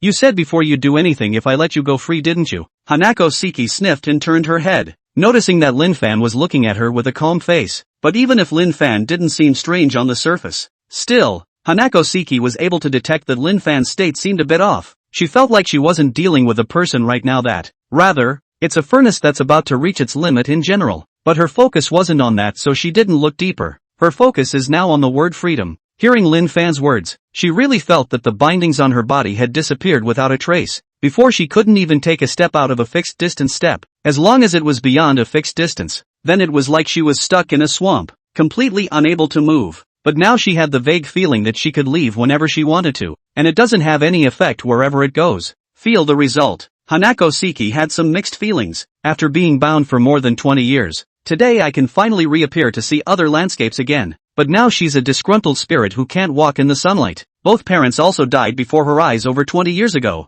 Things are not what they used to be. Yes, what do you want me to do for you? After retrieving her thoughts, Hanako Siki looked at the man in front of her and said. At this point she was incredibly eager to see the outside world. She was also very tempted to just walk away. But Lin Fan's previous performance was just too exaggerated. The raging and vast mana in Lin Fan's body forced her to suppress the idea for the time being. It's nothing. I just want you to help me experiment to see if I've refined my dharma lately. As Lin Fan spoke, he had already arrived in front of Hanako Siki. What? Before Hanako Siki could react, she felt Lin Fan's palm, which looked like it had just been taken out of the fireplace, pressing down on her shoulder. Being so close, she instantly felt the fiery aura coming from Lin Fan's body. After so many years of being a spiteful spirit, there were so many things she had forgotten long ago. But today's scene made her mind snap back to some scene inside a movie that everyone loved to watch. She had curiosity, too, and naturally she'd seen that sort of thing in secret, but she hadn't been much interested in things between men and women before. After being grossed out by Takahashi Oka, there's even less desire to touch the opposite sex. Now Lin Fan's words and his actions clearly expressed his request. If this had been in her lifetime, then she would have found it commonplace. After all, she'd seen a lot of things like seeing color, but now the situation is completely different. Not to mention the fact that she and Lin Fan were already separated by life and death. There's no way anyone would be interested just based on the way she looks right now. Any normal person's first reaction to seeing her must be to want to stay away. Who would be like Lin Fan, who not only didn't half dislike it, but was also a little excited? Holding her tongue for half a day made Hanako Siki unsure of what to say.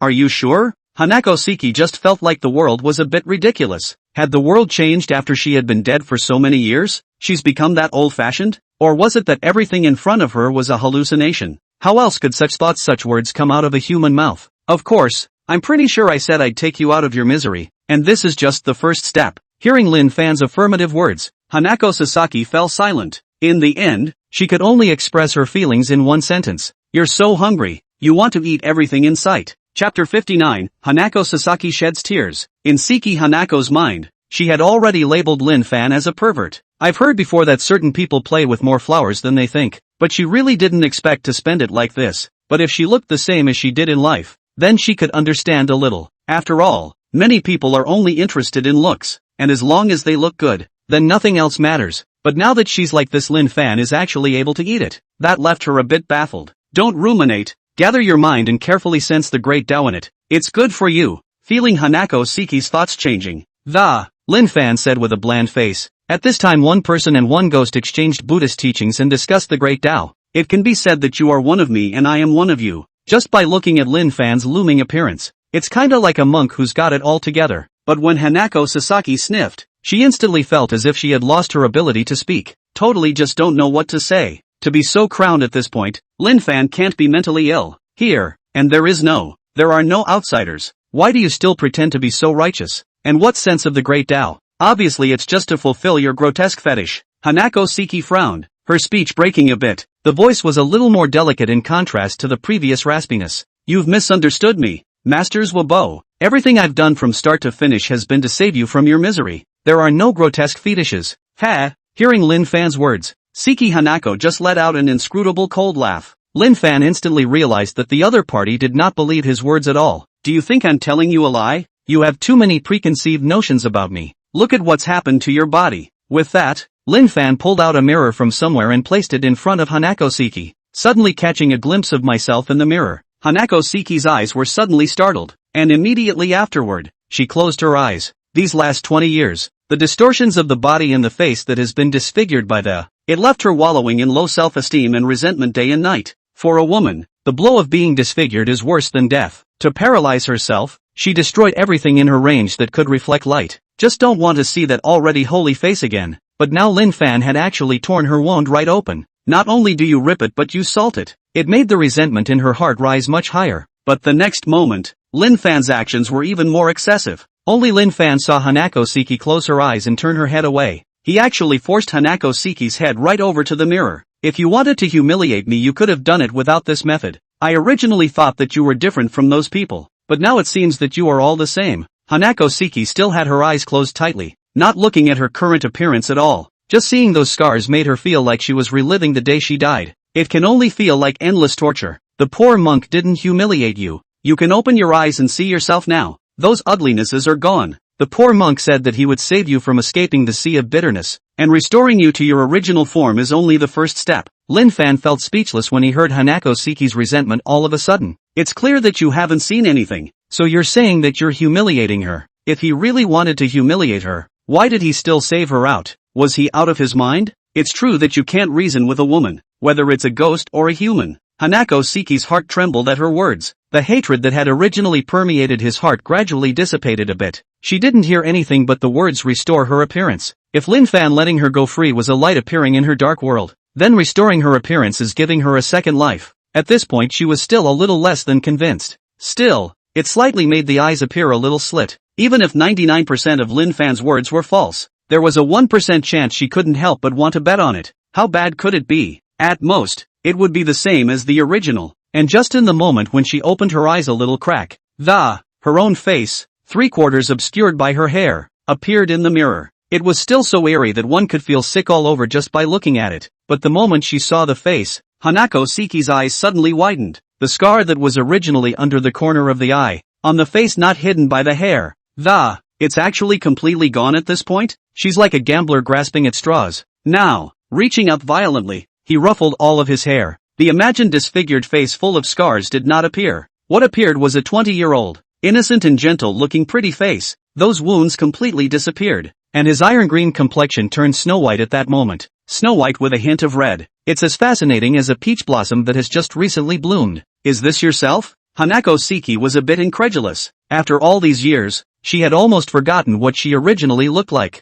Now that she saw the face, she felt her heart clench. She shuddered and ran a hand over her face. The smooth, unmistakable touch coming from it thrilled her entire being. It's true. In addition to the recovery of her face, Hanako Seki also felt all parts of her body return to normal. The arm that was originally twisted beyond recognition because of the fracture was no different from a normal person at this time. And the broken calf, with its exposed, ghastly white bones not visible at this time.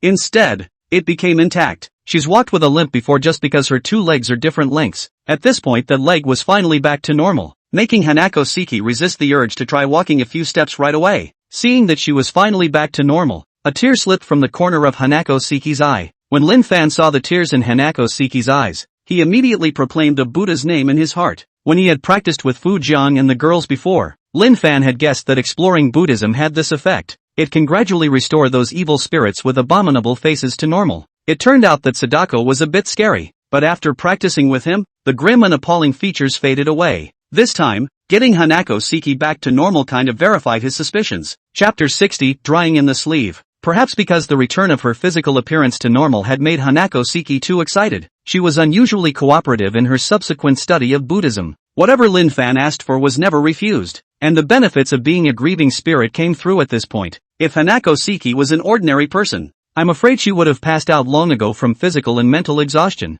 but instead of feeling tired, she was unusually refreshed. At the same time, Lin Fan felt his own mana growing wildly. With the blessing of the Infinite Joy Sutra and the statue of the Joy Buddha, Lin Fan could feel that the speed of mana enhancement was more than 10 times faster than usual when he practiced on his own. Mana grows so fast that it made him feel like his body was expanding. He felt like a balloon full of air it was as if it would just explode the next moment. The strength of his flesh could no longer keep up with the growth of his mana. At this moment, Lin Fan's forehead was bruised, as if he was enduring something. In the next moment, he thought of the Jinmai body he had obtained earlier. After cultivating it, it not only enhances one's physical strength, but also strengthens one's chi and blood. Isn't it the best feat to solve this trouble in front of us? When he thought of this, the cultivation method of the Jinmai body appeared in Lin Fan's mind. The excess mana in his body then began to be mobilized in a special way. Mana began to flow continuously through his meridians according to Lin Fan's guidance. It then connected all the acupuncture points in the body. With the flow of mana, Lin Fan could feel the temperature of his entire body rise quite a bit,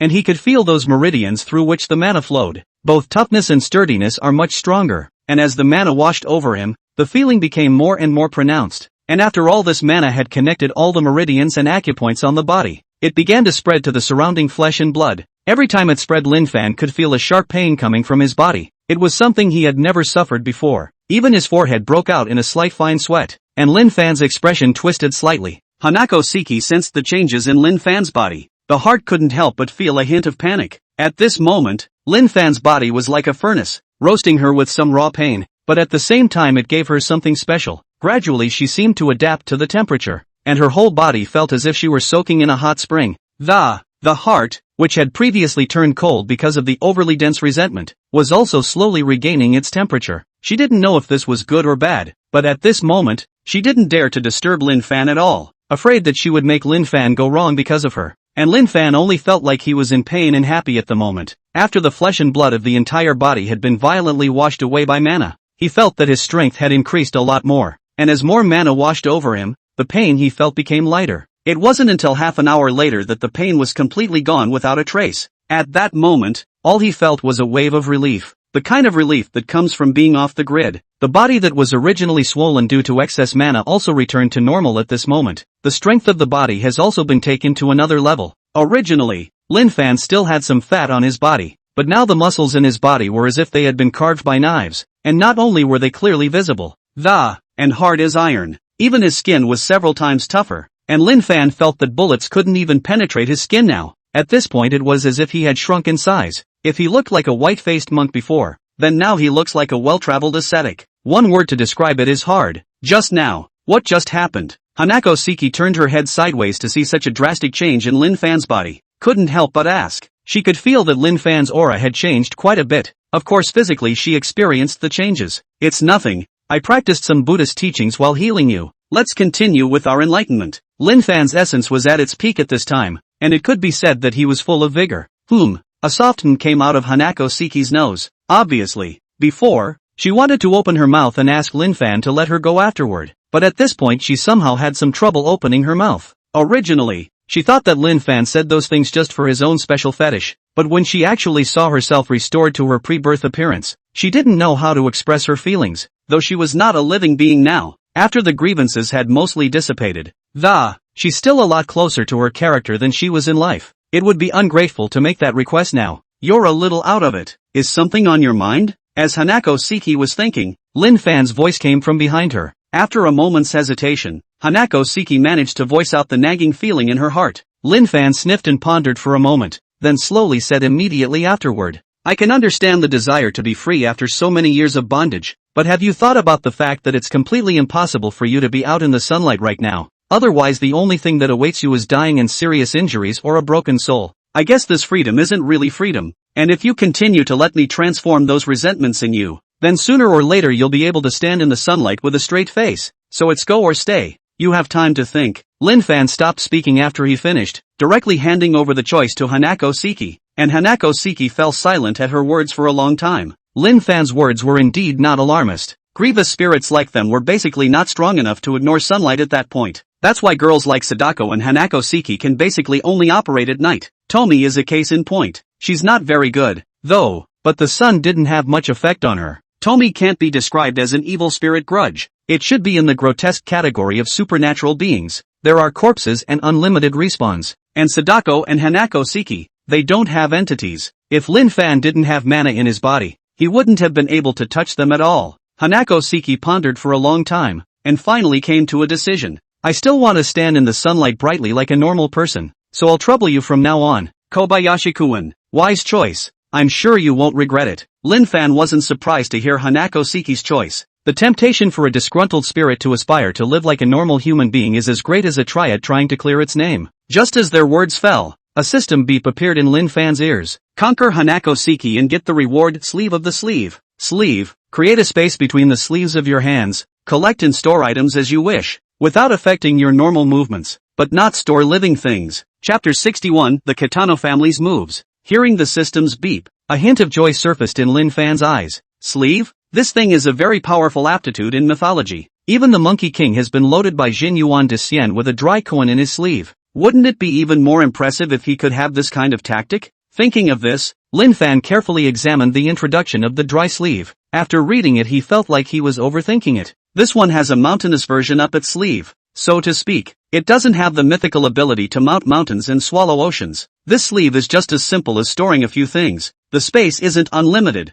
It's the size of 2 rooms, but it was also helpful to Lin Fan. At least in the future, you won't have to stuff those spells inside your chest all day. When he thought of this he thought no more of it. Continue to immerse yourself in Buddhism with Hanako Seki. This exchange made us lose track of time and the night went by. Although he hadn't rested for the entire night, Lin Fan still didn't feel any discomfort. His spirits are still high. Just then, a call came in. After Lin Fan connected, the first words the other party spoke made Lin Fan's brows wrinkle slightly. Master Kobayashi, this is Sato Yu. Something has happened. The matter of rebuilding the temple has been suspended due to the opposition of several council members. Now you come quickly. Hearing Sato Shion's words, countless thoughts instantly surfaced in Lin Fan's mind. Though for him rebuilding the temple is kind of a big deal, but that kind of thing doesn't really matter to those legislators, does it? Why would you suddenly bring this up and even just stop the construction team? Lin Fan would not believe it if he said that there was no catnip in this. However, there was no concrete information yet, and Lin Fan didn't have the first thought of what those counselors were doing this for. It seems like the only way to find out what's going on is to check in with Satoshi Yu first. When Lin Fan thought of this, he put on his monk robe and surplice and walked out of the hotel, took a cab and went straight to the Tokyo Metropolitan Government. A few moments later, the cab appeared under the building, and before that, in the distance Lin Fan had seen Sato Shun's figure already waiting at the door early. Master Shaolin, you're finally here. It's crowded here. Let's go to my office and talk. When Sato Shun saw Lin Fan getting out of the cab, he immediately hurried over and said, looking at him, he was simply more anxious than Lin Fan, but it was normal for him to be anxious. After all, Lin Fan had just helped him solve such a big problem at the University of Tokyo, and at this juncture the matter of helping him rebuild the temple has actually been suspended. Who wouldn't be pissed off at that? It's no different than unloading. Master Shaolin, I don't know what kind of upsets they send. Although those counselors are usually on more general terms with me, but it wouldn't be against me for such a trivial matter. So I think someone is definitely doing something about it. Just as he entered the office, Satoshio immediately skimmed himself clean. He didn't want this matter to affect the relationship between him and Lin Fan. Perhaps. Satori, sure. Do you have any information on those counselors? I'd like to take a look at it. Maybe I'll get some insight. Lin Fan pondered for a long time on the way here. He's offended someone who could get so many legislators to target him. I'm afraid that there is only the Kitano family that I heard from Taku Watanabe earlier. Sato Shion sniffed, although he didn't know what Lin Fan wanted the information of those people for, but it took him a while to find it. A few minutes later, A trace of realization surfaced in Lin Fan's heart as he looked over the information laid out in front of him. According to Satoshi's description, the person who first brought up the matter of Satoshi using public resources to rebuild the temple for Lin Fan, it's a congressman named Kitano Masao. Hearing this name, Lin Fan directly confirmed his previous guess, and a few of the other legislators who put pressure on Satoyo are not normally on good terms with Kitano Masao, wearing the same pants, so to speak. After all, it's very likely that the Kitano family is the reason these people are able to become counselors, and they're doing it in a private way. So whatever decision Kitano Masao makes they will support unconditionally. And Masao Kitano, by the sound of that last name, knows he's from the Kitano family. Looks like the Kitano family couldn't resist making a move after all. After Lin Fan sorted out his veins, he felt that everything was clear. The other side actually did not use violent means, but to stab a soft knife? This was something Lin Fan hadn't expected. Master Shaolin, are you alright? It's not that I don't want to confront them, but it's really hard for me to do it alone. The attitude of a few of them is too tough, and it seemed reasonable to bring that up. I just couldn't think of anything else to do. When Satoshi saw Lin Fan holding the information of several people for a long time without speaking, he couldn't help but open his mouth. He was a little nervous, afraid that Lin Fan would attribute the stagnation of this matter to him. Oh, it's okay. I was just thinking about the question. Do you think if you had information on these people with major dirt on their private bottoms, could you pull them out of their seats as legislators? Lin Fan asked as his fingers regularly tapped the coffee table, and Satoshi Yu fell silent at his words. At this point he was weighing the pros and cons. It's not a secret that Masao Kitano is a member of the Kitano family, and it's no secret that the Kitano family is powerful. So if he chose Lin Fan, it would mean going against the Northfield family. Although he didn't know what kind of conflict Lin Fan had with the Kitano family. But judging from Kitano Masaneo's targeting and the fact that Lin Fan is going to pull his opponent down when he exits, there's definitely a lot of tension between them. So now Satoshi Yu felt like he was standing on the edge of a cliff. If you choose the right path, it's a bright one. But if you choose the wrong one, it's an abyss. As long as their blackmail has a bigger impact, I'll reach out to those friends in the media and definitely pull them all down. Satoshi ended up choosing Lin Fan. After all, the scene of Lin Fan demolishing the building with his bare hands was still fresh in his mind. Although the Northfield family was very powerful and formidable, Lin Fan's performance was anything but mortal, so he chose to bet on Lin Fan. That's good. Lin Fan nodded at his words. But Master Kobayashi, how are you going to find their black information? Kitano Masao has been a counselor for many years already. The biggest reason it's never been caught in the act at all is that all the places he first entered were Kitano family territory. Those kinds of places are all staffed by the Kitano family, and they don't receive unfamiliar faces at all, so there won't be any news flowing out at all, and that's the biggest problem.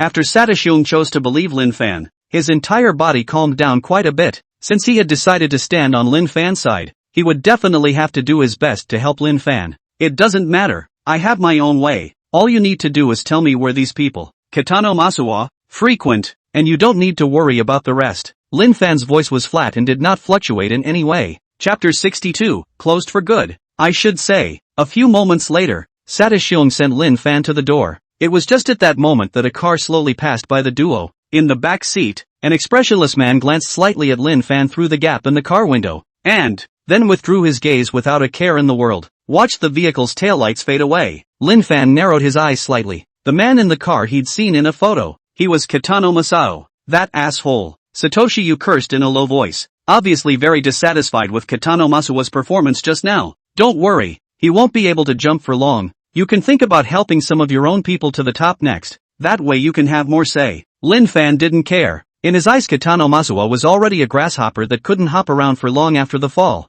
Hearing Lin Fan's words, Satoshi also reacted. Indeed, if these guys are pulled off, won't the position be vacant?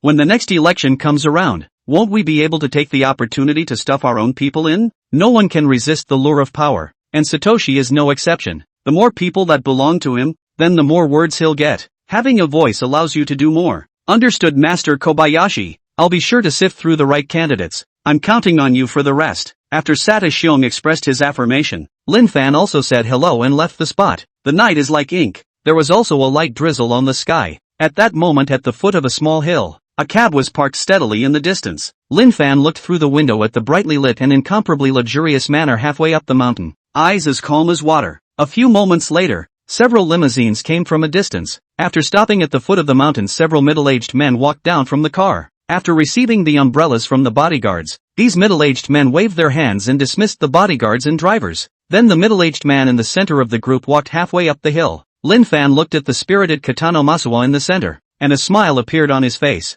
Finally, you're here. No need to look. After pulling out a few bills from his arms and placing them on the seat, Lin Fan got out of the car, and the chauffeur, seeing this monk, who was somewhat strange and so generous in his offer, the moment couldn't resist a word of caution. Little master, this mountain villa is not to receive outsiders. If you want to have fun, I advise you to go somewhere else. Thanks for the reminder, but I'm not an outsider. I could have an acquaintance in there, Lin Fan said without looking back, and the driver sniffed with a look of realization. No wonder this monk was so confident. The driver was just about to ask why he didn't go in with his friend but it dawned on him that the rain outside the window didn't seem to fall on Lin Fan. It was as if something had blocked the rain around Lin Fan. Even the water under his feet automatically parted as Lin Fan walked. When the driver saw this scene, he thought he was blinded, rubbing his eyes trying to get a better look. But when he opened his eyes again, Lin Fan had already walked to a place he couldn't see. But that bizarre scene just now always haunted him. Really? What the hell? The driver felt only a little bit of hair on his neck at the thought.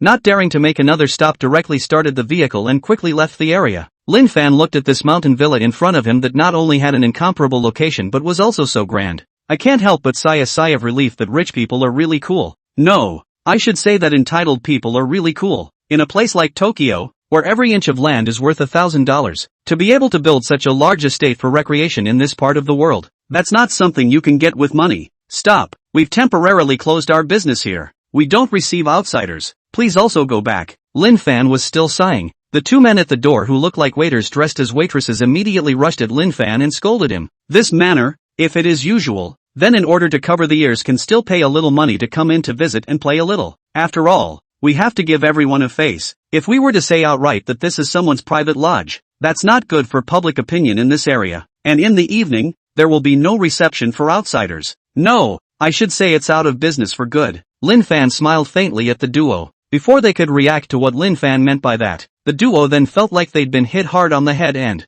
passed out straight away. And after Lin Fan finished dealing with these two goods, he strutted in as if nothing had happened. The lodge was like his own home, and he visited as he walked. As Lin Fan went deeper, more and more bodyguards and attendants came into view, and when the crowd saw Lin Fan, an unfamiliar face, they were only slightly puzzled and did not do anything. After all, the entrance could be guarded, and the other party could not enter without permission. Maybe it's one of those strange people that the adults brought in case it would be bad if they were offended. It's not like there haven't been some oddly dressed people here before, so they're all still kind of used to it. And Lin Fan didn't look like an intruder in the slightest. When he saw a bodyguard looking at him, instead of looking a bit intimidated, he straightened up and walked over to the bouncer. Kitano Masao is somewhere. Hearing Lin Fan's words, before this bodyguard could say anything, the other man next to him just couldn't help but open his mouth to chide. Who are you to call Lord Kitano by his name? Snap! As the words fell, he was greeted by Lin Fan's big mouth. The slap directly sent the nearly 180-pound man flying out of the room. It flopped on the ground several times before coming to a stop. That's a lot of crap. Don't make me ask a second time or you won't be able to afford the delay. Lin Fan's attitude was so tough, his methods so ruthless, it immediately subdued everyone. And the mind of the bodyguard who was questioned by Lin Fan instantly came alive. Listening to Lin Fan's tone of voice and this attitude, it looks like Kitano Masao invited Lin Fan over, though I don't know why their own boss didn't inform them in advance. But what was in front of him made the bouncer choose to be a man who knew what he was doing. This, master, Lord Kitano is discussing things in his room on the second floor. I'll have someone take you up. After the bodyguard finished speaking, he hurriedly found a young woman in a kimono to lead the way for Lin Fan. Count on you having an eye for a good job, and when the time comes, I'll have Kitano Masuwa give you a raise. Lin Fan swaggered in after saying that, and the bodyguard who heard Lin Fan's words was instantly excited. Rushing at Lin Fan's back, he gave a big bow. Hi, thanks for taking care of me, master. Chapter 63. Inside the deluxe compartment on the second floor, Kitano Masaneo and the others were enjoying themselves, listening to the light music played by Tokyo's hottest beauty queen group. There was also a faint scent in the air. Anyone who knows what they're doing can smell it if they're here. This odor is exactly the unique fragrance of the 1,000-year-old incense wood that is claimed to have a price in the outside world, because 1,000-year-old incense is just too precious and rare. So many are treasured and protected. It is a luxury for the poor people to even look at it, let alone use it. But here, the precious incense seems no different from everyday items. Besides incense, other things are no less expensive and valuable. The Great Red Robe, which is claimed to be $1,000 a gram, bear paws, tiger bone wine, tiger skin rugs, bearskin coats, cups made of rhinoceros horn, crafts made of ivory. These were branded as illegal smuggled items. It's everywhere here. Except for these precious items, there was also a young girl in a cool dress serving Kitano Masuwa and the others. You don't have to do anything at all to eat or drink your tea. All it takes is a wink followed by an open mouth waiting to be eaten. It's not too much to say that this scene could be described as a drinking game. Kitano-kun, I've investigated that monk, but he's just a minor character. How did he offend you to make you so disgusted with him? The somewhat Mediterranean middle-aged man asked as he opened his mouth to take the grapes handed to him by the beautiful maiden. After saying that, he also touched the beautiful girl's thighs, being so salted. The beautiful girl, although her expression was a little shy, but don't dare dodge it at all. It's nothing, since he's not long for it, he deserves to be punished. Kitano Masuwa didn't even open his eyes and said expressionlessly, if it wasn't for the fact that Taku Watanabe hadn't reported to the Kitano family for a long time, then they were afraid that they would never notice Lin Fan as a minor character all alone. After realizing that Watanabe Taku had actually been taken care of without a word, the Kitano family then used their huge network of contacts to find the culprit who caused all this. The deaths were small, but the fact that the evil spirits they had cultivated were taken out was a big deal. There's no telling how much resources and time it takes to raise an evil spirit. The most important thing was that the Kitano family was afraid that news of their private cultivation of evil spirits would be leaked out. Once it became known that they were actually doing this in private, that's 100% going to be a crusade siege. Don't say if those strange people hidden among the common people will be on their radar. The state alone at this level can't possibly let them get away with this. Not all able-bodied people want to mind their own business, though, but it's not guaranteed that one or two defenders of justice will stand up for the people. And the man who asked the question stopped pursuing the question when he heard Kitano Masuwa's answer. There aren't many cuties that get to sit in this seat. I don't think so, since Masao Kitano won't even come right out and say why. Then it would be ill-advised for him to pursue it any further, but it can be analyzed through Kitano Masao's words. I'm afraid this monk has done something to hinder the Kitano family's growth. Otherwise, just by looking at the other party's information, how could it be worth the effort of so many of their counselors? Kitano-kun, I heard that the above is going to plan another development area. This time I'm afraid that you Kitano-kun will take it. Can you disclose the information to us in advance to follow the soup? With a twist of words, Mediterranean steered the conversation elsewhere. They cared more about their own interests than Lin Fan.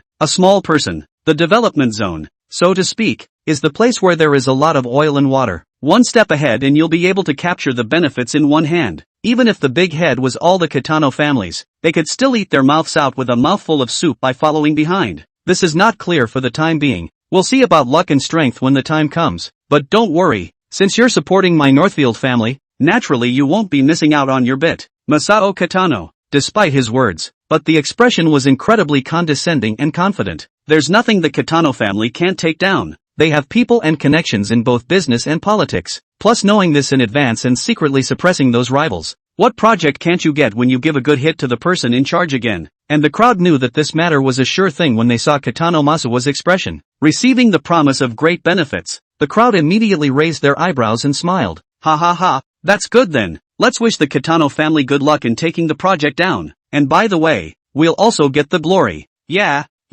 Kitano-kun, I'll drink to you. We'll be relieved as long as the Kitano family steps in, and we'll ask Kitano-kun to take care of us when the time comes. The crowd said, lifting their red wine fawningly and kissing Kitano Masuwa's ass. A huge project has been finalized before the candidates are even out. How shocking would that be if it got out? And just after a few people clinked glasses and drained the red wine in one go, the beautiful girl next to her handed Kitano Masuwa and the others a small bottle filled with white powder. Only Kitano Masaneo and the others poured the powder from the small bottle onto the coffee table. The powder was then made into a long thin line of. Immediately afterward, he took out a straw and shoved it into his nose and sucked on the thin wire, with the powder being sucked in. The expressions on the faces of Kitano Masuwa and the others turned twisted. After a moment of twisting, what surfaced on their faces was a look of ecstasy. I didn't realize that Kitano Masaneo and the others, who were legislators, would actually touch such prohibited items in private. A few people collapsed on the leather couch as if they'd had a good meal. If you couldn't see their chests still heaving up and down, both might think they're dead, and people here have seen it all before. While Kitano Masao and the others were mesmerized, they waited by the side like faithful servants waiting for orders. After a few moments, Kitano Masuwa and the others finally slowly recovered. This time around, it's a very decent, very good shipment. Masao Kitano had a wild look on his face, clearly pleased with the experience. Just when they wanted to experience again what they had just felt, a loud voice appeared in the crowd's ears. Nobody move. I suspect you have someone here who is conducting illegal transactions. hands on your head, men on the left, women on the right, and misogynists in the center. As the voice rang out, the originally closed door was kicked open. Lin Fan then walked in holding up the cell phone he was filming. When the crowd saw this scene, they subconsciously looked for something to block their faces, especially those current smash hit American girl groups. And the first thing Kitano Masao and the others did was to reach out and block their faces. But when they thought about what kind of place this was, they were instantly a little confused. Obviously this place is heavily guarded. How could any police officer be able to get in? After thinking about it, Kitano Masuwa fixed his eyes and saw Lin Fan, who was Tutang. "It's you?" Kitano Masaneo's wide-eyed shock exclaimed. He hadn't expected how Lin Fan had gotten in at all. Are all those high-priced bodyguards vegetarians? Chapter 64, No one will hear you even if you shout your throat out. That's right, it's me. How's that for a surprise? Surprise? Lin Fan grinned as he looked at the shocked and angry Kitano Masuwa. Somebody. Kitano Masuwa didn't want to study how Lin Fan had gotten in right now. All he knew was that Lin Fan was now holding up his cell phone and filming. I'm afraid I've been shooting for a long time by the looks of the other side. That means everything they said and did before must have been recorded. Once the video inside his cell phone gets out, it's not only going to have a big impact on him, it could even be a major blow to the entire Kitano family. No matter how powerful they are, the Kitano family can't cover the sky with just their hands. If this kind of blackout occurs, isn't it just a way to send a knife to your opponent? So after reacting, the first thing Kitano Masuwa wanted to do was call his bodyguards to put Lin Fan under control. But no matter how much he yelled, Lin Fan was indifferent. There was even some boredom digging in his ears. Don't scream. No one will hear you even if you scream through your throat. Lin Fan's words directly shattered Kitano Masuwa's fantasies. Lin Fan had senior resentful spirits like Sadako and Hanako in his body. It's not easy to isolate this room? Hearing Lin Fan's words, Kitano Masuwa also felt that something was very wrong. Not only was there no response to his shouts, but even the beautiful maiden who was supposed to be by their side to serve them.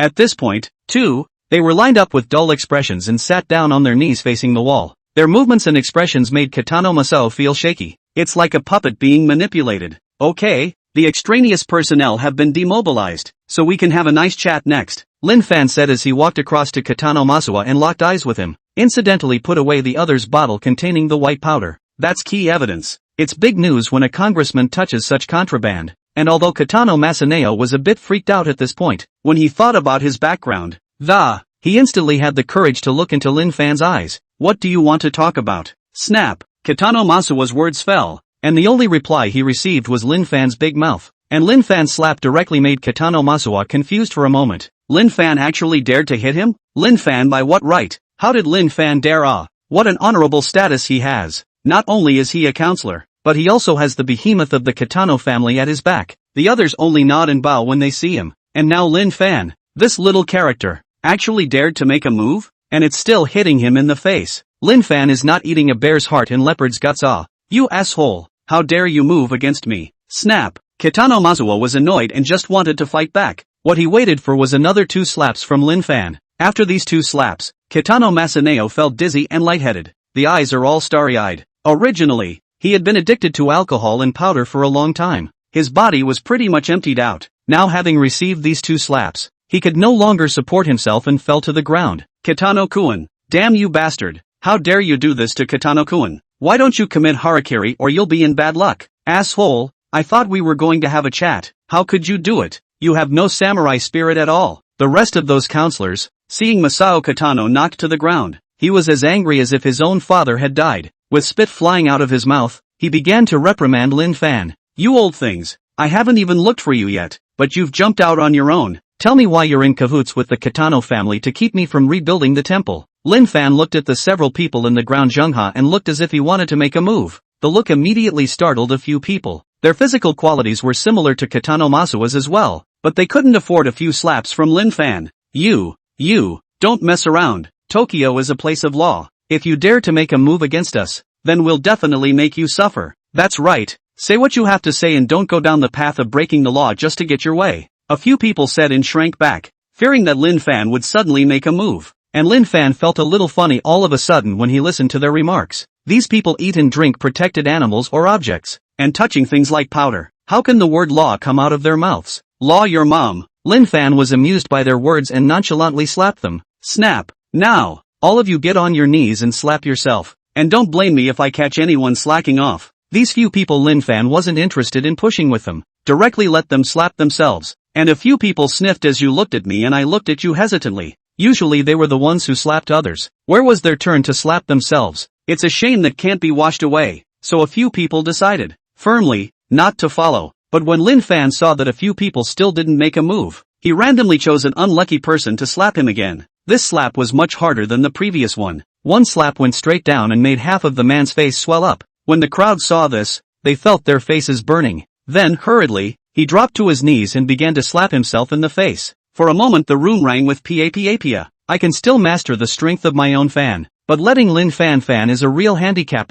If they let him slap them, then I'm afraid a few slaps would scrap their faces. So a few people immediately performed what it means to know what's going on. Seeing the performance of the several people, Lin Fan nodded with satisfaction. These old things, just gotta get them. Lin Fan turned his attention to Kitano Masuwa. This time, he was the main protagonist, not only the one who led the fight, but also a member of the Kitano family. Before, Lin Fan had promised Sadako that he would help her take revenge on the Kitano family. Now it's time to settle old scores with new ones. Looking at Kitano Masuwa still lying on the ground pretending to be dead, Lin Fan nonchalantly lifted a bottle of expensive red wine and poured it at his face. Wow! In a matter of seconds, Kitano Masuwa's original head of incomparably elaborate hairstyle had suddenly turned into a chicken's nest. The nose, eyes and mouth were run over with red wine. Ahem! You asshole! What the hell do you want? Seeing that his plan to play dead had been uncovered, Kitano Masuwa straightened up and glared at Lin Fan. If you can't talk properly, then I don't mind having your mouth changed. Lin Fan still had a faint smile on his face, but his tone was morose. Almost scared the piss out of Kitano Masuwa again.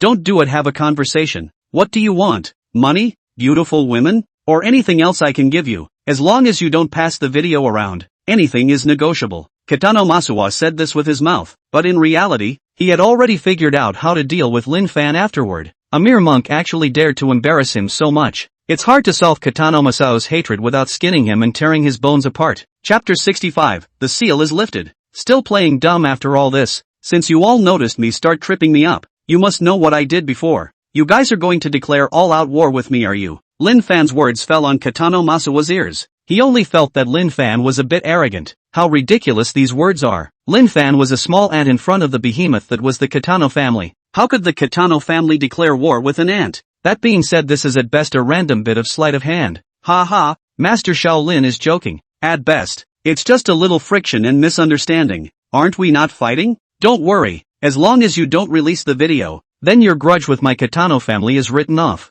Kitano Masaneo knows what to say now. What he had to do was definitely to stabilize Lin Fan first, so that the other party wouldn't release the video is the right thing to do. And Lin Fan sniffed and looked at Kitano Masuwa with some strange eyes. Did the other party still not know that he had taken out an evil spirit raised by the Kitano family earlier? How else could you put yourself off with such words that a 3-year-old wouldn't believe? If the other side knows about this and still prevaricates with this kind of talk, wouldn't the other side be treating themselves as if they were? You are really treating me like a cutie. Now, how can you reconcile after all this? I'm afraid your Kitano family would hate to just kill me right now. Well, enough of the small talk. There are more important things to do this time over here besides record this video. Lin Fan paused when he said this, and his next words were like a thunderbolt ringing in the ears of the crowd. Earlier, one of the dogs under your Kitano family bumped into my gun, making me incidentally destroy the grudge he'd been raising for who knows how long. Since you're a member of the Kitano family, you must know quite a few places where grudges are kept. Now tell me about these places and I'll consider not releasing the video. When these words came out, the whole room was silent. Even the counselors who had slapped themselves earlier couldn't help but stop themselves at that moment. The news is just too bombastic. They sat in this position and naturally knew several times more than ordinary people.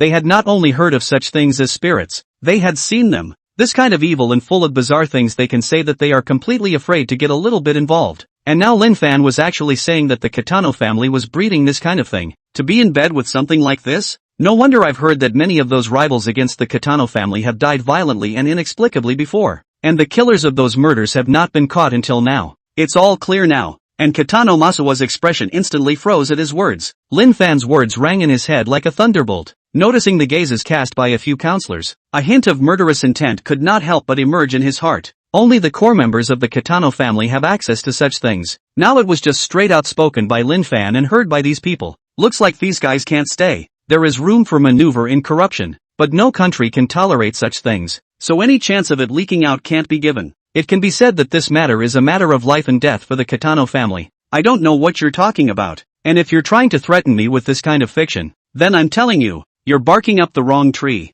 Before, Kitano Masuwa was still playing Tai Chi with Lin Fan by playing dumb, but after it really hit him where it hurts, he didn't miss a beat. The stuff in the video leaked out probably with the Kitano family backing it up and wiping their asses, but if the higher-ups in the family knew that he'd leaked something as crucial as this, then I'm afraid that without Lin Fan having to make a move, the people of the Northfield family would be the first to get him killed, so he's outright in denial about this. Ugh, I just want a bit of useful information, why won't you cooperate? Lin Fan shook his head somewhat helplessly when he saw that the other party's attitude had suddenly hardened. Immediately after that, before Masao Kitano could react, Lin Fan then grabbed him by the collar of his shirt and then began to whip Kitano Masuwa's face like a gyroscope. All the crowd could see was a phantom drawing out of Kitano Masuwa's face. The councilmen had all originally stopped what they were doing, but after seeing this scene, it only felt like his face was starting to burn, so they didn't dare to freeze any longer and once again slapped themselves in the face, perhaps in order not to attract Lin Fan's attention. They were a lot more forceful this time than before. Ahem,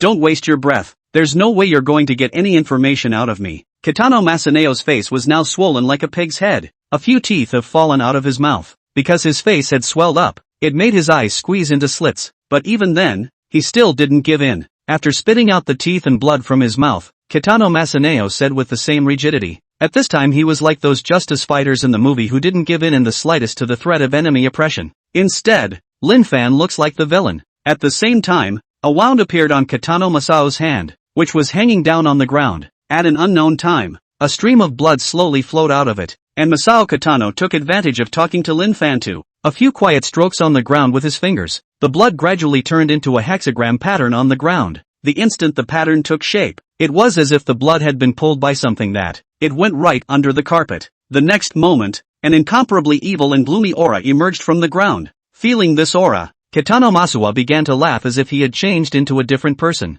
Ha ha ha ha ha, you damned monk. Finally let me find my chance. Didn't you have a great time fighting? Now it's time for you to pay the price. As Kitano Masuwa's words fell, a thick black mist appeared beside him through the floor. Hidden in the black mist was a tall figure, and the figure, upon seeing Kitano Masaneo caught in Lin Fan's hands, suddenly, he rushed at Lin Fan's arm and slapped it. It was like a sharp blade slicing through the air, causing the surroundings to become somewhat distorted. That's your bottom line? Lin Fan smoothly released Kitano Masuwa, and then took a few steps back slightly. At this moment, he saw this figure in the black mist clearly. The figure appeared to be more than 2 meters tall, with an incomparably stout body that was covered in all sorts of hideous wounds. The body was human-like, but the head was a pig's head, and the hands didn't look like human hands. They looked like the violently modified claws of some kind of beast. Each finger had dagger-like black claws. It wouldn't be easy to get caught. The figure looked like a reformed person inside some kind of horror game. It was just that Lin Fan could feel the violent resentment and coldness from above. One look and you know it's not a living thing.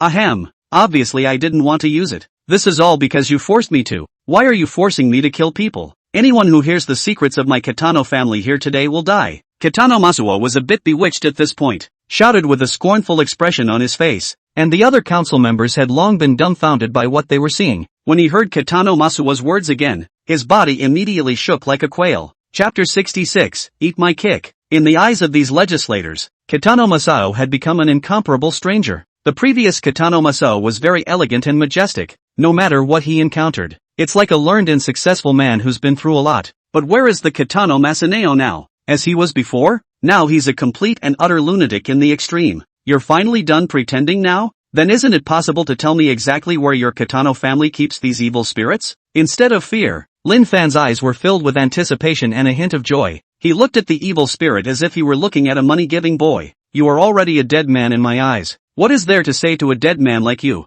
Break his limbs for me and torture him to death slowly. I want to see his desperate eyes and miserable wailing. Masao Kitano doesn't make the kind of mistake where the villain dies of talking too much. If it were in a movie or television, I'm afraid the villain would just turn into a narrator and reveal all the information. And after Kitano Masao gave a command, the evil spirits behind him moved. The huge body rushed towards Lin Fan. The hideous pig's head opened its mouth so wide that you could see a lot of sharp, razor-sharp teeth in it. There's still a lot of muscle tissue hanging out in the crevices of the teeth. I don't know if it's human or animal, but as per previous practice, the mincemeat must have been human. A sickening stench could still be smelled in the air as the evil spirit pounced. You're making it hard for me by being so uncooperative. Lin Fan shook his head. Then, in Kitano Masuwa's dumbfounded eyes, He slapped the pouncing pig-headed evil spirit into a wisp of blue smoke. Destroy a pig-headed evil spirit and get a reward. Boots of lightness. Boots of lightness can change the shape with your mind. Will be automatically cleaned. After wearing can greatly increase their own speed. The legs have a protective effect. Can eliminate leg fatigue, and can ignore the obstacles to cross the obstacles with the mind. Limited to 3 times a day. A duration of 1 minute. At the same time he heard the system beep. Lin Fan felt that the mana in his body had grown by another sliver. Looking at Kitano Masuwa again, he realized that the other party's expression had changed from grimly angry to dumbfounded. He completely did not expect that his greatest reliance would actually be slapped to death by Lin Fan. It was a situation he wouldn't dare even think about, let alone see, but now it was so real to him. Kitano Masaneo felt that more than just pig-headed evil spirits had died. Lin Fan's slap shattered even his hopes. Seeing Lin Fan's eyes, his legs went weak and he suddenly fell to the ground. However, he seemed to have come to his senses again and smiled bitterly at Lin Fan as if accepting reality. Ha ha, you've won. Are you going to kill me next? Do it. There's no way I'm going to tell you anything. You'll never get any information from me. Kitano Masuwa simply closed his eyes and waited for death after saying that. Actually, it's the same whether you close it or not. Your eyes are aslit anyway. And the death he waited for did not come. Seeing that the other party's mouth was so hard, Lin Fan didn't bother wasting time here. Anyway, he'd accomplished his goal and had a windfall. Master Kitano, what kind of words are you saying? Killing is against the law. How could a poor monk do something against the law? The poor monk will leave first. You guys continue to play music and continue to dance. As Lin Fan's words fell, he took a step and rushed outside. And at that moment, the illusion that had blocked the room off disappeared without a trace. This illusion is commonly known as the ghost wall. This small skill Sadako Hanako randomly out of a can do. After Lin Fan left, Kitano Masuwa dared to open his eyes for a long time. When he saw that Lin Fan was truly gone and that he himself was still alive, only then did he breathe a slow sigh of relief. Upon closer inspection, the color of his pants had changed quite a bit. The psychological pressure Lin Fan had brought to him just now was still too much. Kitano Masaneo was straight up all pissed off. Despite the hardness of his mouth, his body's reaction was uncontrollable. At least the life was saved. Lin Fan had just come down from upstairs, and the expressions on the faces of those bodyguards from before suddenly turned enthusiastic when they saw him. What was going on in the room was completely unknown to them. Seeing Lin Fan go up and come down again in one piece, they could then be certain that Lin Fan was definitely their boss's honored guest. Thinking about this, those bodyguards were instantly glad that they didn't make things difficult for Lin Fan before. Are you done with your business, Master, and not going to continue playing for a while? Master, are you leaving? Why don't I give you a ride? I can take you anywhere you want to go. Guru. The crowd of people were starry-eyed and bulking next to Lin Fan. A flurry of horses' asses came straight over, making Lin Fan feel a little refreshed. Alright, don't bother. I'll just go by myself. You guys better stick to your posts and don't go AWOL. You're all good, and when the time comes, I'll have Masao Kitano give you a promotion and a raise. Lin Fan fooled around with an inscrutable look. It instantly made these bodyguards as frenzied as if they were on dope. Hi, take care, Master. Under the watchful eyes of these bodyguards, Lin Fan walked out of the manor, and the 2 unlucky ones who were knocked out at the door hadn't been discovered until now. After coming out, Lin Fan sent the video that he had captured earlier to Sadish Yong.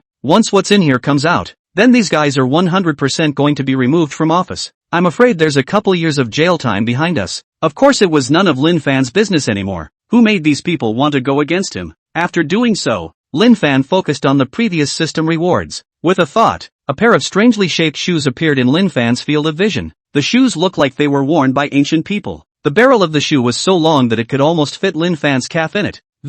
And the paws are pointed and odd-looking. But Lin Fan didn't care about the styling of the shoes. He cared about the efficacy of the shoes. According to the system description, it is known that this thing can be morphed at will. When he thought of this, Lin Fan directly put these shoes on. The moment he put it on, Lin Fan felt an unusual relief coming from his legs. It was like stepping on cotton, with a pleasant warmth coming from all sides. Taking a couple of casual steps, he felt how unbelievable the shoes were. His speed was tripled. If he could walk 100 meters a minute normally before, he could walk 200 meters a minute now. After getting this result, Lin Fan wanted to experiment with the morphing effect. With the appearance of a pair of shoes in his mind, the shoes on his feet instantly took on that look. Seeing this amazing scene, Lin Fan instantly felt it was too interesting, and then he just played with it. Leather shoes, high heels, sneakers, casual shoes, board shoes, just about anything imaginable can be varied. And just as Lin Fan wanted to experiment with the last effect of the boots of lightness in traversing obstacles, a chortle appeared in his ears. You scum among monks, eat my foot.